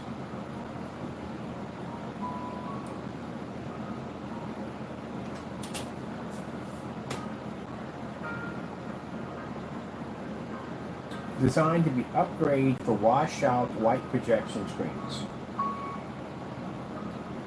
Designed to be an upgrade for upgrade twice. Designed to be an upgrade for washed-out traditional white projection screens.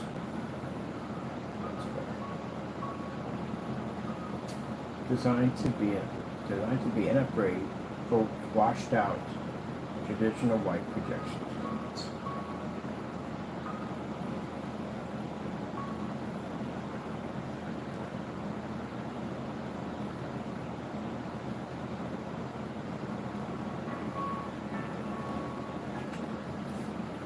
Alright, take us on a description of what we do.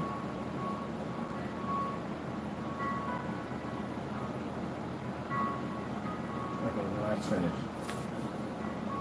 We have to do this. Number of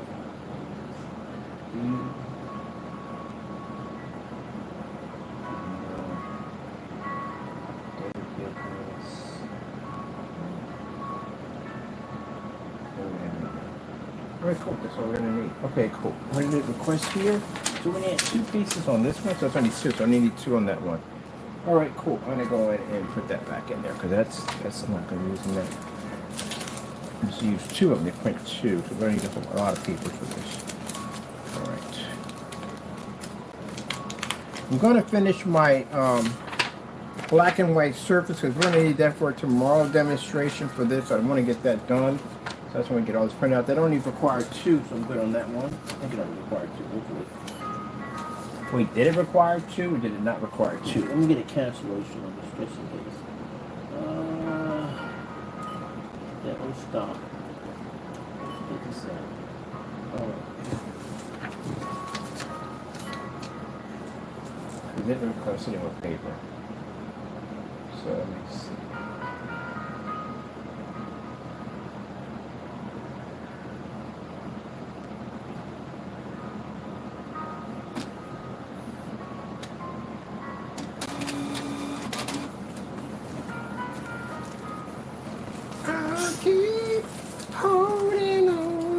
Now I got a certified white screen in here. Padow. Padow. And we have certified white screen. And I want to put that against the white surface I just got a few minutes ago because I need to use that for our screen. And I need let me see. Is this open or is it not open? I need a box or something to put all my candy in.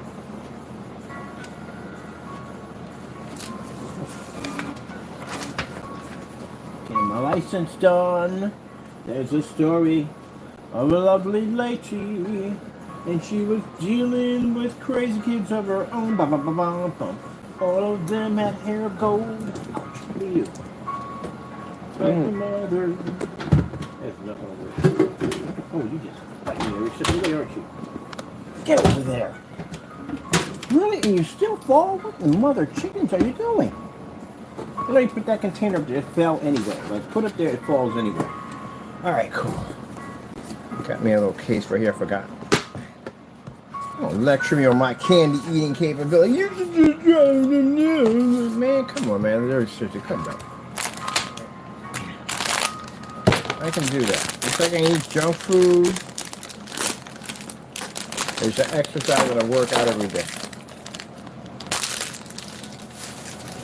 You gotta stop doing it. No, you need to stop. How come you guys never show your pages? That's why you never show your pages. Because I go in there and I see some guy in there that weigh like freaking 500 pounds.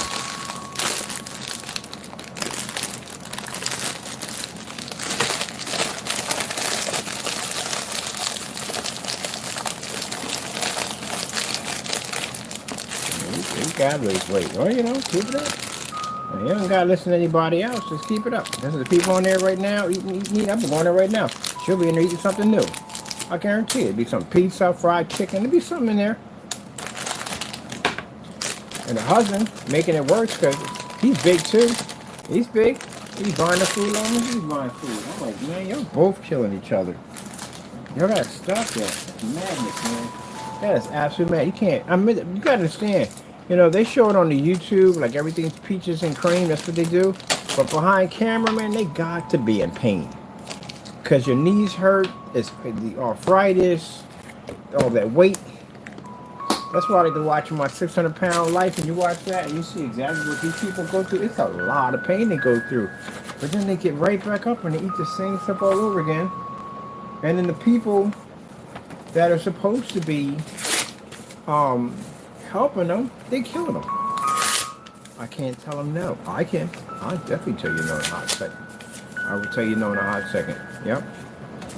In a hot second, I'll tell you no. If I had somebody at the end of the day, they were telling me, I'm starving. You ain't starving. No, you're not. It's a salad right here. Go take you to a, go to a dietitian, and whatever list they give you gonna eat, that's what you're gonna eat. That's it. You cry, scream, whine all you want. If you're hungry, you'll eat it.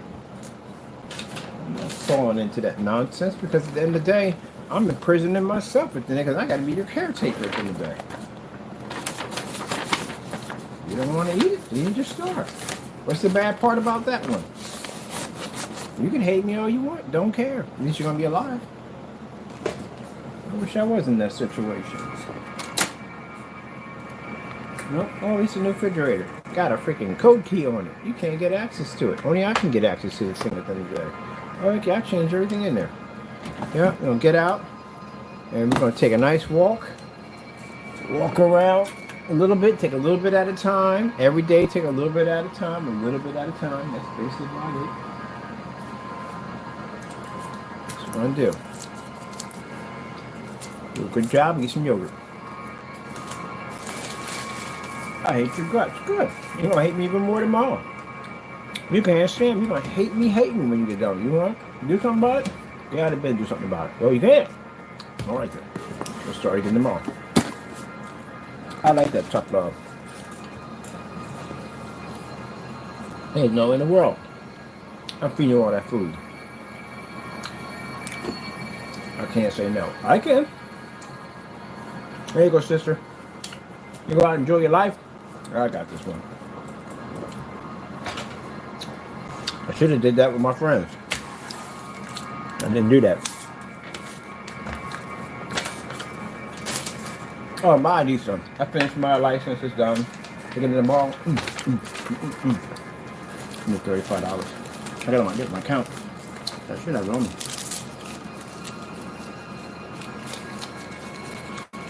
I'm gonna go for a walk outside.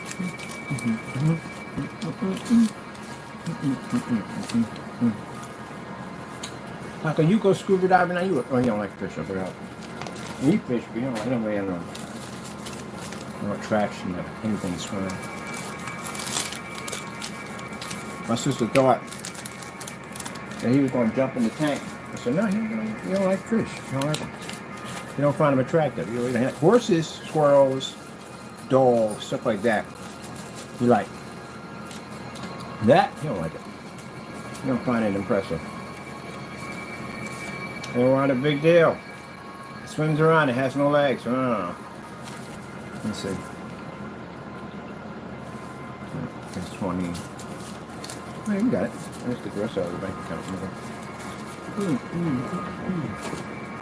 You know what that is? Let's finish. All right, people. I make my structural design. I'm going to get my license is finished.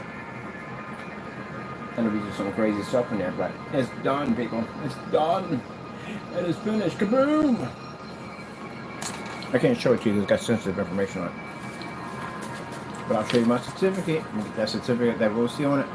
I got one already for the other one. Taco. My license, baby. Once we get this done, you know what that means? We're gonna get that whole setup in the showroom. Got customers coming in. Booyah! We got new technology in there. Taco. Love you. It's very much to you. Taco, your coat size.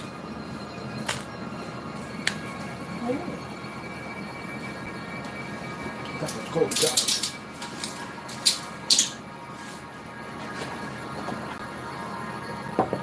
Ooh, cut off a white screen. It's a white screen, Jenkins. It's a white screen.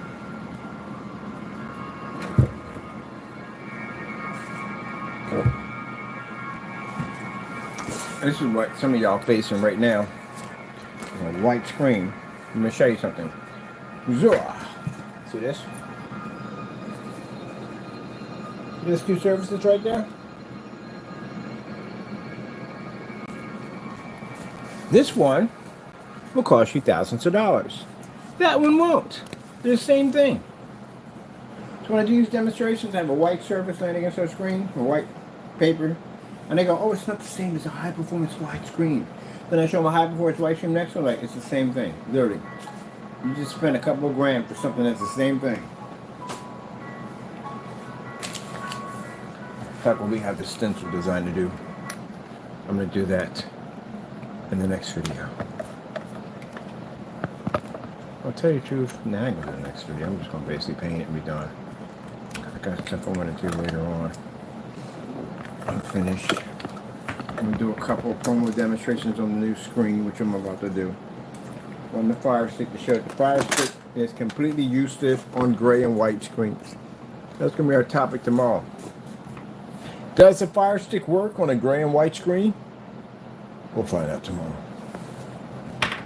Tune in as the gray and white screens turn. Doctor, what? It's here. What's here? The gray and white screen.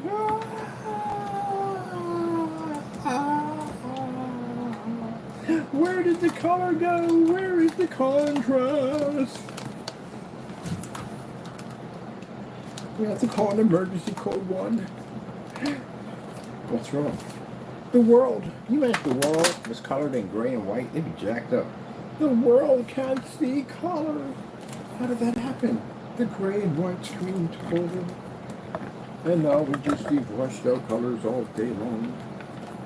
But what about at nighttime? We can see some of it okay. But about the daytime, it ain't happening. Come on, let me get over that. Alright. I'm done. I had fun. I'm leaving it here. Oh, man, that license was something else. That thing was not as easy as I thought to fill out. That was an interesting piece of document over there. Gee whiz Louise. I asked for a lot of stuff, man. I'm glad I finished all that paperwork and that washroom, because, man, the laundry room, for those you don't know, when I first came here, I was at my sister's place until I found a place. I had a place to land at. Nobody in Allentown. No place to go. When I left over from Allentown. And I basically, only place she had for me, you know, to get started down here was her laundry room. So that's where I stayed in the laundry room. And the naysayers, when they're like, oh, you know, they always saying this nonsense. Oh, his business must have went under, he's in the laundry room.